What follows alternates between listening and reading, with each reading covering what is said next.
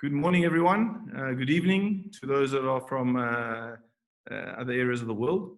And happy Europe Day, happy 75th year of Europe Day that we're celebrating today. My name is Vasilis Sofiadelis.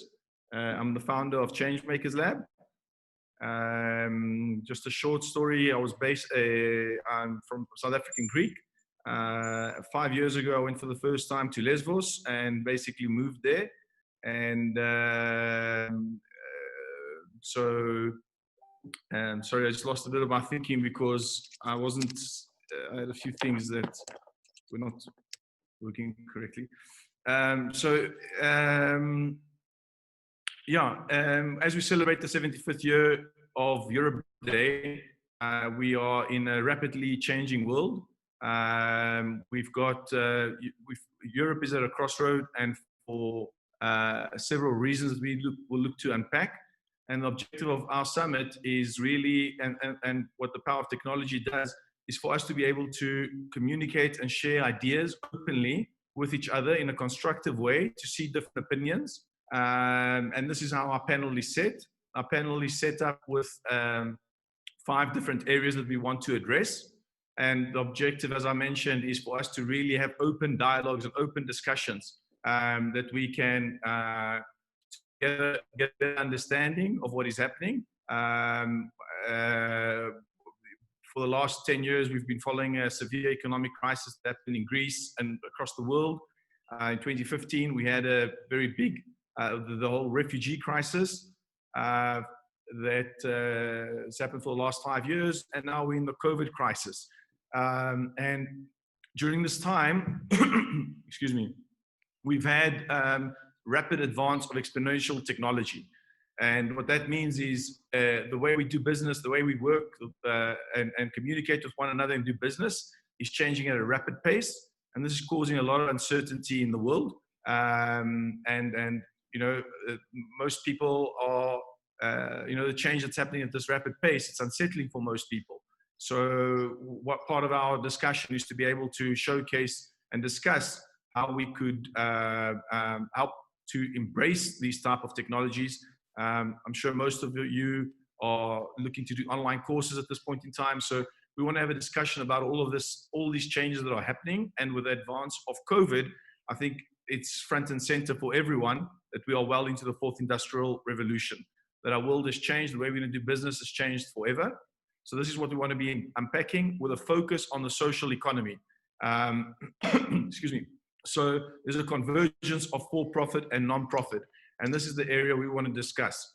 And I think one of the best examples in the world, arguably, that I know of is most certainly on Lesbos, where people from around the world have given up everything that they do to come and they are purpose-driven, to come and have impact. Some of the challenges around that is often we only look at it from our perspective and not the implications of our actions to others.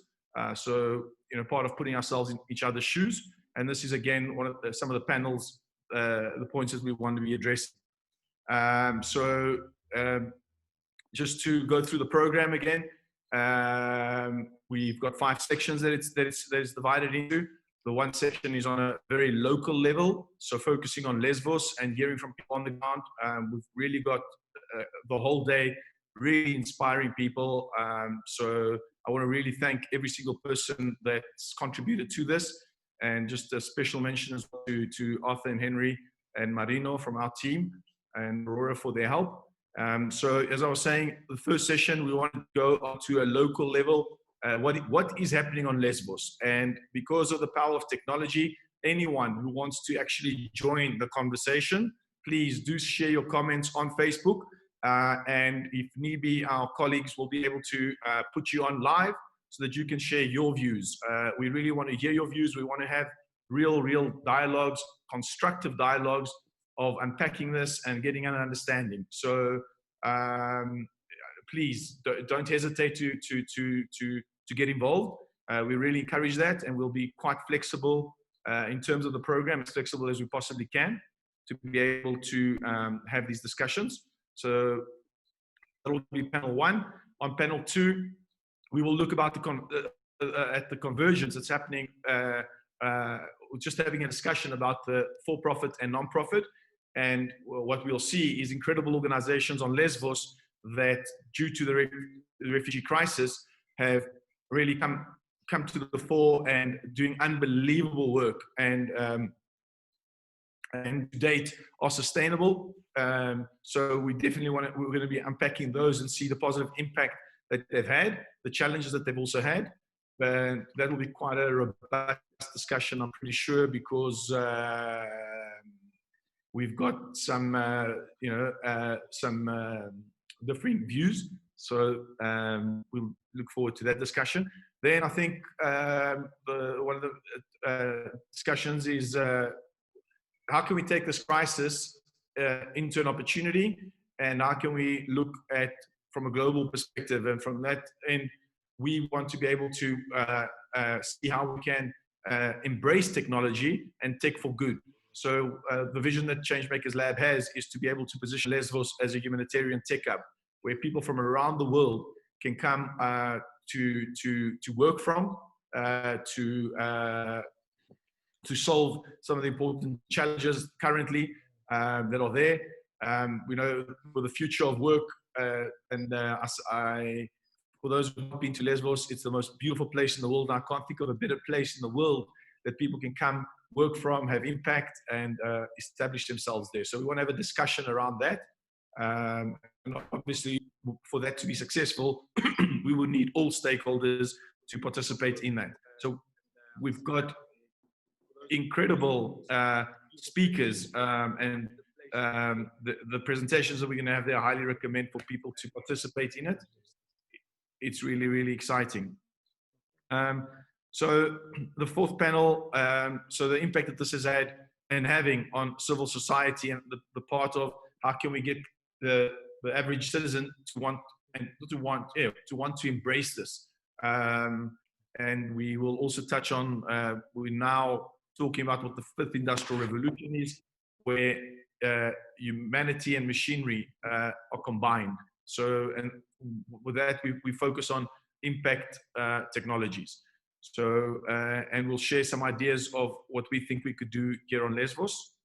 And then the fifth panel is really about European-wide, the social entrepreneurs, the change makers across Europe that are doing incredible work. How can we be connected and have these dialogues and conversations as we're having here today, every city in every region, and have a network of people that exchange best practices, learn from one another, and suggest some concrete steps of how we can take this forward. So with that introduction, thank you to everyone for joining us, and we're very much looking forward to all the interactions and the discussions. So I'm not sure if I may have left something out. Sorry, I am a bit nervous. It's the first time we're doing this online. So, and we want to be as interactive as possible with this. So, yeah. So thank you. And I'm going to now just make as a keynote speaker, I had invited some people that I really wanted us, that we wanted to hear their views. Hopefully maybe they'll dial in. And also from our side, we want to apologize to those that we, for the late notice. It was quite a last minute decision for us to have our summit this year online. We felt it was quite important to do, and so decided to go ahead with this. Please bear with us for any hitches that we may have, but we will do the best we can and learn from this experience. So thank you very much. Okay. Thank you, Vasily. Can you hear me? Yes, Henry, thank you very much. And also you mentioned that, yeah, go ahead, Henry. Okay, it's Arthur. Arthur. Okay. Not a problem. Okay, guys, I'm very pleased to host this meeting and to have co-organized it with Vasily. I'm going to introduce myself a little bit, and then try to share some ideas. So my name is Arthur Courbis. I'm a French French citizen who has joined Changemakers Lab. And about a month ago, we have been working on this summit and trying to get a variety of speakers to get and try to cover the main aspects of the summit. We are very pleased to have our speakers today from various backgrounds and um, many different experiences. So yes, today with Vasily and I, we will Vasily will be moderating, and I will try to give further information regarding panels and speakers, and then we could start discussions with our panelists. Yes, thank you guys again for joining us, and we are really exciting to have this meeting on Europe Day, and especially after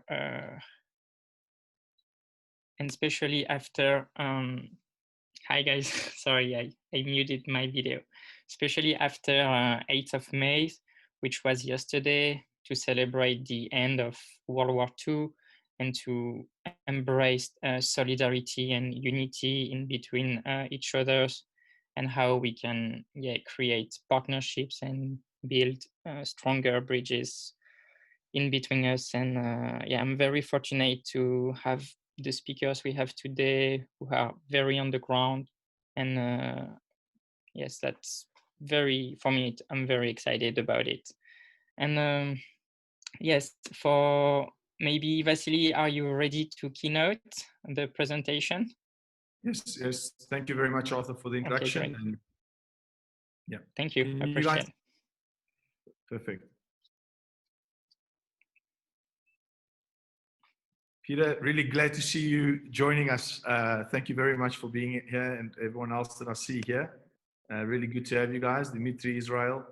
So thank you for joining us. So a bit about Changemakers Lab. So the summit, sorry, and Changemakers Lab.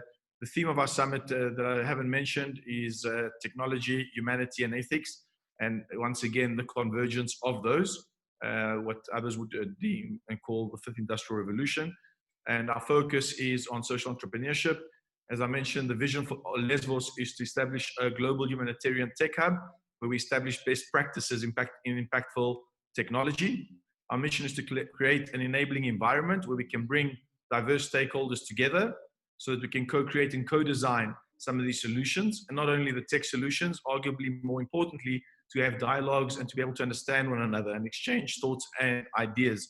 As you all know, it's really, with the whole thing with COVID right now as an example, people measuring us, tracking us from an ethic perspective. Is it appropriate? In what situation would it be appropriate? And all these type of things is some of the dialogues and discussions that I think are quite important for us to address at some time. So, and as Changemakers Lab, we focus on culture, art, and technology, and how do we bring all these things together. We want to be a living lab on Lesvos, where people from around the world come and we co-create, co-design, and through a civil society network of social entrepreneurs and community builders that we can look to exchange best practices and learn from one another. In this diagram here, from an ecosystem perspective, and how do we collaborate with all different stakeholders? Collaboration, and it's quite inspiring around the world that global leaders are communicating with one another, but also private and public sector we're seeing are doing incredible things to address the COVID and looking to embrace technologies. And this is exactly what this is about. Our logo as Changemakers Lab is the Sustainable Development Goal number 17, which is about collaboration. And so we strongly believe that if we want to have impact in society, it's about collaboration. And this is what we will be seeing through all the panelists, because every single person that's present and talking is just incredible individuals that are giving of themselves and looking to help and supportive in many, many ways. So, and this is, I would say, a movement. If you look at the tech ecosystem in general, through co-working spaces, they've got incredible people that are based there that want to have impact. And the objective, one of the objectives for us is how do we connect these people on the ground, so to speak, to to our leaders, so that we can co-design solutions together. So, which is quite different from the traditional way. I mean, here we are having a global discussion, which, I mean, who would have thought this 20 years ago? Not me. But anyway, so I would actually like this to be more interactive. So I would really like for you to ask any questions at the end of the presentation on these things, especially to our colleagues and friends who may not be so familiar with technology. We really want to have a in-depth discussion through the whole summit. And on this slide here, we see when people talk about exponential technology, if you look at this graph and you think of a startup, so a tech solution, from an idea stage, as this discussion that we're having today, we may come up with an awesome idea of a tech solution that we want to start. And we think, great idea, we're going to change the world with this tech solution, and off we go to develop it. And not as easy as it seems, but what you will see is the curve at the acceleration stage. When you pass that, the growth is absolutely exponential. And we are a strong believer of to create the exponential growth, it's all about who your strategic partners are. As an investor, is your investor connecting you separate to just money? Are they supporting you through introductions?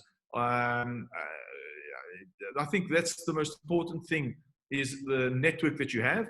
And so, for example, I was going to make this relevant to Lesbos. People from around the world during the refugee crisis of 2015 were heavily focused on building tech solutions to help asylum seekers. And the majority of those solutions never struggled to make it to a global level, let's say. And there's two main reasons for that. Number one is user testing. You cannot be sitting in Silicon Valley, New York, wherever you are, London, trying to develop a tech solution without doing the user testing. So you need to be on the ground, code designing that solution with the affected persons. And the second component is the market access. So once you've developed your solution, who's going to help you scale it? Is it going to be a strategic partner from a corporate? Is it an investor that's going to literally unlock the network for you to be able to take the tech solution global? And so this is what we're saying. One of the reasons for Lesbos is that people can come from around the world, not only for holiday, but to come and test, pilot, and implement their solutions on Lesbos with the locals. We've got an incredible university there, the University of the Aegean. They're doing incredible things there with the mayors, both on the north and south, and the premier are very active in looking and starting now and the business chamber to embrace these kind of technologies. So in partnership with them, this is a platform we aim to create so that we can invite global leaders, global social entrepreneurs, so we can come together and co-create and co-design these solutions. And as the vision is for a humanitarian tech hub. I want to again emphasize the importance of the humanity component. So technology is super important, but we must never forget the humanity and the ethics behind that. So yeah, any questions on this, please feel free to ask, and we'll also share this on our website. So one of the big challenges, and we'll see that as well through the presentations, is social entrepreneurs. They purpose-driven and do the very best that they can, but they often struggle to be able to access funding. So this is, again, a matter that we really want to work closely with. And from our perspective, we believe that co-working spaces, community leaders, are the ideal platforms through whom we can establish partnerships to ensure that we allow for quicker access to funding for these social entrepreneurs that are doing unbelievable things with absolute limited resources. If they had a little bit more resources, the impact that they would be having is exponential. And that's both from a tech perspective and non-tech.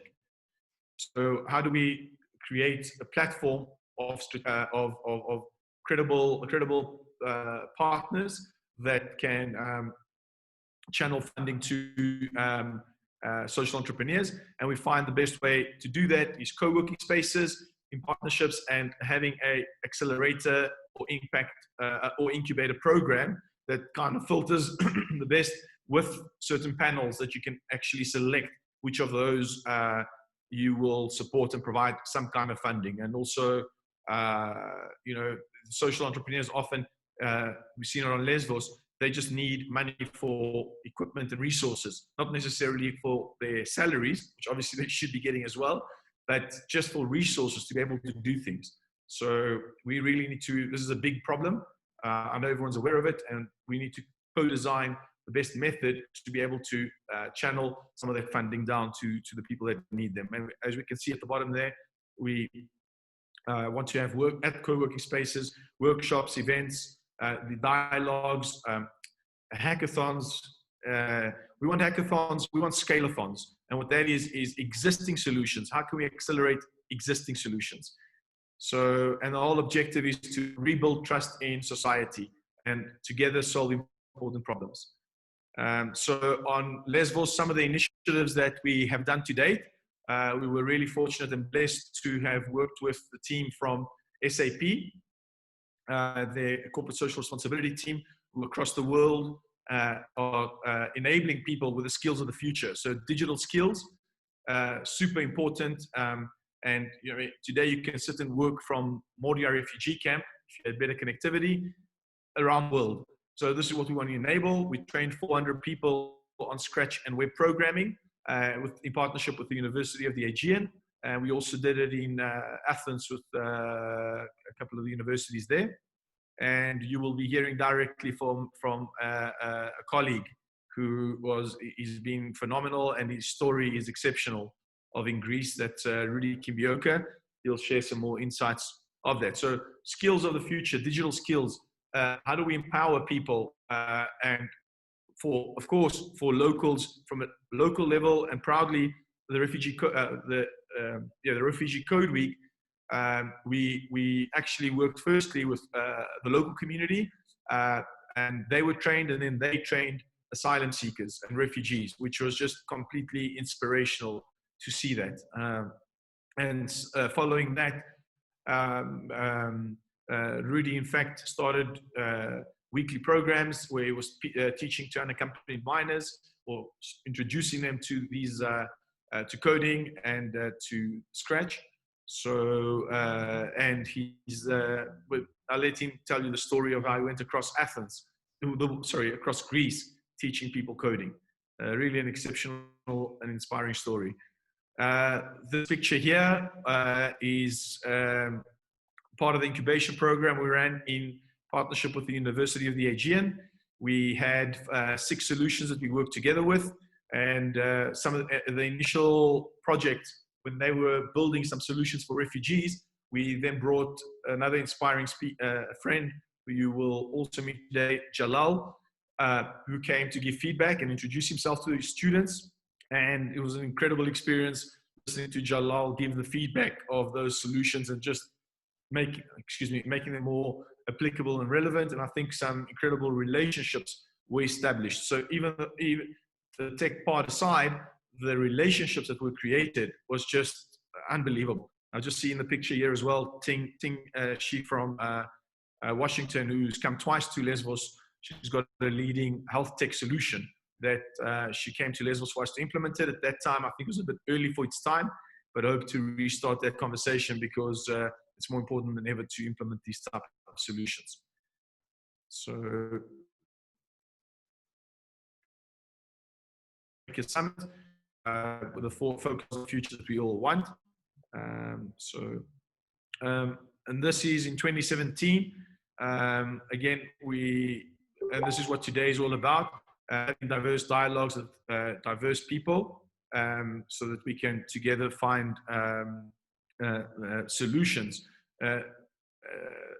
This is the thing, there's a lot of problems, and to find the solutions, we really need to work together to address those. This photo here is the incubation program that we ran in partnership with the university.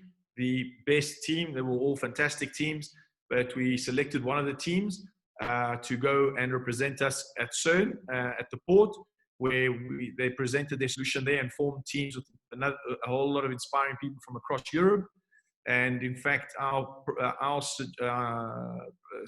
solution, which was to create a recycling solution, that we recycle bottles and upcycle them. So a whole circular economy project of recycling bottles and building products from those bottles is what actually got the best prize, or the best feedback, let's rather say, when we actually presented it at CERN. Incredible team. And I just want to mention the bird that you see there. It's a project from Ferniki Zambarili, and it's relevant because it's at the end, but I just want to highlight that that bird was at Lesbos, and we'll touch on that later.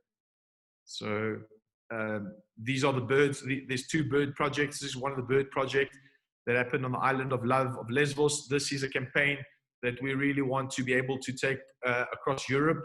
The inspiration is from Ferniki Zambarili and the team of IVEA that created this with and people from the university. Very, very inspiring project. Just to touch quickly on this time, there's 15 birds that were made, 100% recycled material, there's the majority of the material is refugee life jackets, so 13 of them were made by some of the top artists in Greece, the 14th by a refugee, and the 15th, the one that you saw in the previous picture, was made in the theater of Mytilene by local refugee and handicapped children. It was the most beautiful thing to watch, these people interacting together, making these birds. And for those who may not know, Lesbos has got one of the most incredible bird watching sanctuaries in the Scala Faloni. So people from around the world come twice a year to watch birds. And it's an absolutely beautiful place, and I highly recommend for people to come and see it. And that's enough for now. On that, we celebrated the 1 year of the bird project, which was Island of Love, and their project. And we had locals, refugees, and people from all walks of life together, having dialogues and discussions with some music and conversational dinners to get to know each other better. It was a truly inspiring event. And I just want to highlight the importance of being able to bring people together with a common purpose and a common cause. This is one of the highlights as Changemakers Lab that we've had for us. I'm almost done, guys. Thank you for bearing with me. This is a photo of, as part of our workshop, we wanted to test our solutions at the refugee camp, Karatepe, and really proud to have Mr. Miroyanis as one of our speakers. What they managed to do from Karatepe, everyone knows about the Moria camp for the challenges that it's got,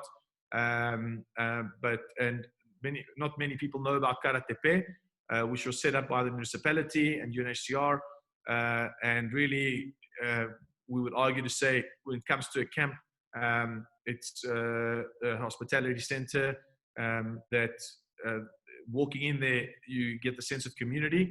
And what happened that day specifically, when people interacted and came, in fact, we invited our friends, Jalal, that arranged, and the friends to a dinner within the homes of the asylum seekers. And it was just an incredible experience. And I think this is something important. And I just want to touch on this from a personal story. 5 years ago, I didn't know what a refugee was, and I had assumptions about them. And really, when you meet someone and a refugee and you have a conversation with them, you recognize and realize how that could so easily be me or you. And I think many people around the world may have, to some degree, experienced that with the COVID crisis, with loved ones being stuck in other areas, not being able to get home, and certain concerns. Anyway, so maybe a hot topic for debate and discussion and dialogue. But this was one of the most inspiring events, and just Nikki Tsambali, the inspiration for the birds and the to her project.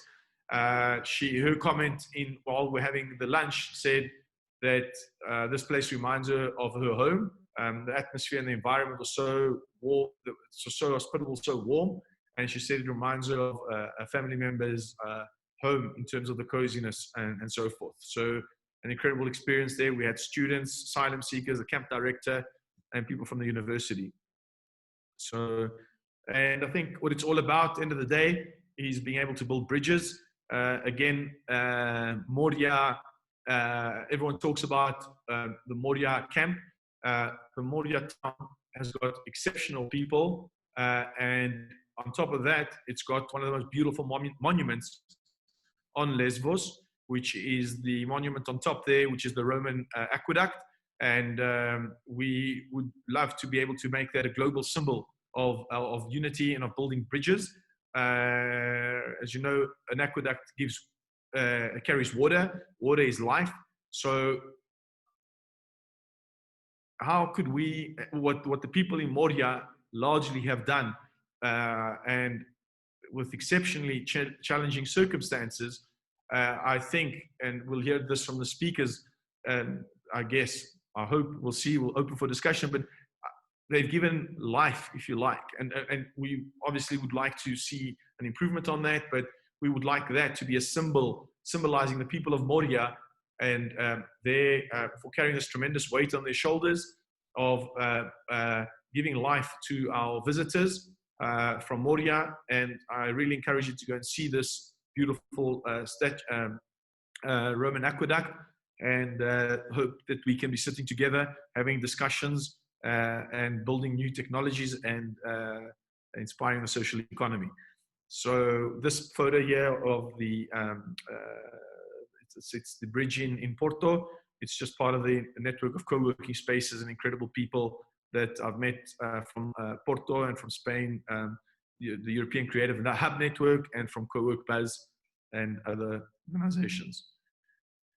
So that brings us pretty much to the end of my opening presentation here. I want to focus and say that from a technology perspective, SDG 3 and SDG 4, health and education globally is a massive movement, and it's inspiring, and things are happening. And what this does is, what technology does simply is an enabler. It makes a process more efficient, more effective, arguably the effective part, but definitely more efficient and less costly. So by us embracing these technologies, always in an ethical way, we can really, well, our world has changed, and we need to find ways of how we can embrace it together. And also for those who are not embracing the change, how do we find ways that we can create an inclusive society that is a safe place for all, or that inspires. I guess when we think of Europe, that gives us the feeling of Europe, the European way of life, and what that means from a values perspective, which is a global way of life, but that we look to show solidarity to fellow humans and help one another during our challenging times. So I just want to focus again, the convergence of non-profit and for-profit, which is the SDG 8 from economy, the 16, which is peace, and 17 on collaboration. One last point that I want to mention about Lesbos is we've got a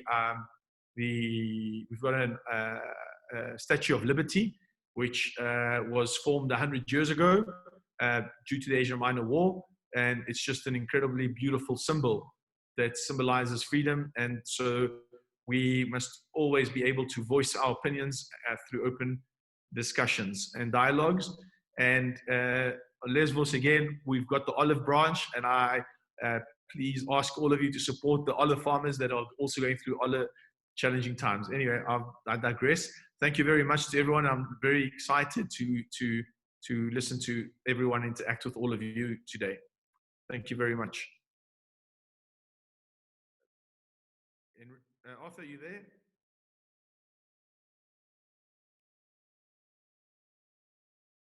Hello?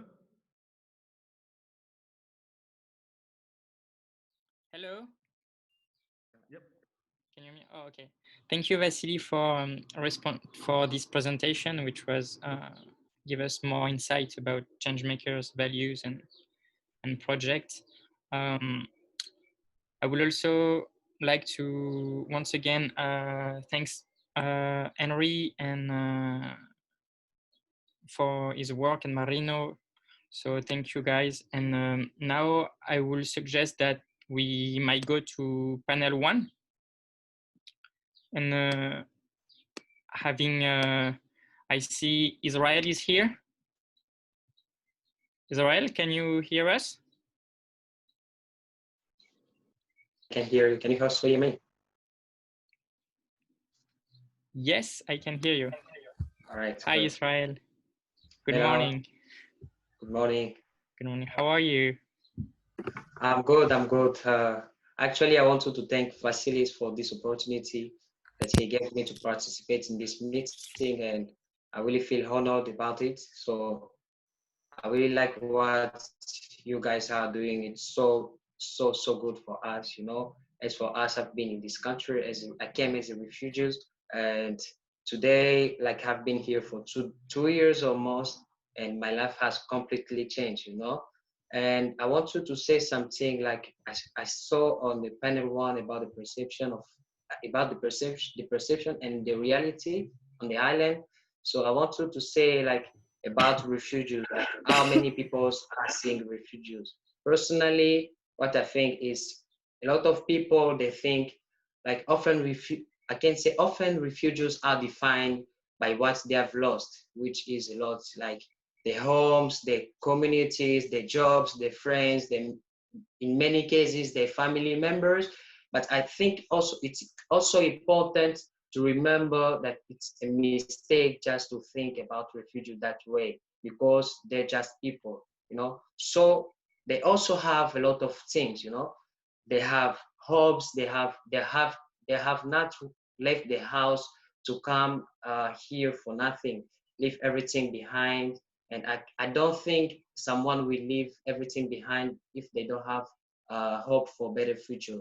And refugees are not refugees as many people are thinking. Refugees, they have many kind of education, such as doctors, are the professional, many are farmers, so they have skills and also they have ability to work.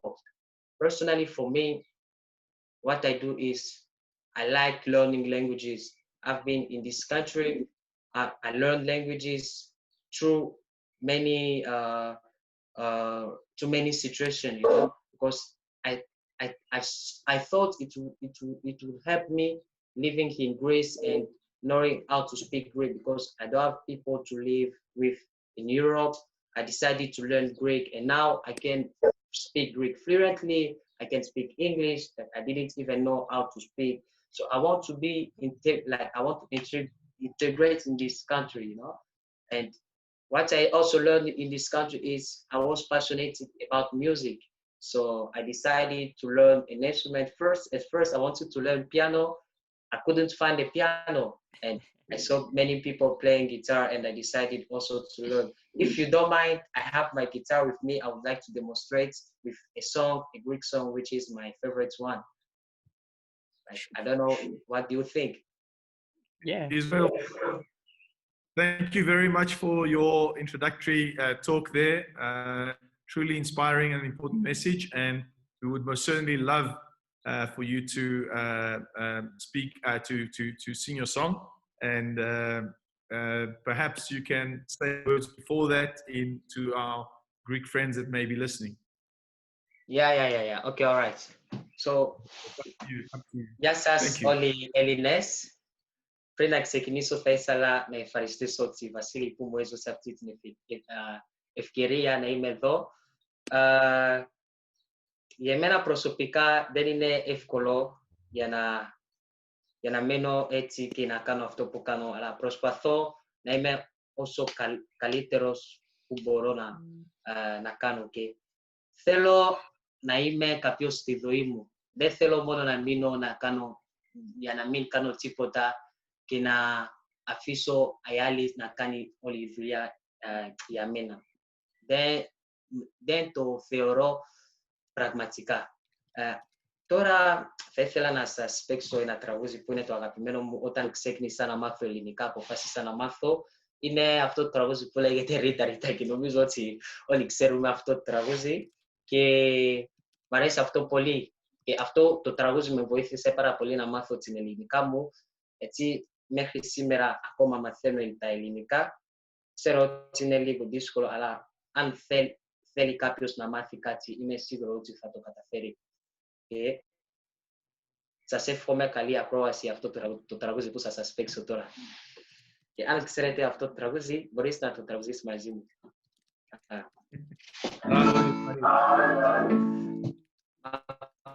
Ακούσετε, αν παίξω έτσι. Can you listen my guitar? I don't know. Like... Yes. Yes, perfect. Okay.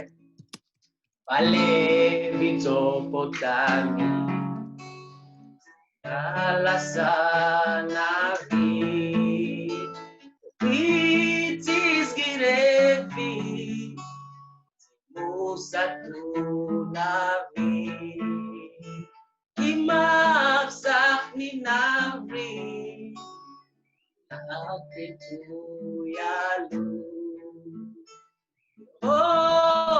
Γυρεύω σένα, που με στάνευου.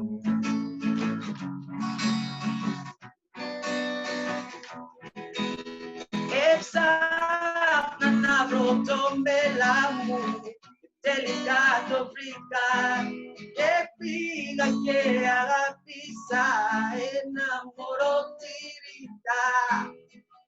Είχα 18 χρονών, εγώ 45, Ρίτα έζησε στην αρχή, εγώ στα παραπέντε. Ρίτα, Ριτάκι, ένα δεν φοβάσαι, Ρίτα, Ριτάκι, τίποτα δεν θυμάσαι, Ρίτα, Ριτάκι. Απόψε που κοιμάσαι, που το έχεις πει πολλές φορές, ότι δεν μ' αγαπούσες. Συγγνώμη, δεν κατάλαβα ότι το εννοούσες.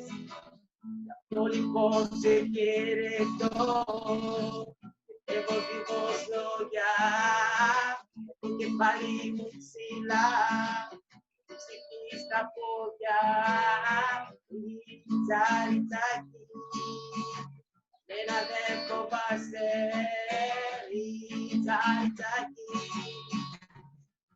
ούτε δεν θυμάσαι, Ρίτσα, Ριτσάκι, απόψε που κοιμάσαι.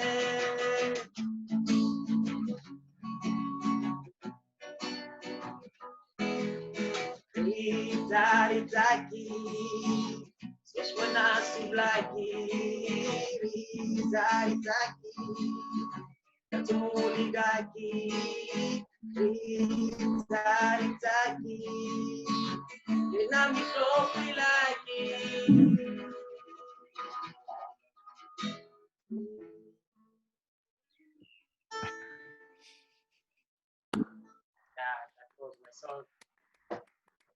Israel, bravo, bravo, bravo. Μπράβο Ισραήλ, πολύ ωραίος. Μπράβο σου. Ωραίος. Good job. Good job, Israel. Israel, please don't leave us. We would love to hear another song later if you have the time. Yeah. yeah. I'm here. I'm That here. would be amazing to hear. If, awesome. Thank you very much. All right. Good. Okay. Thank you, Israel, for this performance. For my part, I really appreciate it. Thank you also. I'm sorry I didn't present myself in the beginning. My name is Israel from Congo. I'm 18 years old. Yeah. Thank you. Super nice. Thank you. Yeah. Okay. I saw we have Christophe, who is here, and hello, everyone. Hello, Christophe. Hello, Christos. How are you today?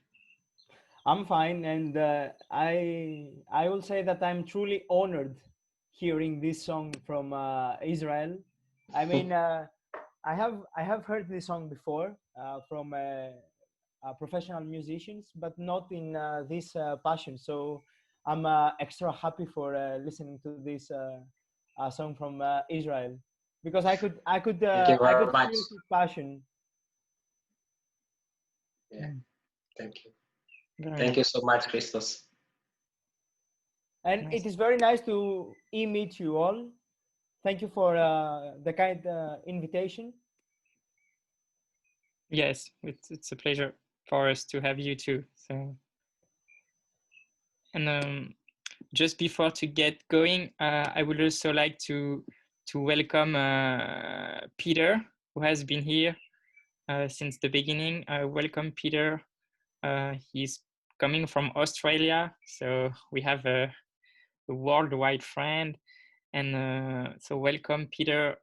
We have also Jalal, who is here. And I will, guys, make a little presentation of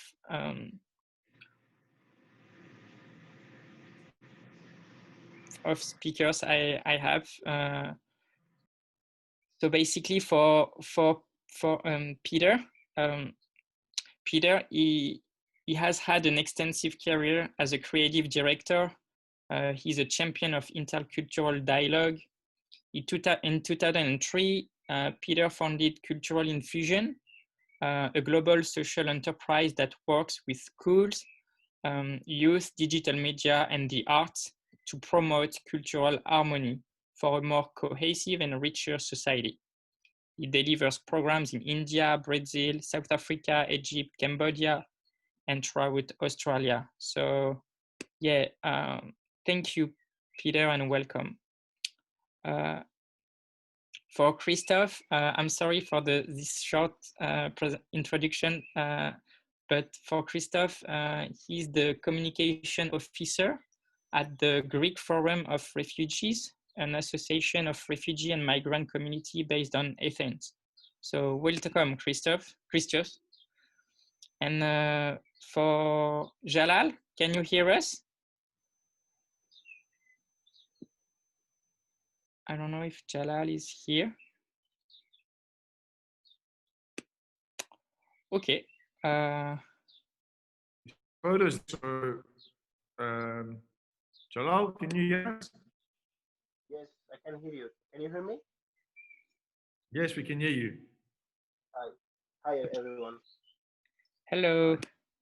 Hi, Jalal. Could you make a short introduction of yourself, please?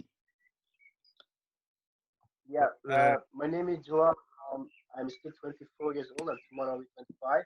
I'm originally from Afghanistan, and I'm the former cultural mediator with high schools, and also the former refugee who used to live at the refugee camps in Lesbos. Jalal, thanks for that short introduction. I just want to also add to Jalal is really an incredibly inspiring person, a real community builder. I'm sure you'll share more of that, but I want to sincerely thank Jalal also for making the time to be available here today. It was through this panel discussion, and I'm hoping that Mr. Miroyanis will be able to join us. It was through Mr. Miroyanis from Karate Bay Camp that I was introduced to Jalal. And Jalal has been, as I mentioned, a community builder, always connecting people across the whole island. and incredible relationships. So looking forward to his insights. Thanks again for joining. Thank you so much, Vasily, for giving me this opportunity to share a bit story and our experience during the last years at the camp. And it was great time that it was great and nice that we were working together with the refugees and the locals, especially the students. The time that we went to the university and we took them to the refugee camp, Karatapa camp, and they all were surprised. All the students were surprised to hear their refugee stories, to see their daily life at the camp, and it was great.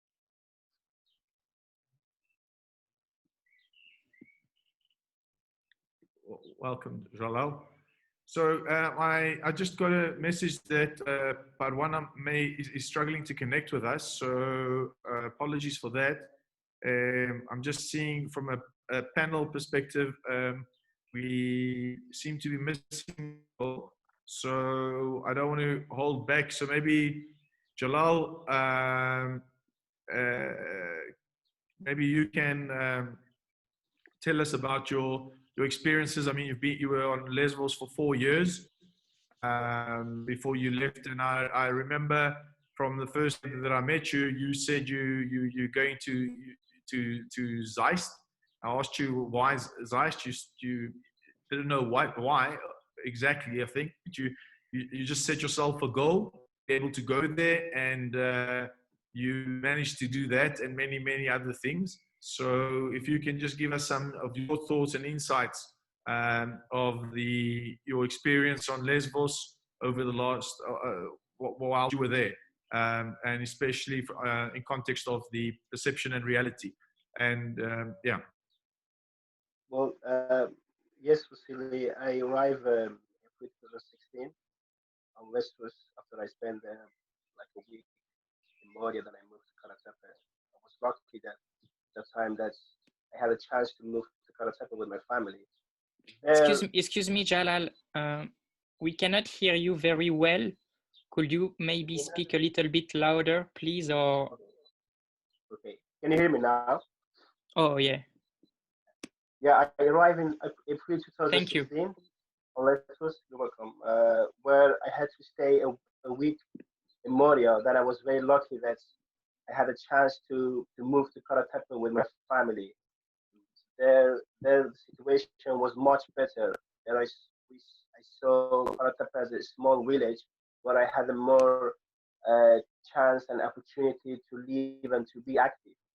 There, I decided with the people who I met at the camp from different cultural, religious, and countries that we decided to make a group where we could help the NGOs at the camp to provide uh, better help to the refugee at the camp.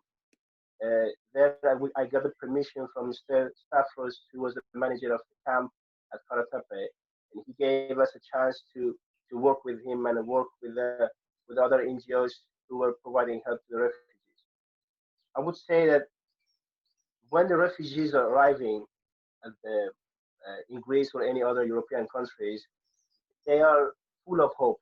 They're hoping that they can build their future, and they have a talent. They have a talent. They have an education where they study in their back home, but because of the war or any other reason that they couldn't continue the life in the country, and they decide to leave.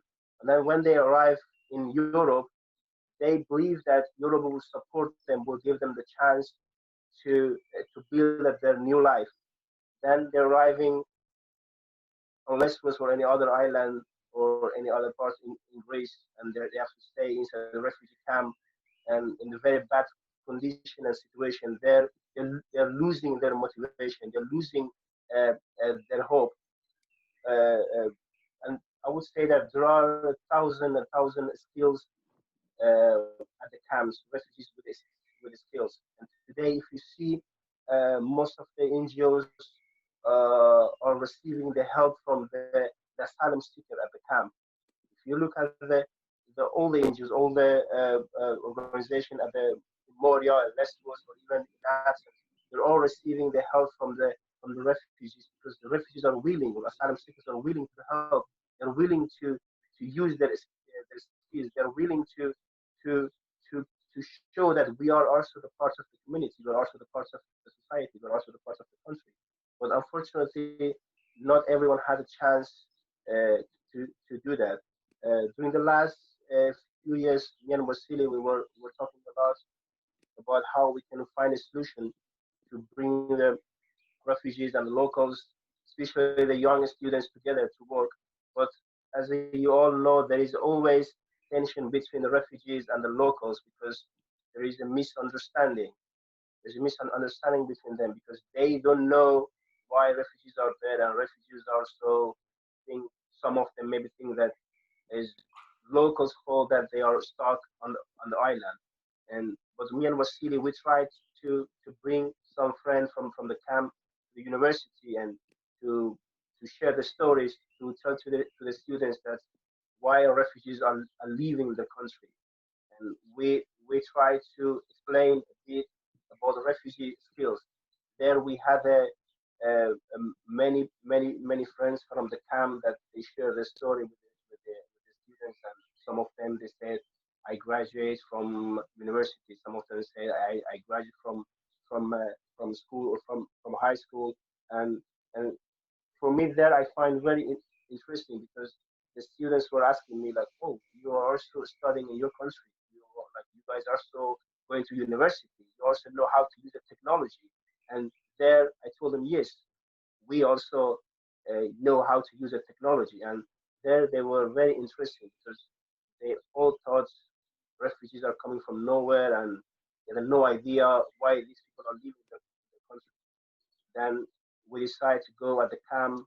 We share our story at the camp. They came inside our tents, our icebox. We had a meal together, and since that time, I'm still having contact with this. But still, I'm still having contact with those students we met at the university. We became very good friends, and sometimes when I was in lesson, sometimes we went for coffee or for drink. And for me, it's more important to say that there is misunderstanding between these two groups, two communities. It should be an explanation for both. It should be Europe must act.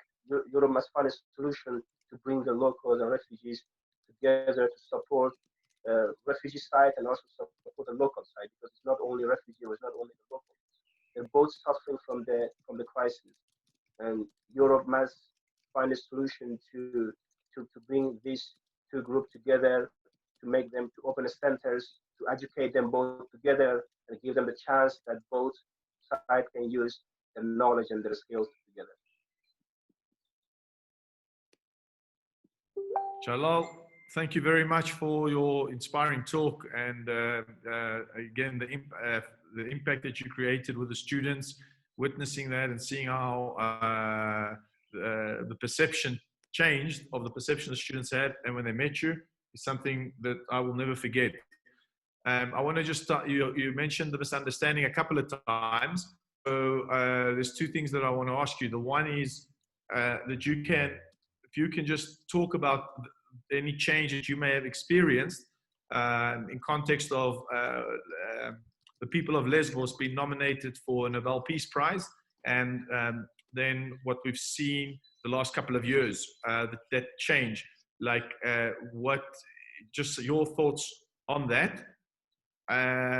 And let's start with that. I'll ask the question, the second question after that. So if you can just share your insights and thoughts, what if you've experienced personally and what do you think the reason is for the change of if there has been any change from when you first came until when you left, from that perspective, and just give more insights around that.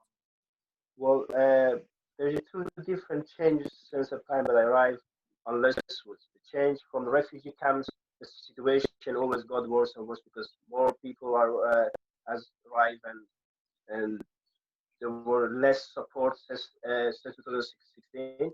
But from my own experience, that with a relationship with the locals, since 2016 until now, I got more understanding of them, and they got more understanding me. That the people who I met, even my neighbors, the place where I used to live in Trini, in the beginning when I rent a house there, and people, my neighbor were a little scared from me, and later, some months later, when I every time when I went out, I said hi. When I went home, I said goodbye.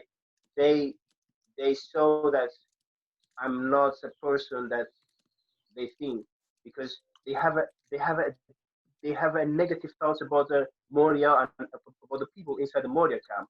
But when you talk with them, when you have a conversation with them, when you are explaining to them what is the reason that you are on Lesbos, and when you are so hearing their story, when you are so hearing uh, their their issue, then you understand both sides will understand the problems. And when they see that it's not your fault that you're there, and you also see that it's also not their fault that you're there, there's a lot of change. But I would say when you meet people, when you talk to them, when you explain to them, when you work together with them, then you see the change in a better way. When you stay away from them, when you don't have any relationship with them, when you don't work together with them, then has a negative change, and everything will goes wrong.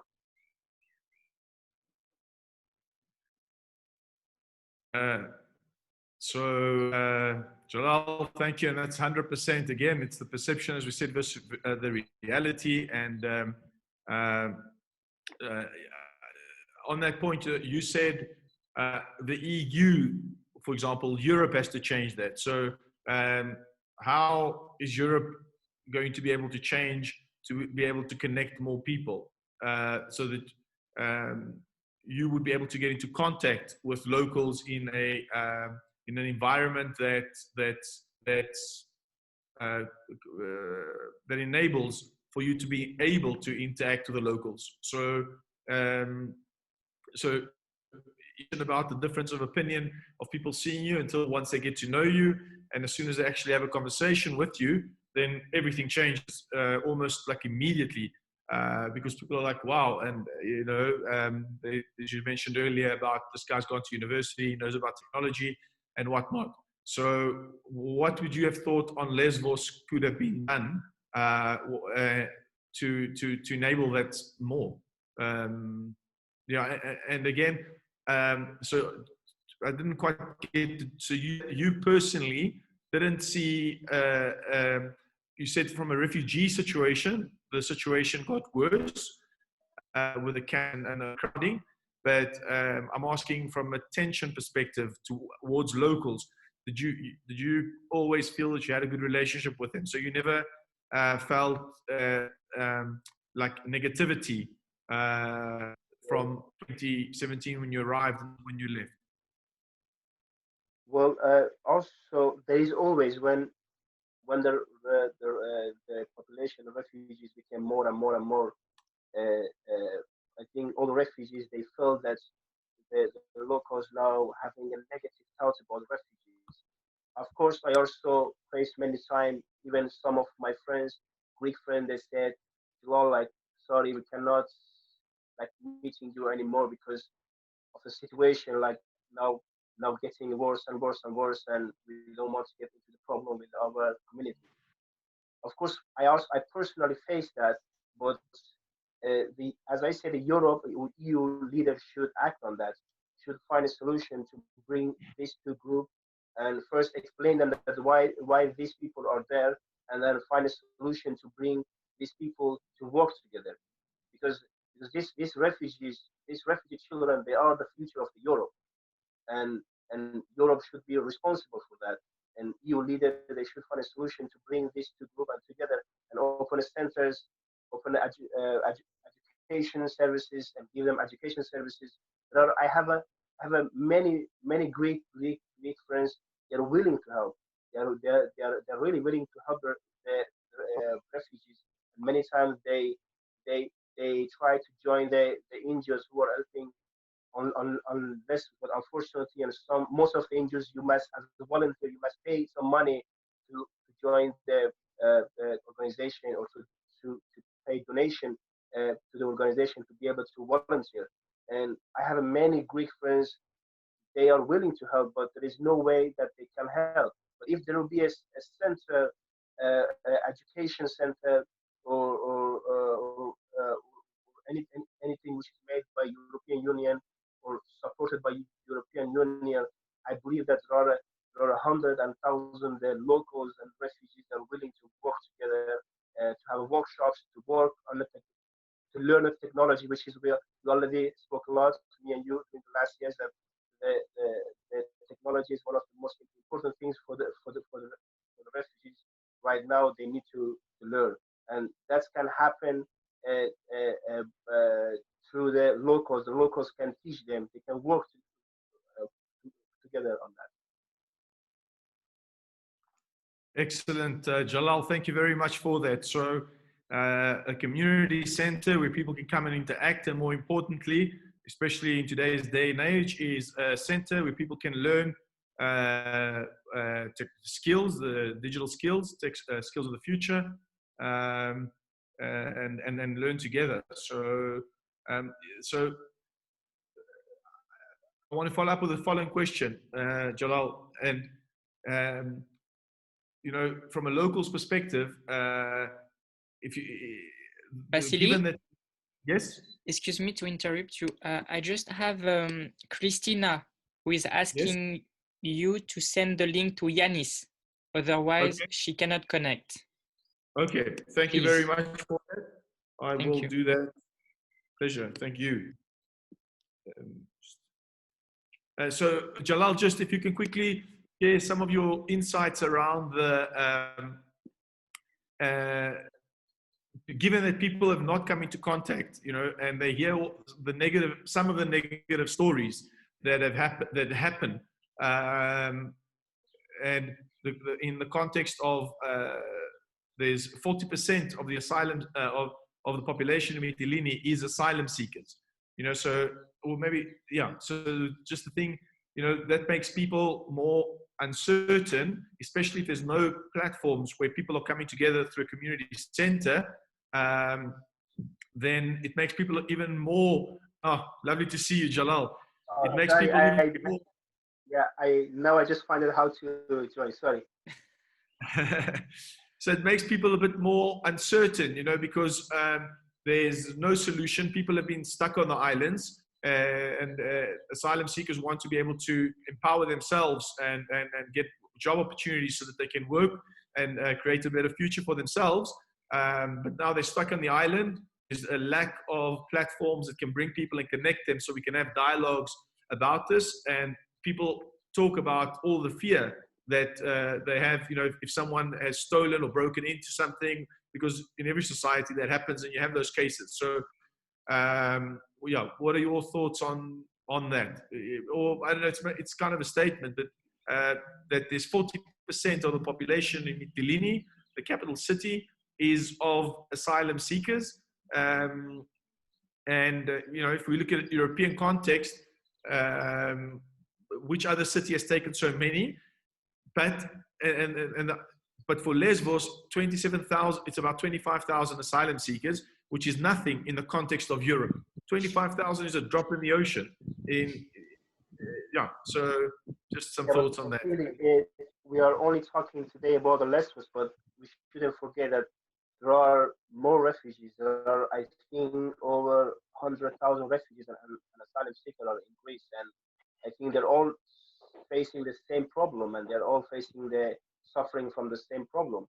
It's not only Lesbos, but of course we are now more focusing on Lesbos because there are million people now are watching Lesbos. What's going on? There's always on the news about the refugee crisis or other things are going on there.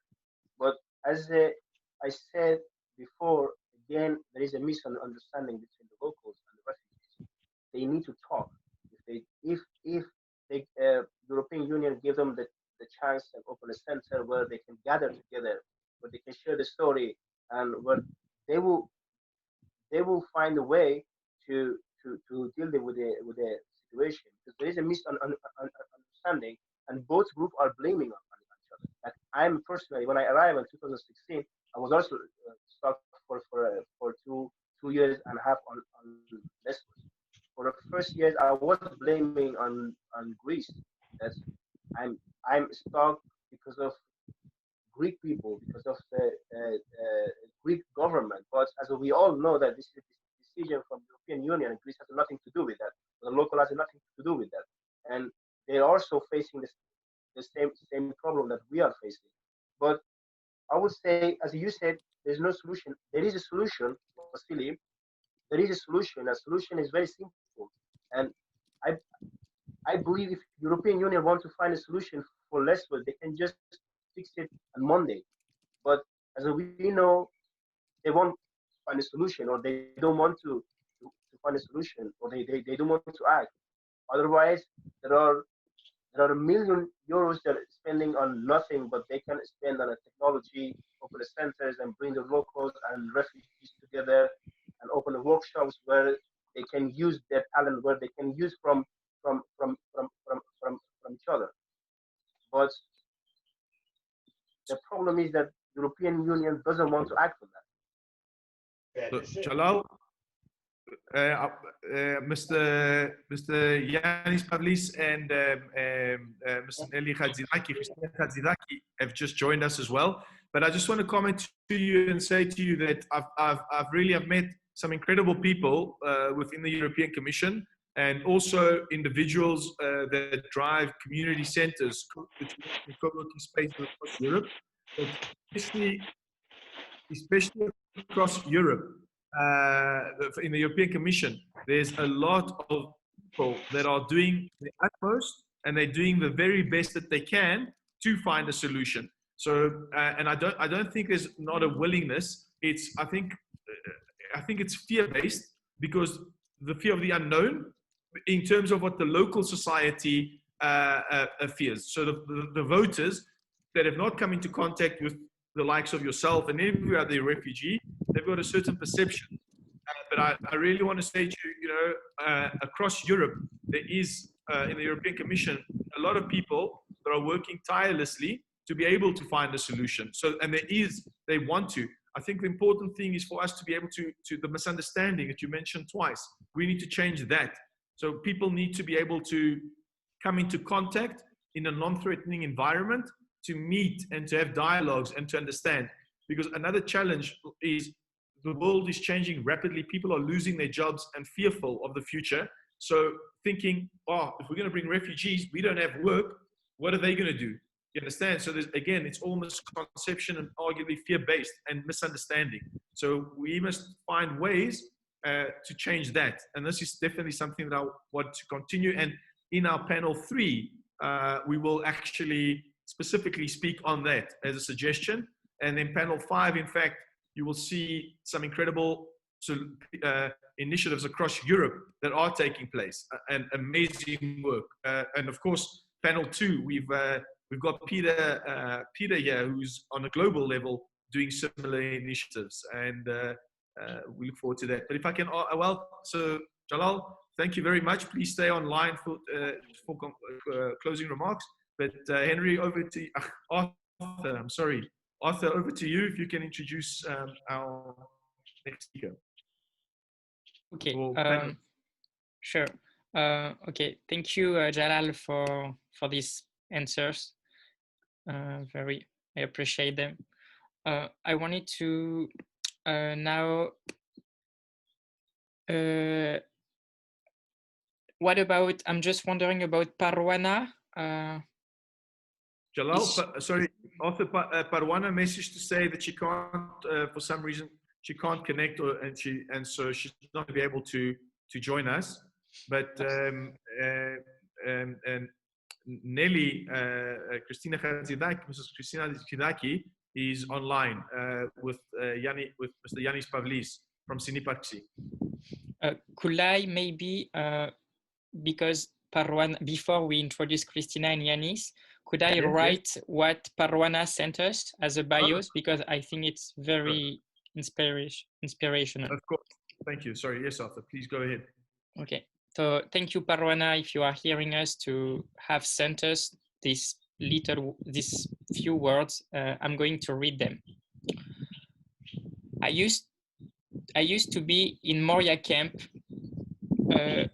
Yes, I used to be in Moria refugee camp for almost 4 months. And beside my other activities, I was a teacher in a self-organized school.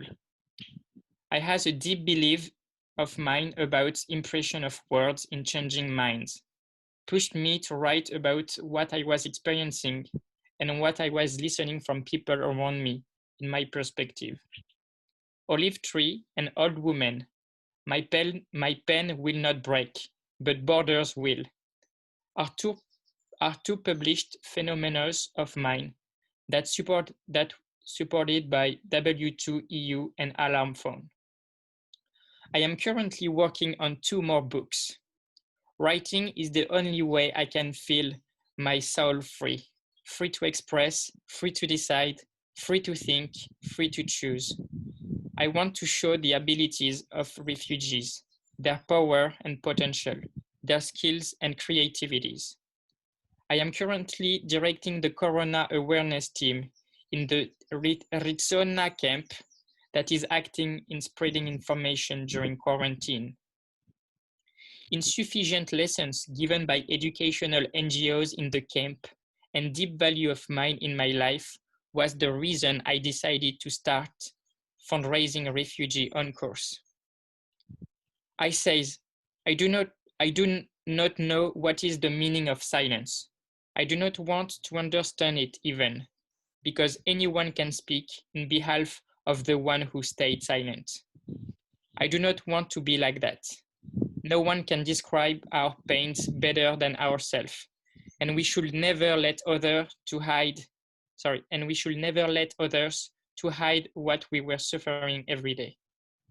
I broke my silence and became voice of many refugees, but it did not satisfy me until I will see many has inspired. Sorry, excuse me, guys.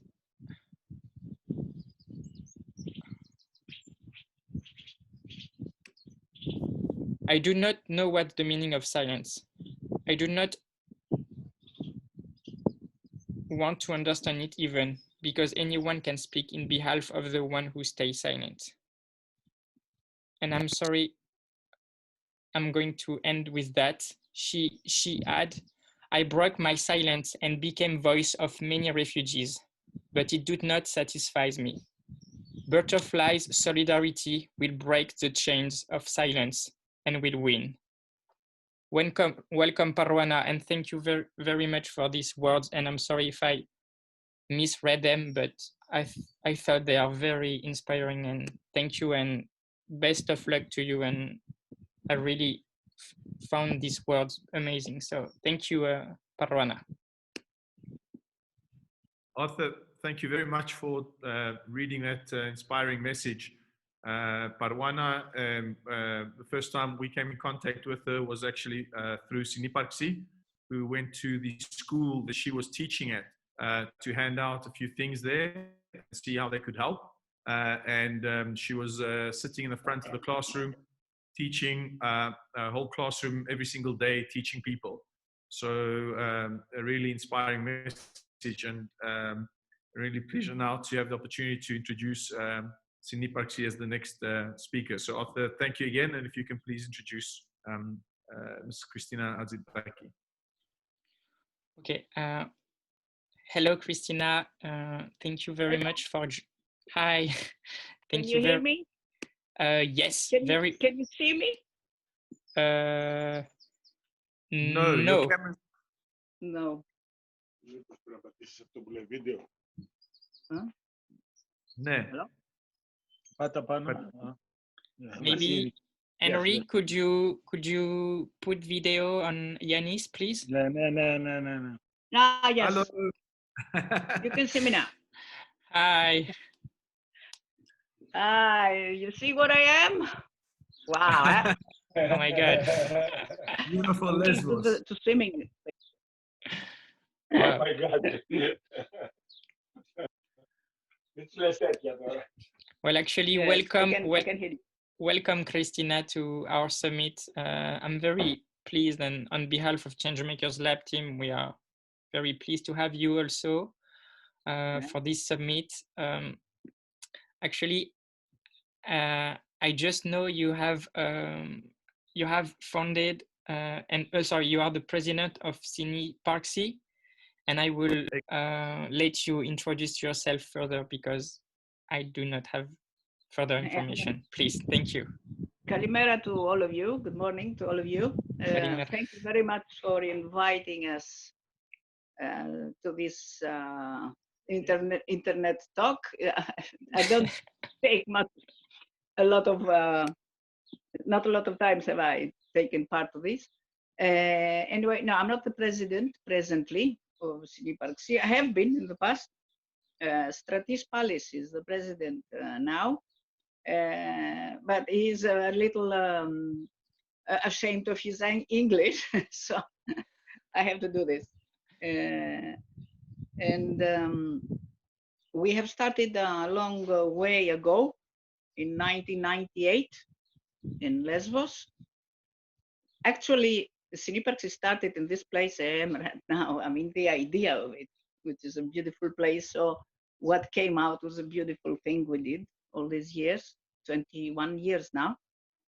And our goals were to support refugees and migrants, and to create relationships of friendship and collaboration with our Turkish neighbors, the Turkish citizens.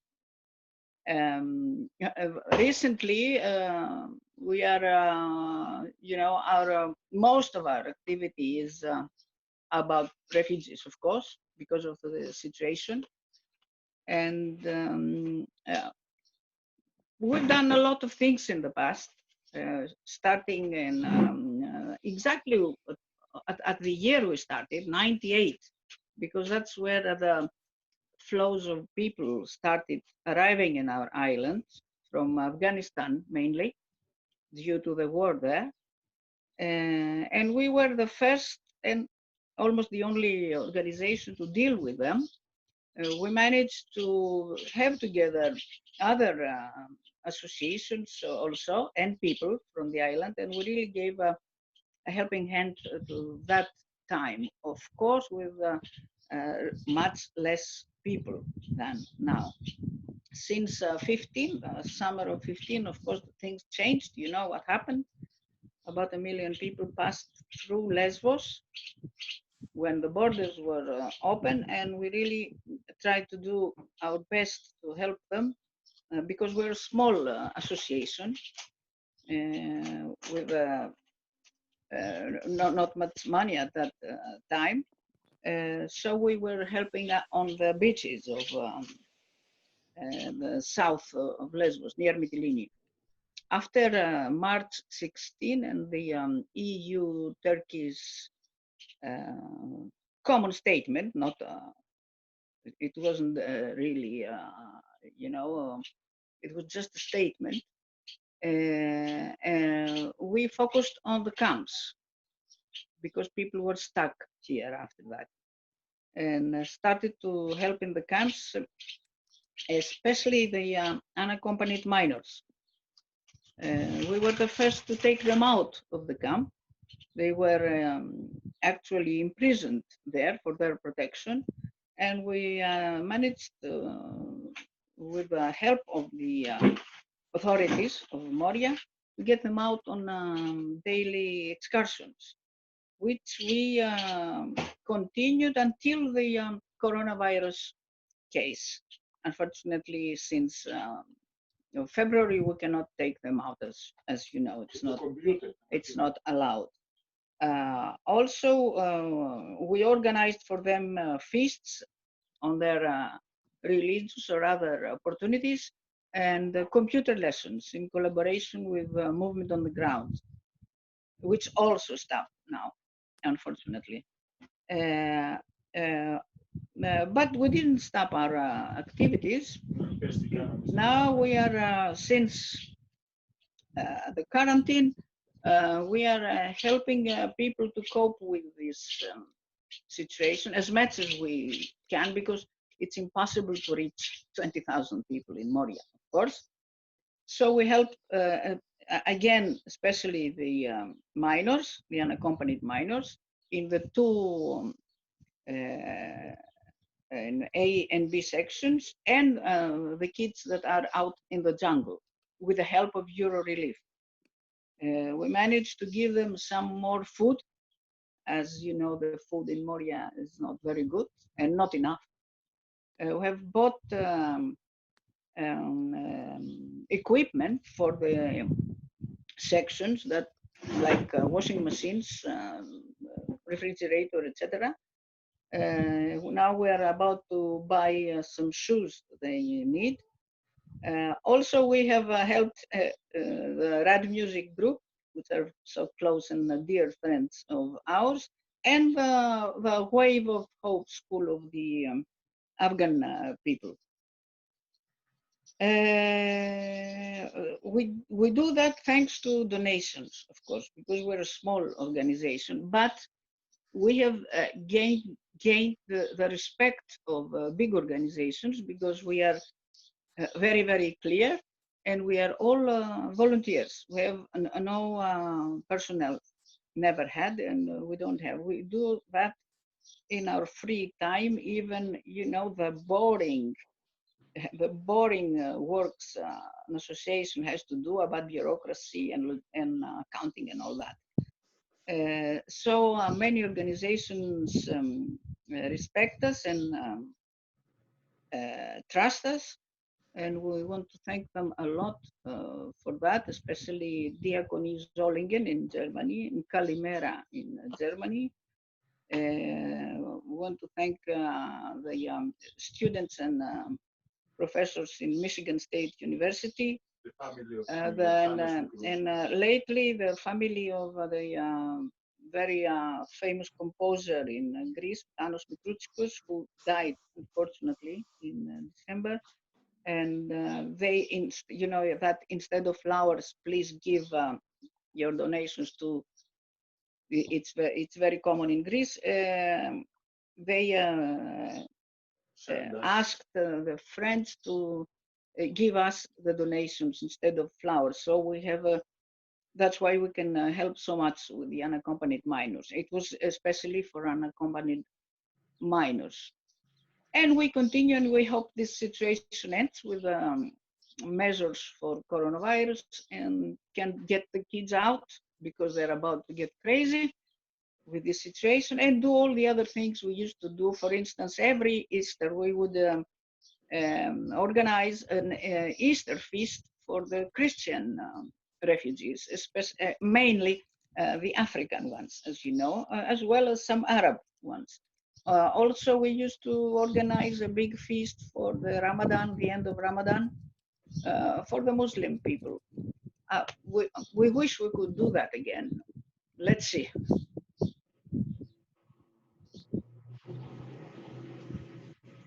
Yeah. Lily, thank you very much for the overview of the amazing work that you do. Sini Parksi, I think maybe we'll ask Israel just to say a few comments, and I'm sure Rudy will also mention it. But your meetings are a true inspiration of seeing everyone coming together in a volunteer basis for the common good. And it's always really inspiring to be with you. Just one point is that I think we got mixed with the panels because of the time zone. So the description, we actually still on panel 1. We going according to African time, or South Africa rather. And so this panel is about the perception versus the reality. So I don't know if there's any thing that you may want to share on the situation on Lesbos, in addition to what you've said. You're referring to me? Yes. What about the situation among the people, you mean? Yes. You know, there are tensions. There have been tensions. There have been very bad tensions. There is a group of neo-Nazis, unfortunately, acting on Lesbos. They have access to authorities. unfortunately. And they're creating, yes, very bad situations. All, and you know, this all these problems are caused by the 20,000 people stuck on the island. This creates all the problems because among them, of course, there are people who are violent, who are criminals, and people in a very bad psychological situation that can become criminals by that situation. So they try to make these things, you know, just to make people think that all the refugees are like that, are criminals, which is, of course, a very big lie. The criminals are a small minority, but they can do all this damage. So they create fear among the people that the refugees will steal them, kill them, rape them, and all these horrible things that go around. This Moria in last June had 5,500 people. I guess you know that. Today it's 20, less now than 20 because we had very few new arrivals. This creates all the problems and this makes people react like this. I guess, I hope that when finally this government gets people out, which they should have done since many months ago, that things will be easier, smoother. Thank you, Nelly. Can I ask you, so it sounds like you agree with Jalal's statement. Jalal said there's a misunderstanding between locals and refugees. And so how people that have not met refugees, what their perception is, you mentioned the word fear. You know, many people are responding based on the fear versus any interaction. So, and yeah. Yeah, that's fear is the worst thing in a community. It creates a lot of trouble, and especially when this fear is not true. As you know, fear is used by all authorities all over the world. You know that. So yes, there is this misunderstanding. I told you that there are people believing that all refugees are criminals, unfortunately. And there are people believing that all this will be solved when they are deported in their countries, which is all of them, 20,000 people, which is ridiculous because that cannot be done. The government has to follow some procedures, otherwise we'll go to the international courts, you know that. I want to add one more point and then maybe open it for questions from others as well and comments that are in the group. Just during the elections last year, I remember when there was a group of people, they were campaigning and walking in the streets of Mytilene. They went and walked into a shop and there was about 6 people around the table and they started talking to them. And this one lady, she came up to us and she said, and because we asked her the question about, you know, the refugees. And then she says, well, what are you going to do about the refugees? And she was a very well presented lady, very like calm lady, and you know, like an average citizen. And what I'll never forget is that within 25, 30 seconds of her talking, she burst out crying in front of everyone, saying that for the last 4 years, that she lives in the center of Mytilene, and for the last 4 years, she's got 2 young kids. She's about 29 years old. And she says, for the last 4 years, I can't sleep at night. I'm too scared to walk out of my house and my home, and I'm afraid for my children. And, you know, this is what, you know, so, and it's based on fear, but the fear for these people is real. And what happens is they put pressure on the government to be able to, inverted commas, solve it because, you know, there's been misinformation and a lack of platforms for bringing people together. You know, so the initiatives that you do are extremely important. I think, you know, if we can find ways of doing that more because everyone has spoken about this understanding, about fear. And so what's happened is it's become a cycle. And now, Familiar, actually. Yeah, so I yeah, think this kind of fear is too much. It's exaggerating because not every day we have incidents in the town. I live in the town also. I walk alone at night. It's not so often that we have these incidents. There are incidents, but it's not so often. It's too much to say that I can't go out, and it's a lie. I can't go out with my kids. Why? The streets, especially now that we're a little free from the quarantine, you know, the streets are full of people. So yeah, it's the fear is a very bad thing. Exactly. It's the fear that's a very bad thing. And I think with the fact that the people of Lesbos who were nominated for the Nobel Peace Prize, and I heard that you may have been part of that suggestion, but what I want to say is, so the people that were nominated for their heroism and their incredible heartwarming welcome that across the world was making news. And in fact, it was one of those inspiring things to see how the average citizens were welcoming and supporting refugees.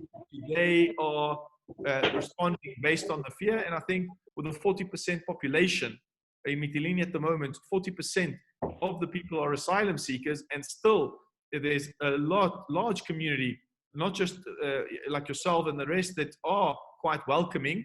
But I think the fear is still prevailing. So how do we address that and remove the wrong perception that people have? And also, so with our activities, giving publicity to our activities, of course, accepting phrasal attacks from the fascists, but we don't care. We never stopped our work. We had a lot of problems with the Greek-Turkish activities we had. We were accused of being traitors and all that. But, we don't owe anybody anything. We are clean, we are honest. So we just continue to do what we do and we have people who like us. Yes, of course, not all the people are like that, are, full of fear and hate. Of course not. Yep. So, so if I can open to Israel or anyone else that may want to ask a question or comment. If I may. Yes, please, Christo. I don't know how much time do we have left, given the fact that now the panels are kind of changed. We have about 15 minutes still. Okay. So we're good. Yeah. Okay. If I may, I would like to present my association. Sorry, Christo, yes? for your association, that's going to be in the next panel. So for you to present. So I was thinking if there's any discussions that we want to have in context of what Mr. Khazilaki has mentioned here now. So if someone wants to give comments or feedback on that. Yeah. I would like to add something about what Miss said. Actually, personally, I'm member of Rad Music, so I recognize how big the effort of Siniparsi, the organization that she's the head of, like how big help they are bringing us, because I've been talking with Rudy about what we can do in order to help refugees. We can't do it by our own, so that's why we decided, me and Rudy, to can you hear me? Not clearly.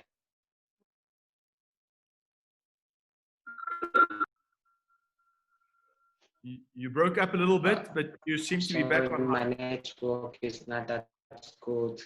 I will check. I wanted to clarify most about the help of Siniparsi. Like Siniparsi in this time of quarantine, they are bringing a big help for refugees. Personally, for Rad Music, they have been helping us for providing us food, because we know all that right now people living in Moya it's very difficult for them to get something to eat. So that's why it was a big help for us that CPAC brought us food. They really helped us in, like, financially, mentally, and morally. So we want really to thank them for all the effort and all the support that they brought us. And I want to tell them to keep going to help refugees as they're doing, because it's a really good help. Yeah.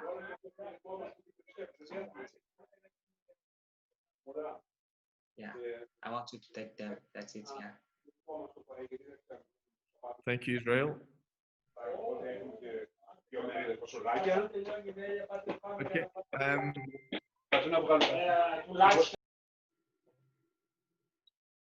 So I'm going to share a small word of a message from Lubna.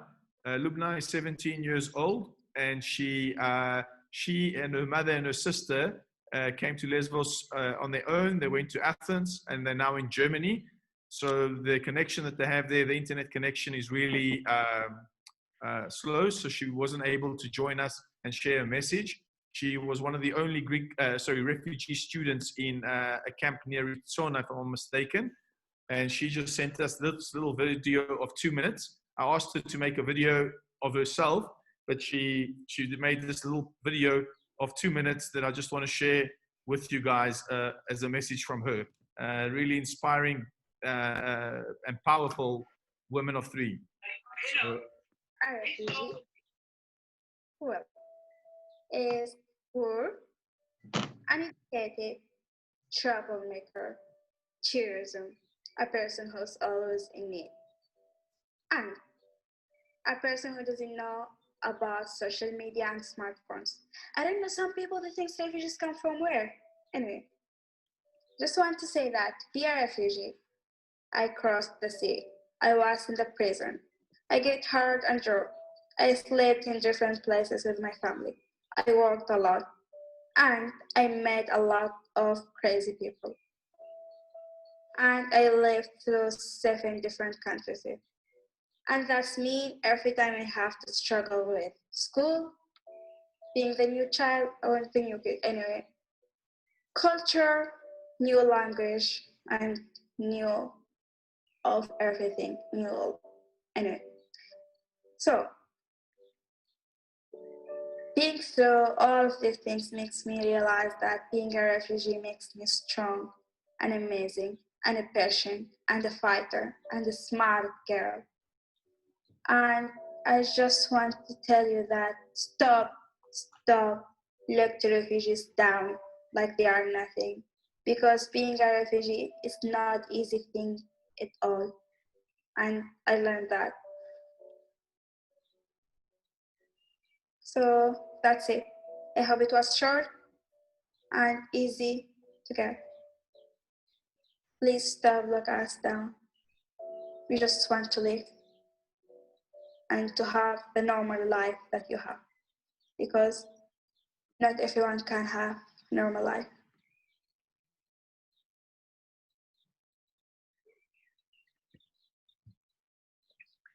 So thank you very much to Lubna. She's certainly strong and amazing. And when you meet them and interact with them, they leave a lasting impression on you. So anyone for further comments? We've still got 10 minutes and we've got a time. Israel has promised to play another song for us. But if anyone's got any questions or comments, please feel free to share before we go into the next panel.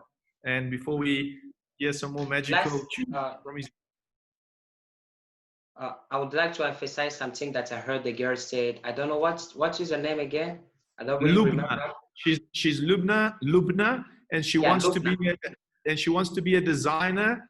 And her mother's goal is to make sure she can educate and empower her daughters wherever in the world that may be. A really inspiring group of women. So go ahead, Israel. According to her story, I nearly cried because it's similar to mine. Like when he said he crossed the sea and he went to the prison, and I could see how like I was in that time, me too. So I want just to say me too that refugees is not like people as Nelly said before, a refugee is not just a criminal. A refugee is someone also who have an ability of doing something. Because me, when I got here, many people were looking at me down, and I didn't give up. I decided I would prove them wrong and I can do something. So I decided to learn language, to learn everything as good as I can, so that like people would not have the same thought about refugees. So it's really touched my heart, the message of that girl. Thank you very much, Vasilis, for letting us hear this message. My pleasure. Pleasure, Israel. Can I ask you to translate what you said into Greek before you go into your song? Okay, let's see if I can. Yeah, αυτό που είπα στα ελληνικά θα προσπαθήσω να το πω αν μπορώ. Είναι ότι αυτό το κορίτσι που μίλησε πριν, όταν άκουσα αυτή την ιστορία που μας είπε, στο μυαλό μου ήρθε κάτι που εγώ όταν ήμουνα στη Τουρκία προσπάθησα να έρθω εδώ, πώς ήταν τα πράγματα, ήταν πάρα πολύ δύσκολα για μας, και όταν ήρθε εδώ οι άνθρωποι με είδα όπως πρόσφυγας και μου λέει ότι είμαι πρόσφυγα, δεν μπορώ να κάνω τίποτα, αυτά και αυτά. Εγώ στο μυαλό μου είπα ότι μπορώ να κάνω κάτι, μπορώ να αλλάξω το μυαλό σας. Και προσπάθησα, πήγα παντού που θα μπορέσω να μάθω πράγματα, και σιγά σιγά και μέχρι σήμερα ακόμα μαθαίνω πολλά πράγματα για να μπορέσω να αλλάξω αυτό το μυαλό για οι άνθρωποι που νομίζουν ότι μόνο αυτοί έχουν δικαιώματα. Αυτούς που έχουν δικαιώματα δεν είναι μόνο αυτούς που δεν είναι πρόσφυγες. Και εμείς πρόσφυγες έχουμε δικαιώματα να μείνουμε όπως όλους. Αυτό εννοήσα. Δεν ξέρω αν τα ελληνικά μου τα καταλαβαίνετε. Καταπληκτικά, τέλεια. Ευχαριστώ πάρα πολύ, Ισραήλ. Thank you very much. Yeah, ευχαριστώ πάρα πολύ. Ένα τραγούδι θα μας πεις, Ισραήλ? Άλλο ένα. Ναι. Έχω ένα ακόμα τραγούδι. Ένα ελληνικό τραγούδι. Ελληνικό θέλετε? A Greek song? Ελληνικό, please. Okay, I prefer a Greek because... Yes, good. Αυτό το τραγούδι που θα παίξω είναι το αγαπημένο μου πάλι. Μ' αρέσει πολύ. Αυτό το τραγούδι λέγεται «Απόψε λέω να μην κοιμηθούμε». Είμαστε αυτό και μου άρεσε αυτό το τραγούδι. Θα σας παίξω αυτό τώρα.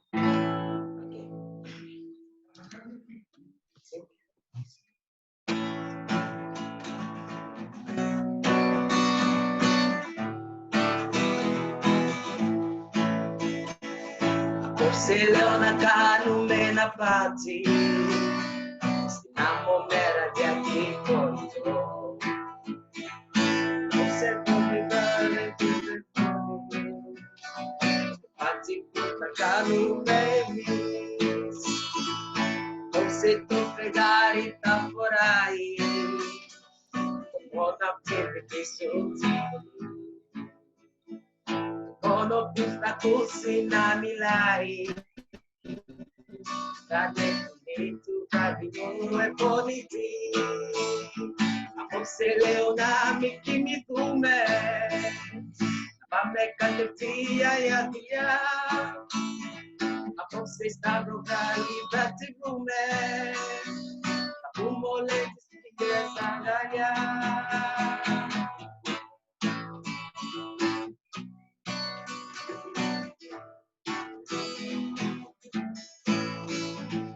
Φύγουμε από το θόρυβο της πόλης και νύχτα που δεν έζησε κανείς.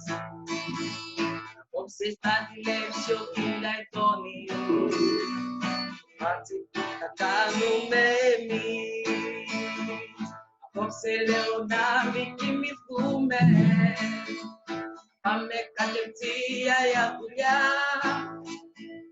Απόψε στα βροχάλη θα τη βρούμε, θα πούμε όλες τις φίλες αγκαλιά.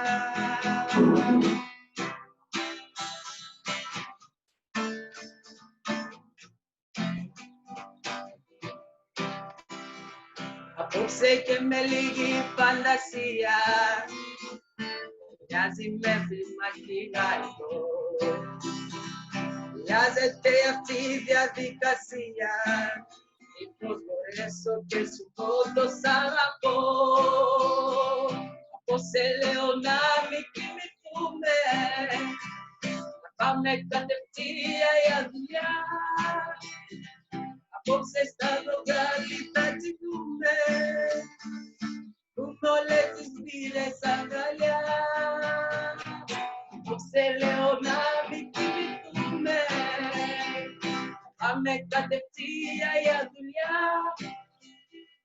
Você está no galita de comer, o colete vira sangalhar.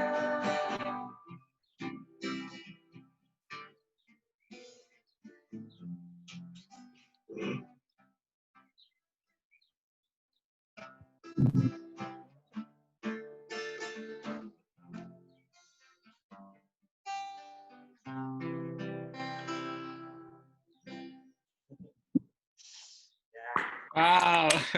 Bravo, Israel. Bravo, Israel, bravo. Thank you very much. Yeah, it was one of my favorite songs. I like that song. Yeah, it's a good Bravo. song. Most of the time when I learn song, I like really Greek songs, especially the old one. You know, most of my friends they say, "Why are you playing the old music?" I say, "It's good. I like the feeling because when I play music, for me, it's something spiritual. I can feel it. I don't just play music because I want to play. Like I really feel the music. Yeah." So Μπράβο, Ισραήλ. Μπορείς να μας τα πεις και στα ελληνικά. Δεν κατάλαβα τι είπατε τώρα. Μπορείτε να μεταφράσετε στα ελληνικά. Ναι, έχετε δίκιο. Είπα ότι εγώ, για μένα η μουσική είναι κάτι που κάνω με την καρδιά μου. Βγαίνει από την ψυχή μου. Δεν το παίζω μόνο με τα χέρια, μπορώ να το νιώθω τη μουσική. Αλήθεια σας λέω και όταν παίζω μουσική, αν έχω προβλήματα στο μυαλό μου, νιώθω πάρα πολύ καλύτερα με τη μουσική. Η μουσική με βοηθάει πάρα πολύ. Ναι. Αυτά. Bravo, Israel. Μας έπνευσες, you inspired all of us. Thank you very much for that. Thank you very much. Thank you very much. Yeah.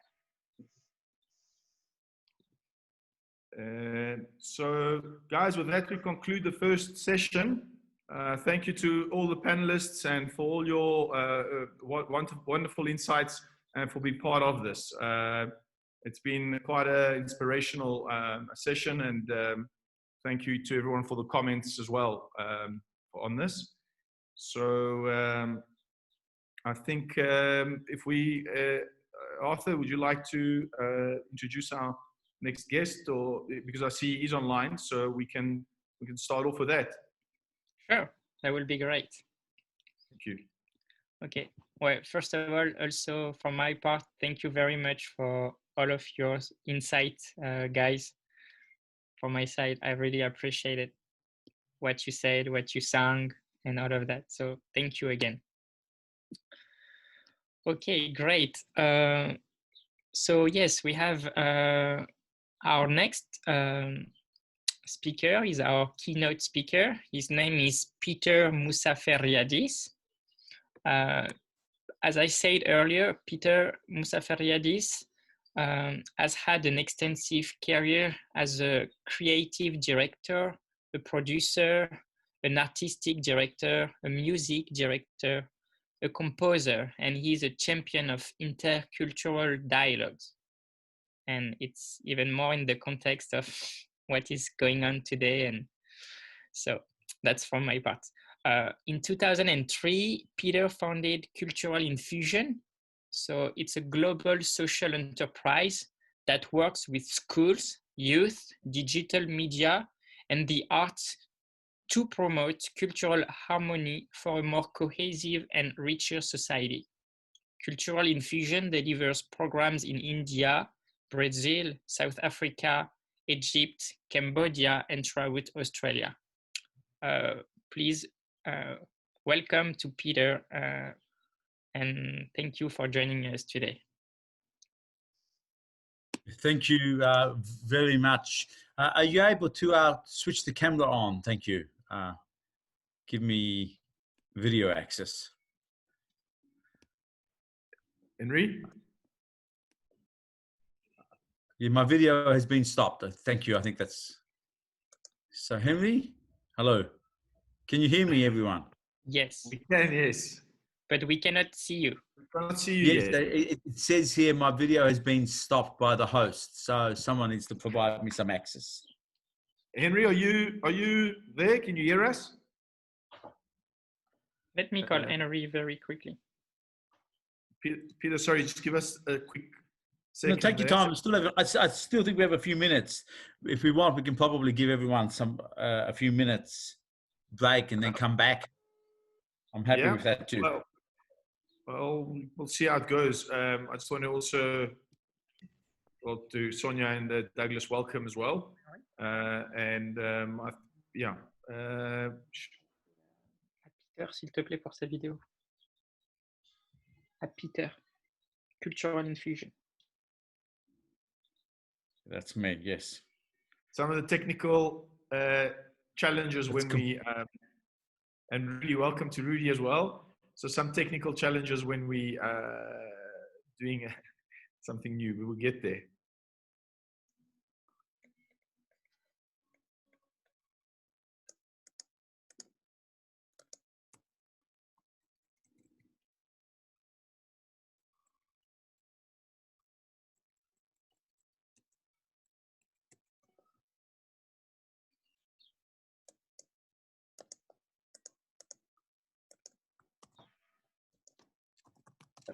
Merci.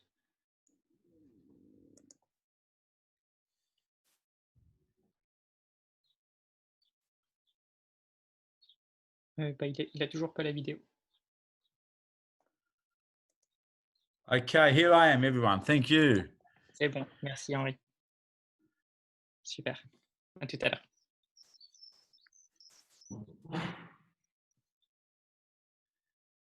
Okay. Well, hi, everyone. My name is Peter Musaferiadis, and I'm here. It's 8 o'clock, and I'm in Melbourne, Australia. And I'm very honored and humbled to be in the presence of every single one of you and everyone who's listening out there in the World Wide Web. This, for me, you know, how could I explain it? I suppose it's a very, very... Can you all still see me? Because I've just changed screens just to look at some notes. Yes. Okay, thank you. Okay, so for me, it's a very significant time. Why? Because yesterday marked the 75th anniversary of the end of World War II, and of course today is also Julep Day, which is a day to celebrate peace and unity. And on that note, I'd like to offer just a few moments silence for all of us, to offer a few moments silence for all those who aren't in the position that we're in, for those who are in a less fortunate position, those who are experiencing dislocation, and those who are being affected by this virus. So just a few moments silence. Thanks.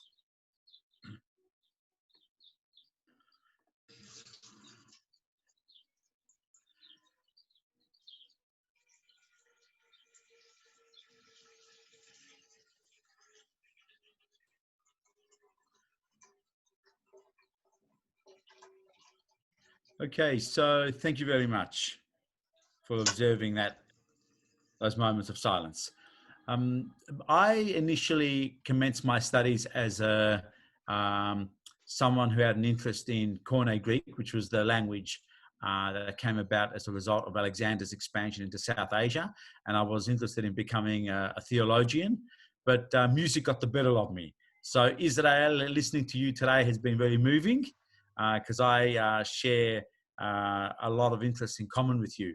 I went off and studied Western classical music, and then went to Europe and spent 4 years studying in Italy, what was then called Czechoslovakia before it was split into the Czech Republic and the Slovakian Republic, and did a short stint in the US for 6 months. So all up about a bit over 4 years.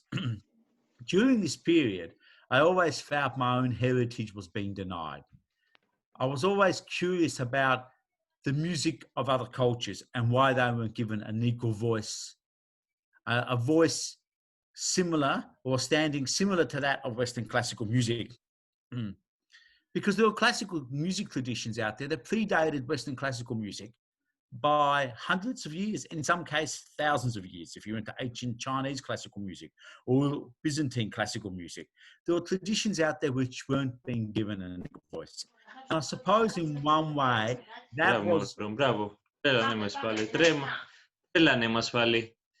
Το έχεις κάνει ήδη με 2 τέλεια εσύ. Αν το και τρίτη και τελείως. Γιατί θέλω να μαθαίνεις πράγματα.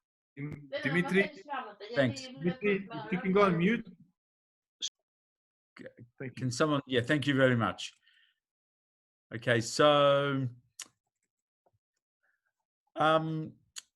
I wanted to start an organization that would not only conserve those intangible traditions, but find ways to revitalize those traditions. And that's how I suppose I gave birth to the organization I founded, which was actually in 2002, Cultural Infusion. And the idea was, how could we find ways to discover the other, to give an equal voice to the other? Because through doing that, what would happen is we'd begin to reinforce the self and discover ourselves. And this is what I found with forming this organization, Cultural Infusion. But more importantly, I also began to realize that Cultural Infusion was a way of being able to create that lived experience. And this was very important as a way of being able to counter ethnic and race-based discrimination, because the drivers of ethnic and race-based discrimination are mainly fear and ignorance. And the way to counter fear and ignorance is through collaboration and familiarization. So that's why education is important. That's why the arts is very important, which is one of the pillars of the Changemakers Lab, because in the arts you can create a safe haven to explore all sorts of issues. You know, we know the power of music, the power of seeing, you know, the artistic project with the birds that you highlighted at the beginning of today, Vasily, are all quite moving. Anyway, I wanted to share my screen now, so I'm just going to share my screen and show some of the work that I've been involved in over the years, and then I'm going to begin to talk about the structure that I set up, which is basically a fusion of profit and non-profit coming together. I'm just going to share my screen. Okay, can you all see my screen?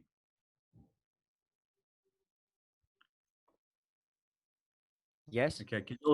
Okay then. So Yes. yeah, good. Thank you very much. I'm just going to start the slideshow from this current slide. I might start first of all by just telling you a little bit about my heritage. Both my my grandparents on my father's side came from Asia Minor in 1923 after the Asia Minor catastrophe. And my grandfather, who used to love visiting people, had a different name at the time, but was given the name Musafiri, which means the visitor or the traveler. And that's because he used to love traveling and visiting. And that's the story behind my name. And every name has a story behind it. What's interesting is I find myself, up until COVID, I was spending between 4 and 5 months of the year traveling. These are just some images of, I'm going to quickly go through some of these images of some of the programs that we've been running into schools. So through our organization, Cultural Infusion, the Discovering Diversity program is delivered now to more than 350,000 students across Australia. And it's the most expansive program of its type in the world, and it's the most successful. And children love it. Children who have never ever have experienced an Aboriginal person or someone from Zimbabwe or someone from China or a Mongolian singer really begin to be in close contact and experience that person and begin to discover that they have a lot in common. One of the jobs that I started to do after my career as a conductor was I was invited to direct opening and closing ceremonies. And I found myself working on a lot of big events with the Dalai Lama, with indigenous people. And I began to realize that we don't all see the world through the same way, but we can find values and we can find themes that we can begin to celebrate together and share stories.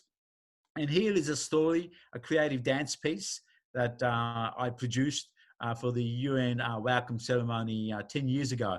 And it told the story that, once upon a time, the earth was, all the continents were connected, and to remind us that all human beings are connected in some way or another. And we told that through this creative piece. Here's some other images of some stories. Occasionally, I would take the liberty to conduct. I would put lots of different orchestras together and ensembles together. And quite often, we found ourselves working with refugees. But just I want you to think of today versus maybe 30 years ago, and how today, the importance of having skills that allow you to relate to the other are more important than ever. Why? Because the world's becoming increasingly globalized. To think prior to 1989, we had no World Wide Web.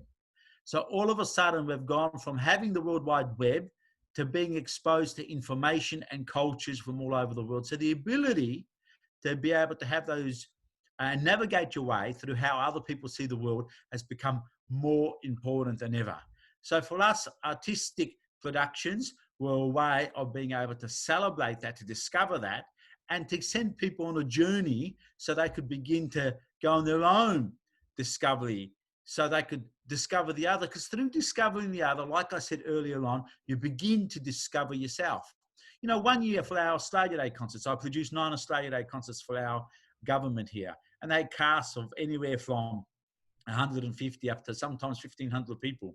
And here we told the story of bovine creatures, cows and bulls, and how in some parts of the world they're considered sacred animals. In other parts of the world, we told myths associated with them. We told the story of the Minotaur and how the Minotaur came about. We told the stories of how in South Asia, cows are considered sacred animals. And in the West, sometimes they're considered just mere walking hamburgers.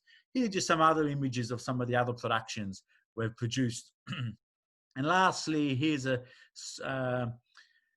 production, my last Australia Day concert that I produced in 2012. And we told the stories of what's in your suitcase. And we were able to celebrate diversity through many different cultures coming together and telling their stories about a suitcase, or maybe they didn't have a suitcase. But this is just a diagram which explains earlier on the importance of intercultural dialogue in transforming racism into empathy. And it just reiterates earlier what I said, which is the drivers of racism are ignorance and fear, and the counter drivers are familiarization and collaboration. And the importance for education, exchange, dialogue, which is what all of you are already doing in an incredible way. Just moving on, I'm now going to talk about the traditional sectors that we're all familiar with. The first sector is the not-for-profit sector. And basically, not-for-profit basically means that if there is a profit at the very end, it can't be distributed to the shareholders unless there's an agreement. But generally speaking, not-for-profit entities are very mission-driven. They're socially driven. You have the government sector or the public sector, as it's referred to in some parts of the world. And the last sector here is the private sector, the profit sector. Now, when I formed Cultural Infusion, way before that, I was doing a lot of thinking about what type of structure I wanted to form. Because a lot of people were saying to me, well, maybe you need to be a not-for-profit, or maybe you need to be a profit. But what I found through the profit structure was, even though I was considered a social enterprise, which was, well, we can't really stovepipe by definition what we mean by social enterprises, but I think with what we can say is that they have a common objective to build human capacity, to build social capacity. So, in Australia, they're recognised, and in some cases, they can access some levels of funding. But generally speaking, you can't access levels of funding. So where I wanted to engage in professional development, where I wanted with my organization to access regional and remote communities, it was impossible to do because it wasn't viable to run those within a profit framework. So what I needed to do was set up a not-for-profit entity, which would allow me to access public funds and then have the overarching mission of the organization that both the profit and the not-for-profit structures could feed into. And this took a lot of work and required, it was an arduous task of being able to understand these different sectors and also the different accountability connected with those sectors. But today across the world, there is no real fourth sector. The fourth sector is sort of a combination of both those. And this is something that I've been trying to advocate for over the last 15 years. So here we have just a diagram again. There's three different sectors: the public sector, the social sector, and the private sector. But the private sector is also the social sector today. We're seeing that more and more, and a lot of the social sector organisations also behave in a profit way because they're aiming to make profits, which they keep in their organisations to then distribute. But wouldn't it be great if we were able to form a different type of organisation that could be recognised by government, that could be a fusion of the profit and the not-for-profit? And I might come to that a little bit later. So I coined the phrase actually back in 1998, more than 22 years ago, a hybrid social enterprise, and people thought I was crazy. What are you talking about? I mean, there's no such thing. I said, well, it's just a theoretical concept that I have that I operate in this middle space over here, or that's where we all need to be operating, or here, in this case here, a combination of a profit and the private sector and the not-for-profit. But wouldn't it be great if this entity here could be recognized by governments across the world? And that's been a sort of a sideline project of mine. I'd like to sort of, reinvigorate it. And now that I've met you, Vasily, and thank you so much for inviting me to be part of this forum today, Vasily. I think it's wonderful work that you're doing. Something we could probably take to intergovernmental organizations across the world to start to think about what this new entity would look like.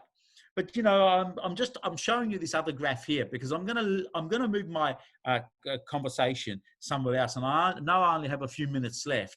But there's we talk about the social. Whenever governments do planning, they think of social planning, environmental planning, and economic planning. So we have got the public sector, the social private sector, which I've already talked about. I'm just going to move on very quickly. Sorry, I've got a whole lot of other graphs. I might just go through these very, very quickly so you can just get a feel. We've got the social, economic, and environmental, but our organisation really works in this area of culture. And I believe culture is overarching, it's underpinning. It really is what defines humanity. And according to UNESCO, culture is a driver for sustainability, for key to quality education. Culture can also be a driver for innovation. Culture can be a driver for reducing poverty. It's a mighty force. That's what culture is. So why aren't we focusing our societies on culture? Why aren't we doing more to create a pillar based on culture? Why do I say that? Because I genuinely believe that if we really want to have social impact, we need to have cultural impact first. Every society has a culture, a way of thinking, a way of behaving, and if you really want to create change, well, social change is embedded within within culture. At the end of the day, within the culture of a society. So because we have this overarching culture, and this is where I think we need to work towards. But I want to move now. If we were to type the word culture into Google, you'd quickly find or intercultural understanding. You'll find that intercultural understanding excuse me. And what we mean by intercultural understanding is a two-way process where we all take something away from engaging in dialogue with the view of creating something new. But when I started to, Google culture, I began to find these other terms, and I found that cultural conflict had 244 million results. This is back in 2014, I think. So the statistics have changed quite a bit. According to the United Nations and UNESCO, 75% of all the conflict that we have in the world has a cultural dimension. So why aren't we doing more? Why aren't we investing more in culture? According to the Global Peace Index, they believe that something like 13% of the world's GDP is spent on dealing with conflict. So if you were to look at that in terms of numbers, it's something like about 13-14 trillion dollars is spent of the global GDP dealing with the cost of violence and conflict every year. According to the UN, 75% of that has a cultural dimension. So why aren't we developing a pillar around culture? And so I've said culture is a mighty force. I've talked about culture as an enabler and driver for sustainable development, an eradicator of poverty, key to quality education, a key to social cohesion and inclusion, a driver of innovation. Why aren't we looking as a culture as sitting at the center of everything? Why aren't we looking at culture as being almost everything? Because if we can do that, then we may be able to create the societies we want to create. So what I started to do a few years ago, I started to coin the phrase cultural enterprise rather than social enterprise.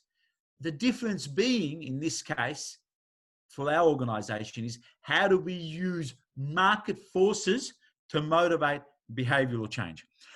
Look, I still had a few more slides and I know I've run out of time, but I'm just going to probably end on this slogan, which I developed for the UN campaign a few years ago called Diversified We Grow. And I'm just going to play it from the beginning. Every person, every culture is a sum of human experience. Our history has shown that progress is possible through interaction and cooperation. Working together in an interconnected and intercultural age is the next frontier of our new and exciting world. Multiracial, multi-ethnic, multifaceted, multi-talented, multicultural. We must acknowledge the value of each unique culture by engaging, exciting, and enticing the next generation through intercultural understanding in communities, in the arts, in the media, in business, and in education. Greatness was not achieved by any one culture. Greatness was born of the human experience. Divided we fall, united we stand, diversified we grow. Okay, and that brings my presentation to the end. Thank you. Peter, thank you very much for that incredible presentation. Like every time you were talking, I was like, that is awesome. I want to talk about that. So, but I think I'll say that culture in terms of values and themes for a shared story to be able to see the world differently. And I think in context of asking you to join us, this is exactly the reason that, as a social entrepreneur, as you called it, a hybrid social enterprise, I think the speakers that are going to be following now is all people that are driven purpose-driven, and have got the cultural aspect to it as well, and want to have impact in society. So it's definitely the sweet spot in the presentation that you made with those different circles. I think the speakers in this panel, this is what it's about. It's about the social economy, and people may not see it as a social economy, but it's about impact. Social impact, let's call them entrepreneurs. But I love the pillar of culture and the importance of that. It's absolutely phenomenal. And the last point is, it was Israel or Jalal saying we need a center to bring people together, and this is where we can learn from one another, culture, and as we've seen, Israel with all the amazing Greek music. So thank you very much. It was an amazing presentation, and we look forward to continued discussions later on.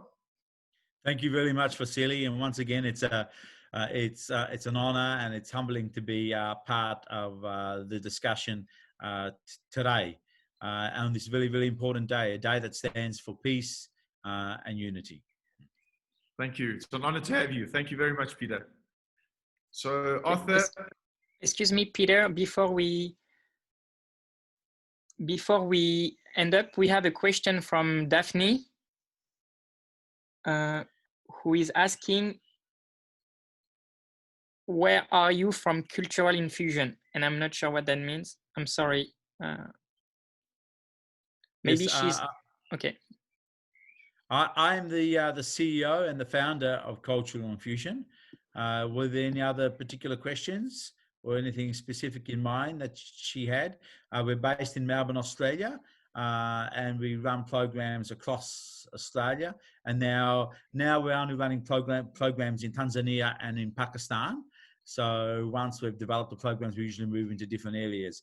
And that's our Living Culture program as a way of being able to use culture as a way of creating sustainable pathways for people, especially youth in developing communities, and as a way of them being able to be connected with their own heritage and developing a sense of pride in who they are.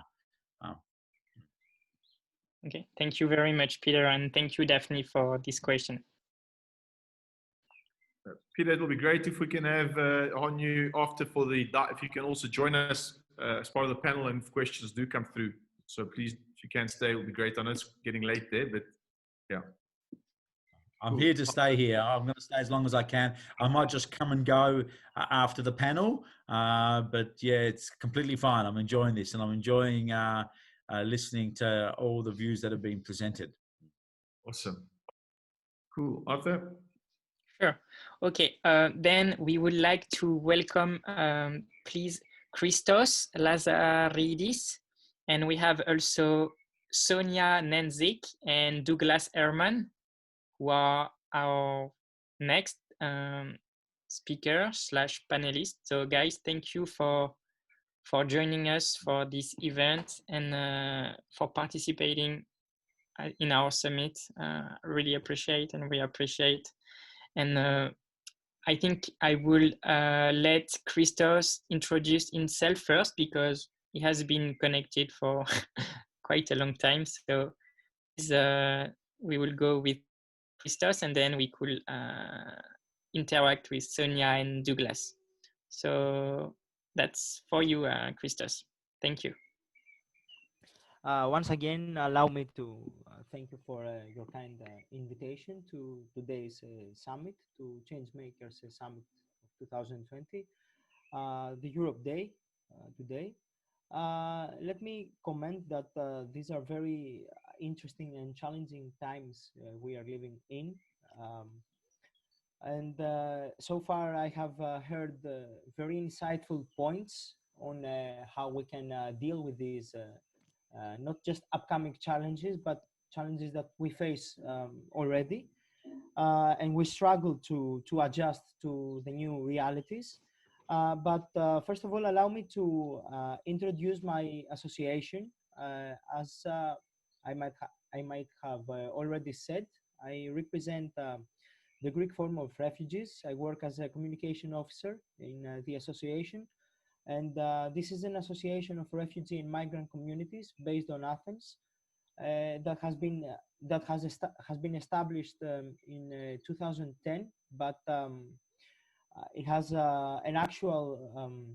actually started to work on the field since 2007.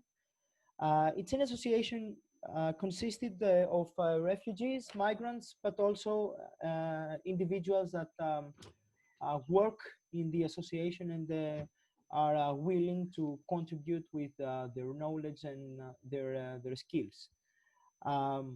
What this association does is community empowerment.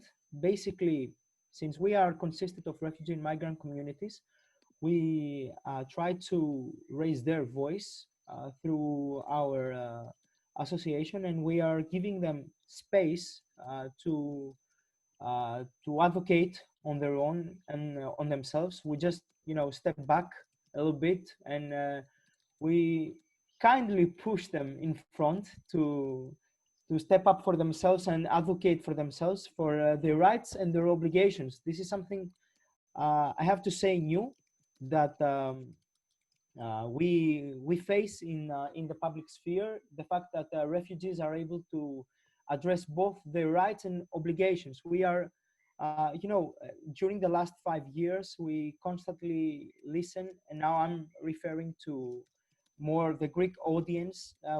We constantly listen that refugees are only people that have rights and do not have obligations. This is not this is not entirely the truth. And I've heard, many refugees wishing to contribute to the public space by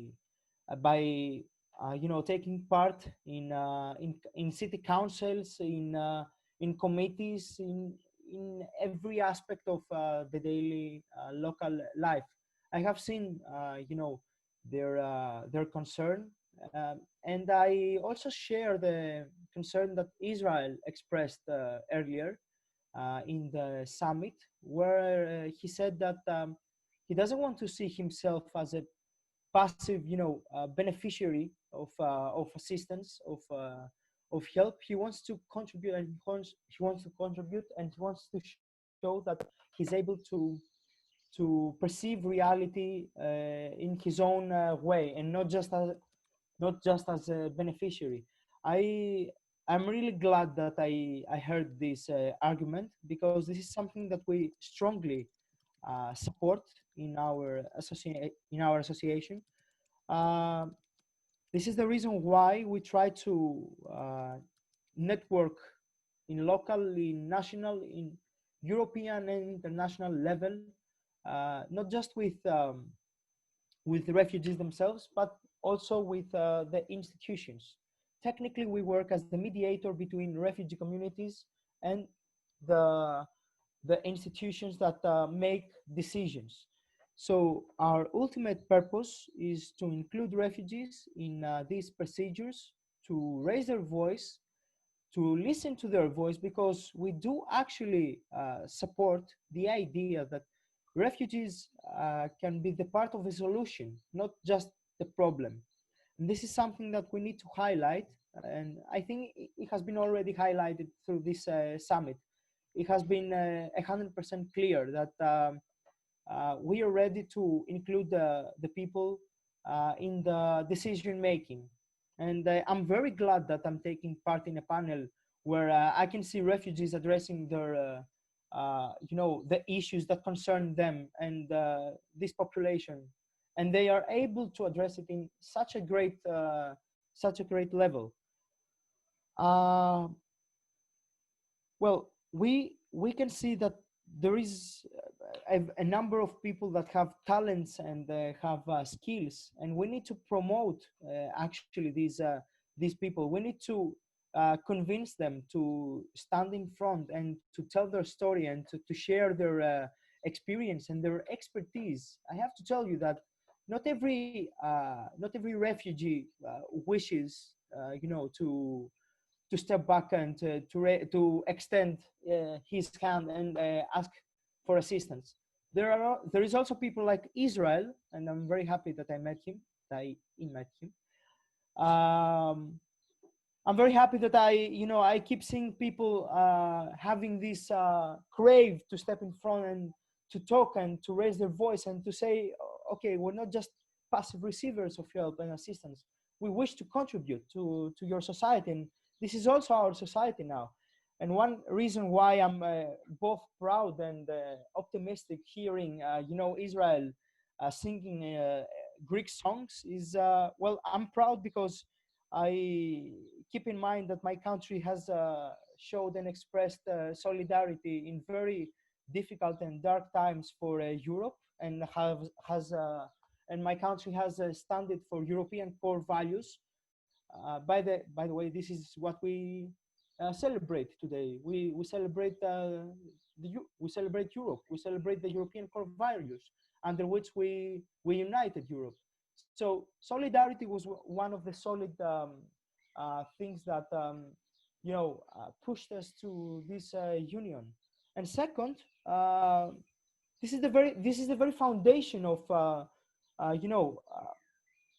of uh, of social development, of social, of how we will establish the grounds to, to make this country even more progressive. I understand that we are living in very difficult times where we either see the glass half full or half empty. But this is a choice we need to make, and I think this is something that drive us, all of us today, to take part in this conversation. The crave of, making an impact to our society and to change something that seems to prevail. Xenophobia or racism or any negative sentiment that escorts refugees and migrants issues. Well, right now, I understand that this is a puzzle with missing pieces, and we really need multiple initiatives at the same time by every relevant stakeholder. Uh, Europe is also a puzzle with, different aspects and realities. We have people that want refugees. We have people that do not want refugees. Uh, we also have, our organizations, our associations. Sorry. That, sorry, go ahead. It was a mic that was open. Go ahead. Sorry, Okay. Christo. But Christo, just to, if you can wrap it up. So we want to go into the discussion of the panel. So I will wrap it up. Yeah, yep, for yep. sure. Just to sum up right now, we need to reestablish the public discourse. We need to start from the very beginning, and we need to understand every party that takes part in this discourse. It's first of all, it's the local perception that we need to understand. If we stay to the perspective, to the argument that every person that has a question to raise is a fascist, then I'm pretty sure that we have lost the main idea. If we stay to the perception that the Greek state does not want refugees, or they want them, and if we try to simplify a more complicated question, I think we have lost it again. What we need to do right now is to reestablish the public discourse by uniting every different aspect of the public sphere. We need to engage with the local society, because right now these are the people that we need to convince that, not every refugee is a criminal, and not every refugee is a kind person which is willing to step back and listen to you. We need to understand that refugees are people with emotions, and it's the same thing with the local people. Local people are also people with emotions. Everyone is very emotional in the moment, and we have to be very rational in our judgment, and we have to be very rational, and we have to be just. We have to understand the different realities that are in conflict right now. So I know how this is going to be heard, but I do believe that coronavirus was actually a problem solver. It actually operated as a, as a time changer, because we were at the bridge of a very difficult crisis, and I do know as a fact that something really changed. It's been 2 years we were discussing about Lesbos getting the Nobel Prize, and right now we are talking about fascism, increasing in Lesbos. I do believe that the truth is somewhere in the middle, and this is why we need to reestablish the public discourse, and we have to, it's an opportunity that it's been given to us right now to connect different aspects of reality, and to once again to promote dialogue. This is the key to every conflict. So I don't want to take more of the time. I once again thank you very much for the kind invitation. I always remain at your disposal, and my association is always open to dialogue, and we are always open to show different aspects of reality. It's not black and white. It's we have to be pragmatic in this. It's not a crisis. It's a challenge. We have to face it as a challenge if we are to to make a change and to make an impact to society. Thank you very much once again.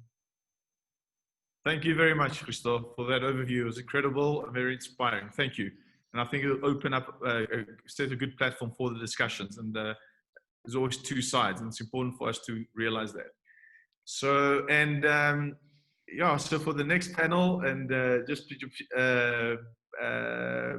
just want to quickly share some points briefly before Sonia and Douglas go ahead, because they've been in the heart of many things. And these are two inspiring entrepreneurs, well, not entrepreneurs, sorry, people that left everything and moved to Lesbos to empower asylum seekers, have made Lesbos their home, and have come under a lot of fire. And I think there's going to be a lot of debate possibly between Douglas and I. So just before we go into that, and this is what it's about, different opinions. But I do want to say the one thing about the public discourse, Christo, that you mentioned is, I think in 2015, people are stuck with those numbers in their minds. And I think it's important actually to put it on a slide. And I didn't have the opportunity, just didn't put it together, but just want to give you quick numbers for Greece. And for those who are watching, in Greece in 2015, Arthur, sorry, can you mute, please? Thank you. So in 2015, there was 856,000 people that came into Greece in 2015, 856,000. The following year was 173,000 in 2016. 2017, 30,000. 2018, 32,000. 2019, 60,000. Christo, to your point, we don't have a refugee crisis. And I understand that in Turkey, there's 4 million people that are there as well. But from Greece has got about 150,000. But from a European perspective, it's these numbers. Germany alone has taken 1 million and showed incredible solidarity. So we need to change the misunderstanding that people have to raise better awareness. And specifically on Lesbos, 20,000 people. We're losing. We in discourse about European values over, and Lesbos being a hotspot for 20,000 people. Now, 25,000 for Lesbos context is huge for Lesbos, but in the context of Europe, it's nothing. And I want to highlight just one last point before Douglas and Sonia speak, is that, and then Arthur makes the introduction, 66% of the population of the refugee asylum seekers on Lesbos is women and children. 66% women and children. 70% of those children are under 12 years old. So people really have the wrong perception. And it's important that we find ways to better inform one another, understanding people's fears, and not, as you mentioned, Christo, this thing of this person's a fascist, this one is this, because people have got their fears and concerns about, they're concerned about their own futures that they feel is being pulled under the carpet from them. So, which is disorientating them with a lack of solutions based on fear that the rest of Europe doesn't want anyone, because every time they hear about Lesbos, they don't hear about the Rudis, the Israels, the Jalals, the Lubnas, and Parwanas and the like. So we need to raise better awareness.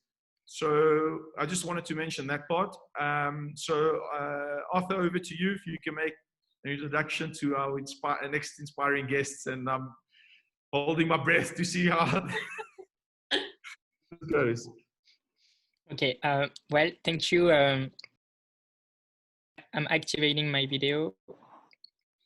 Thank you for this insight, Christoph. And before I jump on our next speakers, I would like to say we had a question from Daphne, who asked to provide, it was a question for Christophe, but actually the question was, could you please give us a brief overview of the current situation in Greece? And I think that Vasily has answered it in a way. So I hope it was great for you, Daphne. And if it was not, please tell us, and we will ask Christophe to respond to it. Okay, for the next panel, actually, before I'm introducing our next speakers, I would like to retell one more time the panel's main theme, which is showcasing existing solutions that have been created on the island on Lesbos following the refugee crisis, as to illustrate the solutions and to highlight the solidarity demonstrated on a day-to-day basis. Please, yes, that's basically it. So for our next speakers, I would like to introduce Sonia Nenzik and Douglas Herman, and also to let us know that Rodi has joined us, and he will have the talk after Sonia's and Douglas presentation or opinions.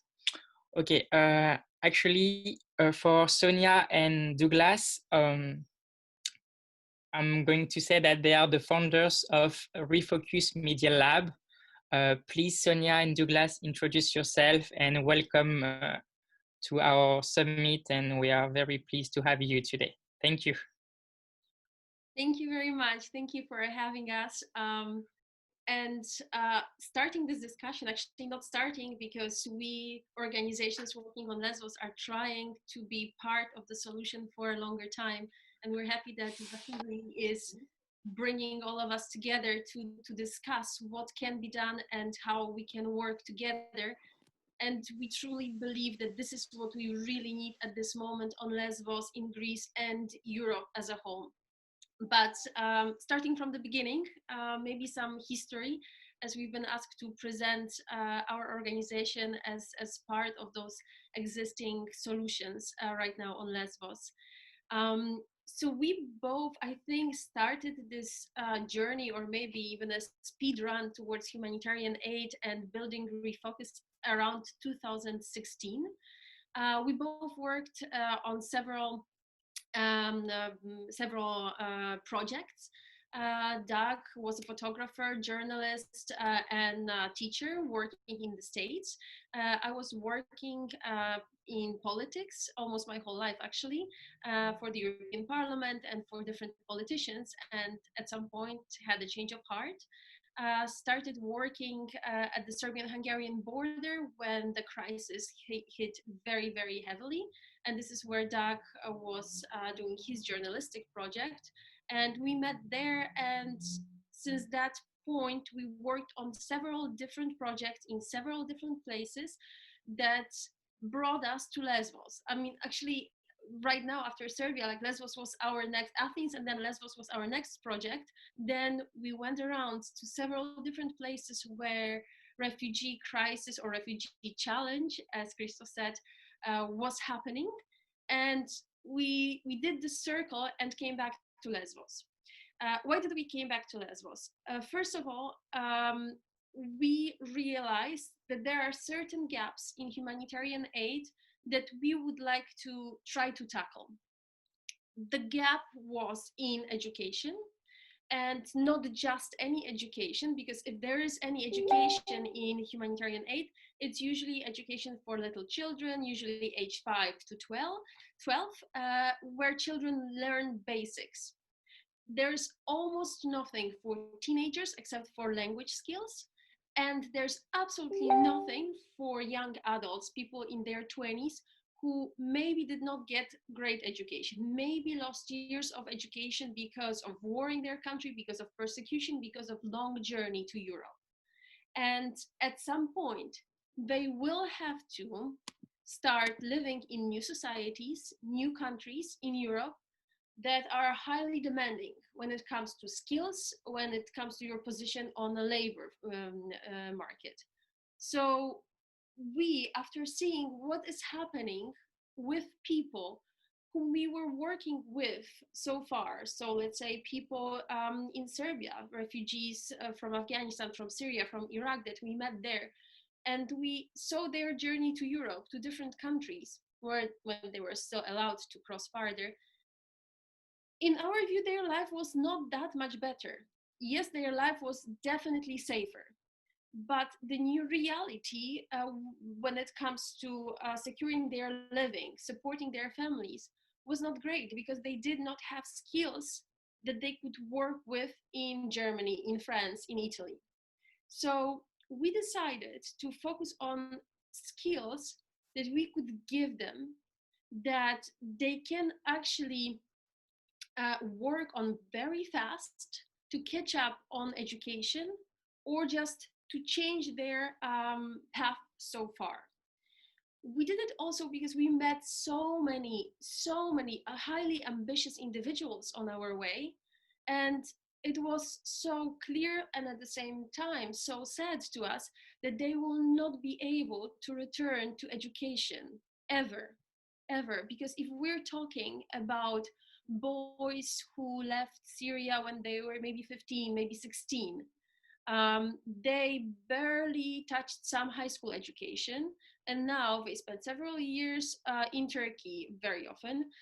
They managed to cross to Lesbos. They stayed on Lesbos for a while, then they stayed on mainland Greece, and then suddenly they're 20. They cannot go back, they cannot catch up on the whole high school. When we speak about the ones who actually got a high school diploma and would like to continue their journey in education and go to universities, it is also highly unlikely because of all the requirements they have to fulfill and also support themselves while studying.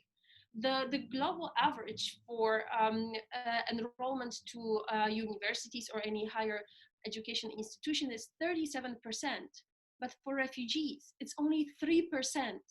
So this is how unlikely it is that they will be able to actually catch up with their education and get skills that will allow them to support themselves and their families. When we did some of our projects in several places like Morocco, like Bangladesh, it showed us that first of all, Lesbos is the place to be because refugees will always come to this place. And they were staying at that point when we started programming on Lesbos, they were staying longer and longer on Lesbos. And it was obvious that they have to do something with this time. They have to work on their future. Living inside Moria camp is absolutely dreadful and should not happen, should not take place in Europe. But if you already have to stay there because you're waiting for your asylum decision, you have to force yourself and use this time to do something for your future. Bangladesh also showed us that this so-called refugee crisis in Europe is absolutely solvable, that our crisis is more of a political crisis than a crisis of the scale, because Bangladesh suddenly got almost like 900,000 Rohingya refugees within 3-4 months. Suddenly, a very poor country. We were talking about European Union, united organization that brings help, support about wealthiest countries in the world, basically, that can actually support each other, that can have systems that can work. Very, very short. I know I spoke a lot, but Doug will just tell you about our system and what we actually do. Yeah, so Sonia touched, thank you, Vasily, for having us again, and for Peter from Cultural Infusion, and Christos and Rudy. It's a pleasure to be on the panel with all of you. Sonia did say a lot about our motivations. For me, from a perspective of being a teacher and a journalist, my goal had in 2016, the first time I came to Lesbos, was to bring this situation into the classrooms in America to educate people, to do a lot of what Cultural Infusion is talking about, which is to break down these stereotypes and to get people to engage with the people living the situation, not just seeing what they see in a flash 2.5-minute piece on the news. We wanted them to meet the real people, and we wanted them to see themselves in the experience. And then after a year of bringing this into the classrooms and teaching, it became very clear that nothing was really changing on the ground for the people that we were engaging with. So what would happen if we brought the classroom into the crisis area? So basically the program that Refocus is modeled off of is something that we were successfully building in America for youth and for young media creators to have the ability to go to university with high level skills, or to go right into the workplace and to develop into independent careers as media creators, or just take those modern communication skills and apply them to any career path that they chose. And that's really what we're doing on Lesbos now. And we're giving young people an opportunity to develop something for their futures. And basically, we talk to our students all the time about how they have to look at Lesbos as the university that they are forced to attend, that this is a chance for them. And one of our students, Yasir, put it best. He said that even in the most challenging times, it's an opportunity for you to better yourself. And this ended up going on to a CNN My Freedom project just a couple of months ago. And it really inspired a ton of people globally to say that if this young boy and if these young people can deal with this, can endure this situation and still come out better for it, then that we need to support them somehow. We need to continue to engage and expand the programming to ensure that they have something to give other than unskilled labor in the next couple of years of their lives.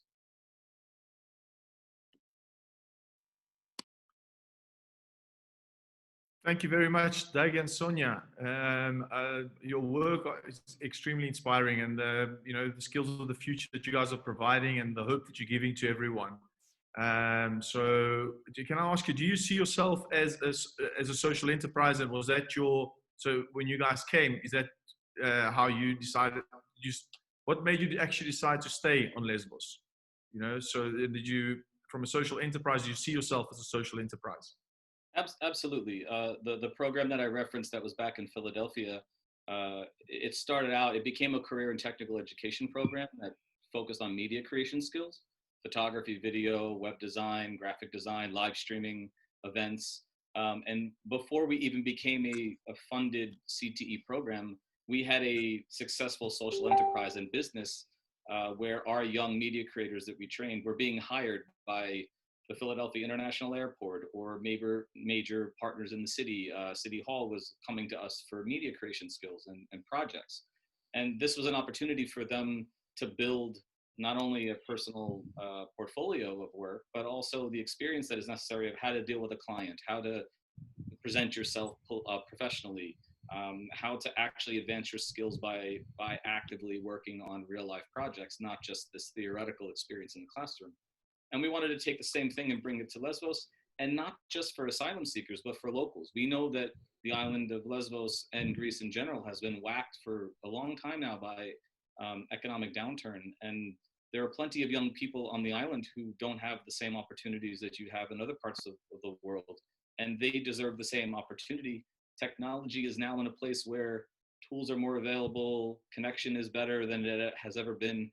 There really aren't any excuses as to why people in this situation or living on Lesbos cannot engage with media creators and with institutions anywhere in the world. The borders are not really there. Geographically and physically they're there, but technologically they don't exist. And currently the projects that our students are working on are proving that.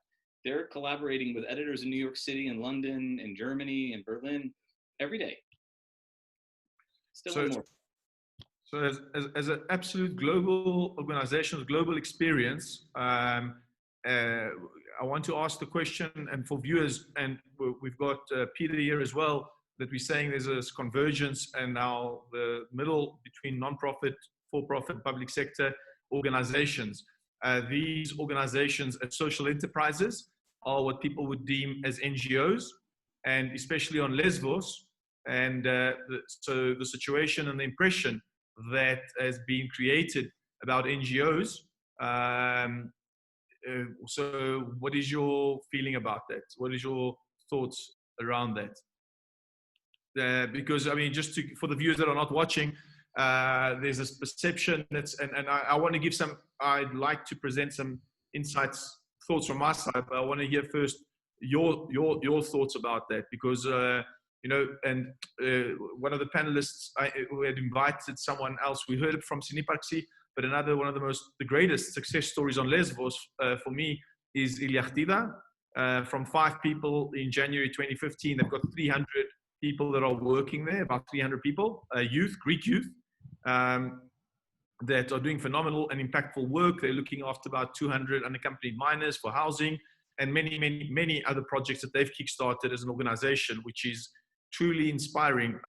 Just them alone, one organization as a social enterprise. We've had people come from around the world, and we have the pleasure of listening to the two of you, both of you, that made a move to Lesbos permanently. And yet there's this, I want you to share your thoughts about the local perception and this mass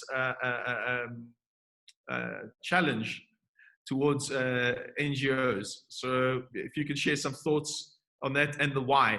Why do you think that is so? That's what I want to know, the why. You know, so more focus on the why, because we want, this is a constructive discussion, because we want to understand why. Why is this an issue? You know, and how can we solve it? How can we change it?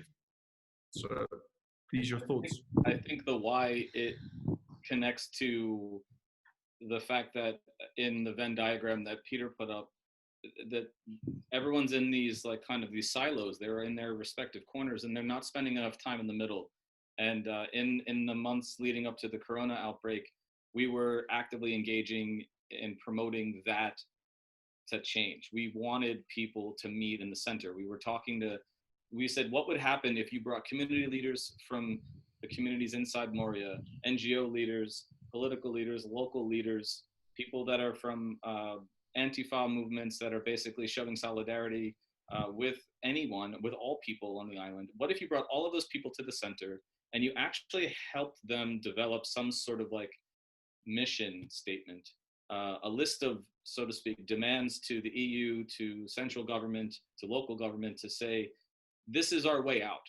And our way out has to include everyone's voices. And if it's not going to include all voices, then there's no way out. Then we're just going to consistently kind of turn on ourselves and each other.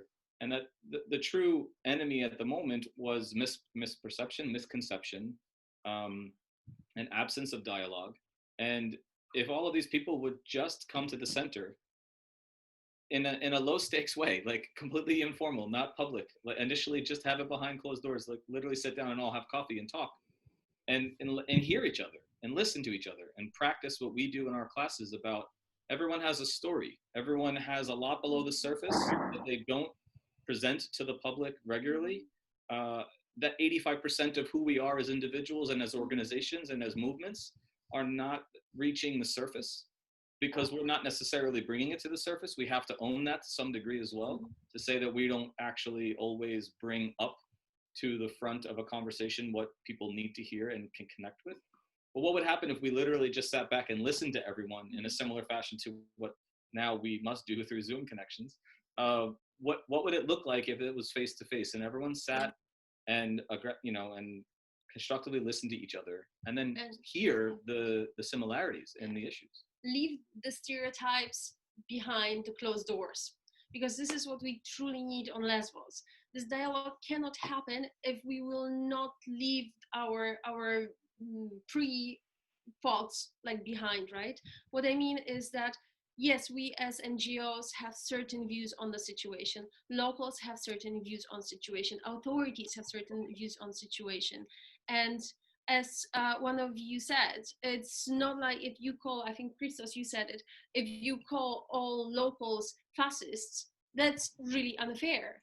Many NGOs believe that locals stopped helping, which is also not true. On the other hand, locals are calling NGOs human traffickers, where is extremely offending to us, as we put basically the savings of our lives to start our foundation, so did many other people who just want to work in the field, right? So just as you cannot say that all refugees are bad people, you cannot say that all people living on Lesbos are just fascists. We have to leave those stereotypes behind and just listen to each other. Come up with just 2-3 solutions. Do not discuss absolutely every single thing and not try to solve the whole refugee crisis at once.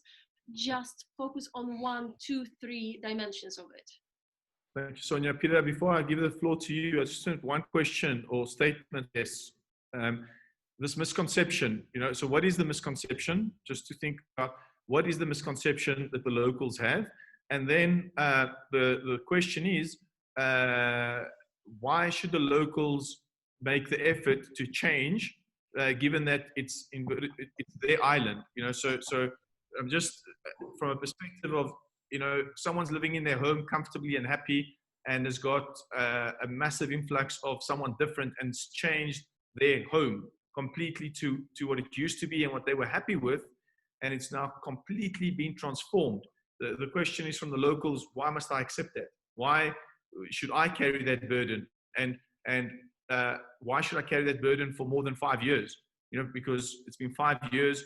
There's 40% of the population in Mytilene is asylum seekers, and I often ask the question to anyone from across Europe that comes to Lesbos. I say, how many people has your city or your country got as a percentage of the locals? How many asylum seekers do you have in your country?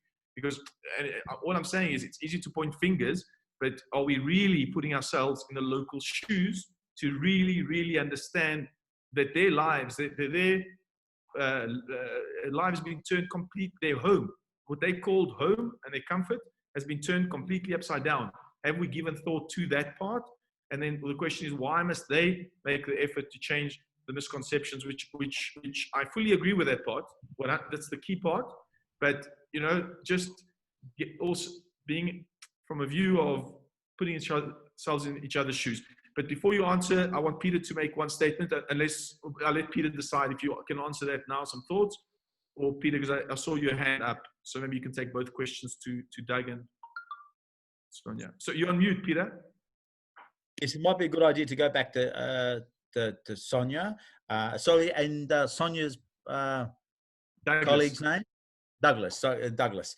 Maybe they should answer that, and I might continue on from your comment that you made in relation to the perception of NGOs and what we need to do to maybe change that. Thanks. Okay, Sonia, Douglas. Yeah, I think first off, the local Greek community in any of these small places should not be dealing with this alone.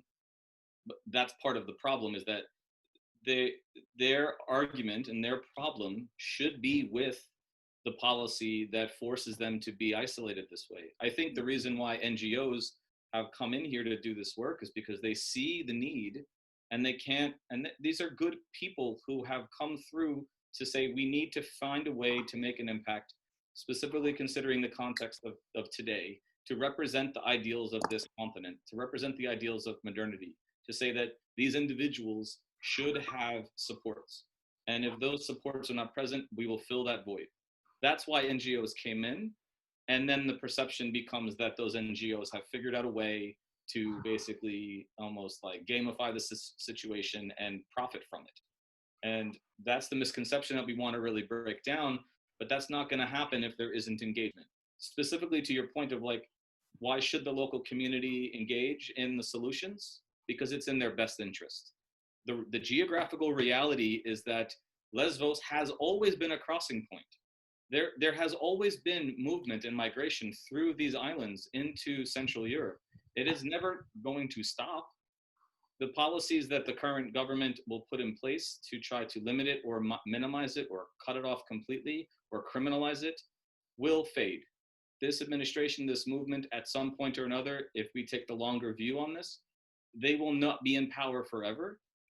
And while policies will change, the geographical reality of your distance, the proximity to Turkey, is going to mean that Lesbos will continue to be a potential melting pot for cross-culturalism and collaboration. Or it could become a strike point and a flashpoint for discord. And the local community needs to find a way to push for their best interests as well, and engage with people to have a positive outcome. They should push the central government, they should push the European governments to say, do not leave us here to fend for ourselves. It's unfair. And we've been saying that since we arrived in 2016. But at this current moment in time, throwing our hands up in the air on any side of the equation, throwing our hands up in the air and just complaining, or shifting the conversation or the physical engagement to something that's not safe and it's not legal, or letting the individuals who are happy to do that have the loudest voice, that's dangerous, that's a problem. And right now, Lesbos' reputation's on the line.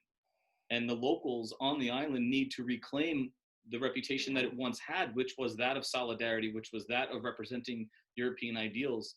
And it's fading. That's no longer what it's being seen as, because these loud voices have become the only voices, or they're just so loud that the other voices can't be heard. So we need this solidarity on the ground to become a groundswell that becomes so much louder and so much more cohesive, that that small group of people who right now are dominating the conversation become more reflective and representative of their size. They have an outsized impact, outsized presence right now, and the local community has a need to support its own ideals. And I don't believe that this is the ideals of the community. I never have, and I never will. This is not the ideals of the lesbian community. So thanks, Doug. I just want to comment again to say 20,000 people, 25,000 people is about 40% of the local population. So it's almost, for example, would you allow, and just give some context, would you allow a stranger in need into your home? You might allow them for a day, a month, whatever it is. So just from a context perspective, let's also understand from the local people, it's their home. So imagine someone comes into your home and is staying in your home. You thought you'd help them out for a week, a month, 2 months, and now the person's permanently in your home. And now no one's providing a solution. So I fully agree with you that the solution needs to come. It's not going to come from government. It's going to come from us. We need to, in our communities across Europe, be able to have these kind of dialogues and discussions, and showcase and celebrate people such as Rudy, such as Israel, and our other speakers, to raise the better awareness and show the solidarity to local people, especially to local people, because honestly speaking, the same local people that have been criticized for a long time, and many of them that are considered as friends, have been carrying the weight of European values, in my opinion, on Lesbos for 5 years, because they've got separate to everything that's changed over the last few years, economic crisis. They are carrying, they've got 40% of the population of asylum seekers, and with everyone else turning a blind eye to them. So if the world's turning a blind eye without any hope of a solution, because it's not necessarily up to the national government, and that causes tension and frustration. The local government can't provide solutions. The regional government can't, national can't. Europe is struggling because it's the voices of the people that need to come up and say, we want support, such as what Germany did in 2015, and just raise better awareness. And this is something I agree we need to work together on doing, but having these discussions. So that's, for me, let's ask to Peter, and then we'll ask the guys to wrap up and then go to Rudy. So. Excuse me, guys, just in between, can you hear me? Yes, go ahead. Okay, it's Christos, who would like to say goodbye because he needs to. Are you here, Christos? Yes, okay. I am here.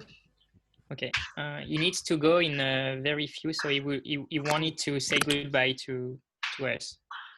Okay, just in conclusion, once again, allow me to thank you all for giving me space to talk. It's been a pleasure. It's been an honor. I really admire your work, and I hope that you will keep up working towards all these very important directions. I just need to finish up. I would like to say that what I sense and what I understand in most of the people is a sense of exhaustion, that everyone seems tired, both refugees that have been living under such conditions for so long, and also local people that have been dealing with unresolved issues for so many years. Uh, so right now, it's like we don't have an option. People that are working in civil society organizations, given the fact that they have been in the public eye and they have been targeted because of their work, um, right now there is no room for fear. Everyone seems to be afraid of what's coming next because actually we don't have a concrete perception of the future, and that's evident, of course. So what I'd like to say is that we should not fear of the upcoming future. We should be always open, and I would urge you to challenge yourselves to talk with people that you disagree. This is what we need to do: to talk with the people that we disagree and we don't find in the same page. If we are ready to do such a thing, I'm pretty sure that the landscape will change on its own. And you know, sometimes you might think that this is weird, but the solution to a problem is, well, will not come from you. It will be the problem will be resolved on its own. So if we keep working towards, you know, the direction of including refugees into the matters of their own, into the matters that they concern them, if we give them, you know, more accessibility and more visibility, I'm pretty sure that everyone will, you know, get familiar with the image of a person who comes from uh, another place on this earth and stays in here and is able to adjust into the new reality and is able to include himself or herself. So this is an optimistic scenario where you know, everyone can get the idea of living together in an inclusive and, you know, in a democratic society. This is very important to preserve this, the right to be different, the right to you know, have different religion background, different identity. Uh, we have to keep talking about these things. We have to keep listening, which is extremely vital, especially, you know, the people that feel that they don't have representation. I do understand that lots of local people in Lesbos, in Mytilene, find themselves, as you said, Vasily, it's the 40% of the local population that has changed. That gives, you know, that gives a basis to a xenophobic rhetoric, which we need to understand. If we deal with this like you know, just an appalling situation, I'm pretty sure that we will not solve anything.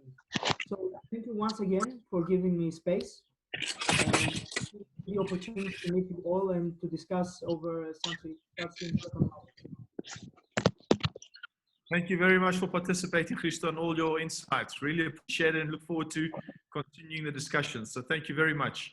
And I'm sorry that you're not going to be able to join the next panel, Christo, because we've got, well, the whole day actually, some guys with some thoughts on certain suggestions that could have positive impact, and also for Lesbos. So if you can pop in later, it'll be great to have you. Peter, over to you. And then we'll go back to Sonia and then look to wrap this up for Rudy to take the floor. Thank you, Vasily, and thank you, Christos. And thank you, Sonia and Douglas and everyone for their contributions. If the music in the background is too loud, that's because it's Saturday night here and my daughters are dancing in the background. So I can hear them with their mother. So I do apologize. Just following on from what Christos said, I think this is the reason why intercultural dialogue is extremely important. The objective shouldn't be mutual agreement. We're never going to agree. But what comes from when intercultural dialogue is executed in an effective manner, where it's not executed from an ethnocentric perspective, is you have mutual respect. And when you begin to develop mutual respect, you go through the self-discovery process, which then allows you to gradually recognize who the other person is for what they are. So I just wanted to just follow on from that comment. Now, I wanted to just say something in regards to Lesbos, because following on from what you were saying, Douglas, Lesbos has always been a place of, it's been this midway point which people have sort of passed through. And there's a story which I wanted to share with you, going back to 1914, World War One. Australia, New Zealand, the Army Corps, our soldiers, landed in Lesbos. They went to Egypt first for training, and then they went to Lesbos, and they were in Lesbos. They landed in Lesbos 2 weeks before the invasion of Gallipolis. And what happened 2 weeks before? 2 weeks beforehand was the Ottomans and the Germans basically cleared the whole town of Gallipoli of every single Greek. So they completely just got rid of all of them and said, you have 2 hours to pack whatever you can and leave. And they did that because they were scared that the Greeks would side up with the Australian and the New Zealanders that landed there. And our organisation produced 3 creative shows, and theatre shows, and we told the story of World War One and how the impact of World War One still continues to affect a lot of Australians today. And that lasted for 5 years. So we toured that to over 100 communities across our state, and over 2,000 school performances over the 5-year period. So here in our country, we're very familiar with Lesbos, but we're not familiar with Gallipoli. And there wouldn't be one Australian that would know that Gallipoli was a Greek city, and that the whole, coast, western coast of Turkey was Hellenic for 4,000 years. And then came the Asian Minor catastrophe, and that was the end. And then, of course, the nationalisation of the Ottoman Empire and the major exchange of populations. Peter, so can I ask you to give a final wrap from a social economy perspective? Yeah, just so we thank you. Sorry, I digressed. What I wanted to say was we must stop thinking of NGOs as being purely just not-for-profit organisations, or maybe representing the government. That the private sector can play an important part here. And one of the stories that I'm hearing coming out of Lesbos, and I have some relatives there, is saying, well, the bottom line has been affected over the last 5 years. 30 to 40% of our businesses have been impacted in a really big way. So how do we grow that social economy and bring them in there to get them to realize that they can have a stake? Because when people see that their livelihoods are being affected, they're going to start to rebel, and they're going to start to influence the masses, which is what's been happening on Lesbos. So I think from a social economy, we need to start to grow that voice, and we need to begin to recognize that we need to create a voice that doesn't go against those pure constructs at the moment. Because at the moment there's this grand dichotomy between the public and the private realms, saying that we can own this space. No, what we're saying now is that the social economy can be a combination of both those, or we can both work together to solve the challenges. Thank you.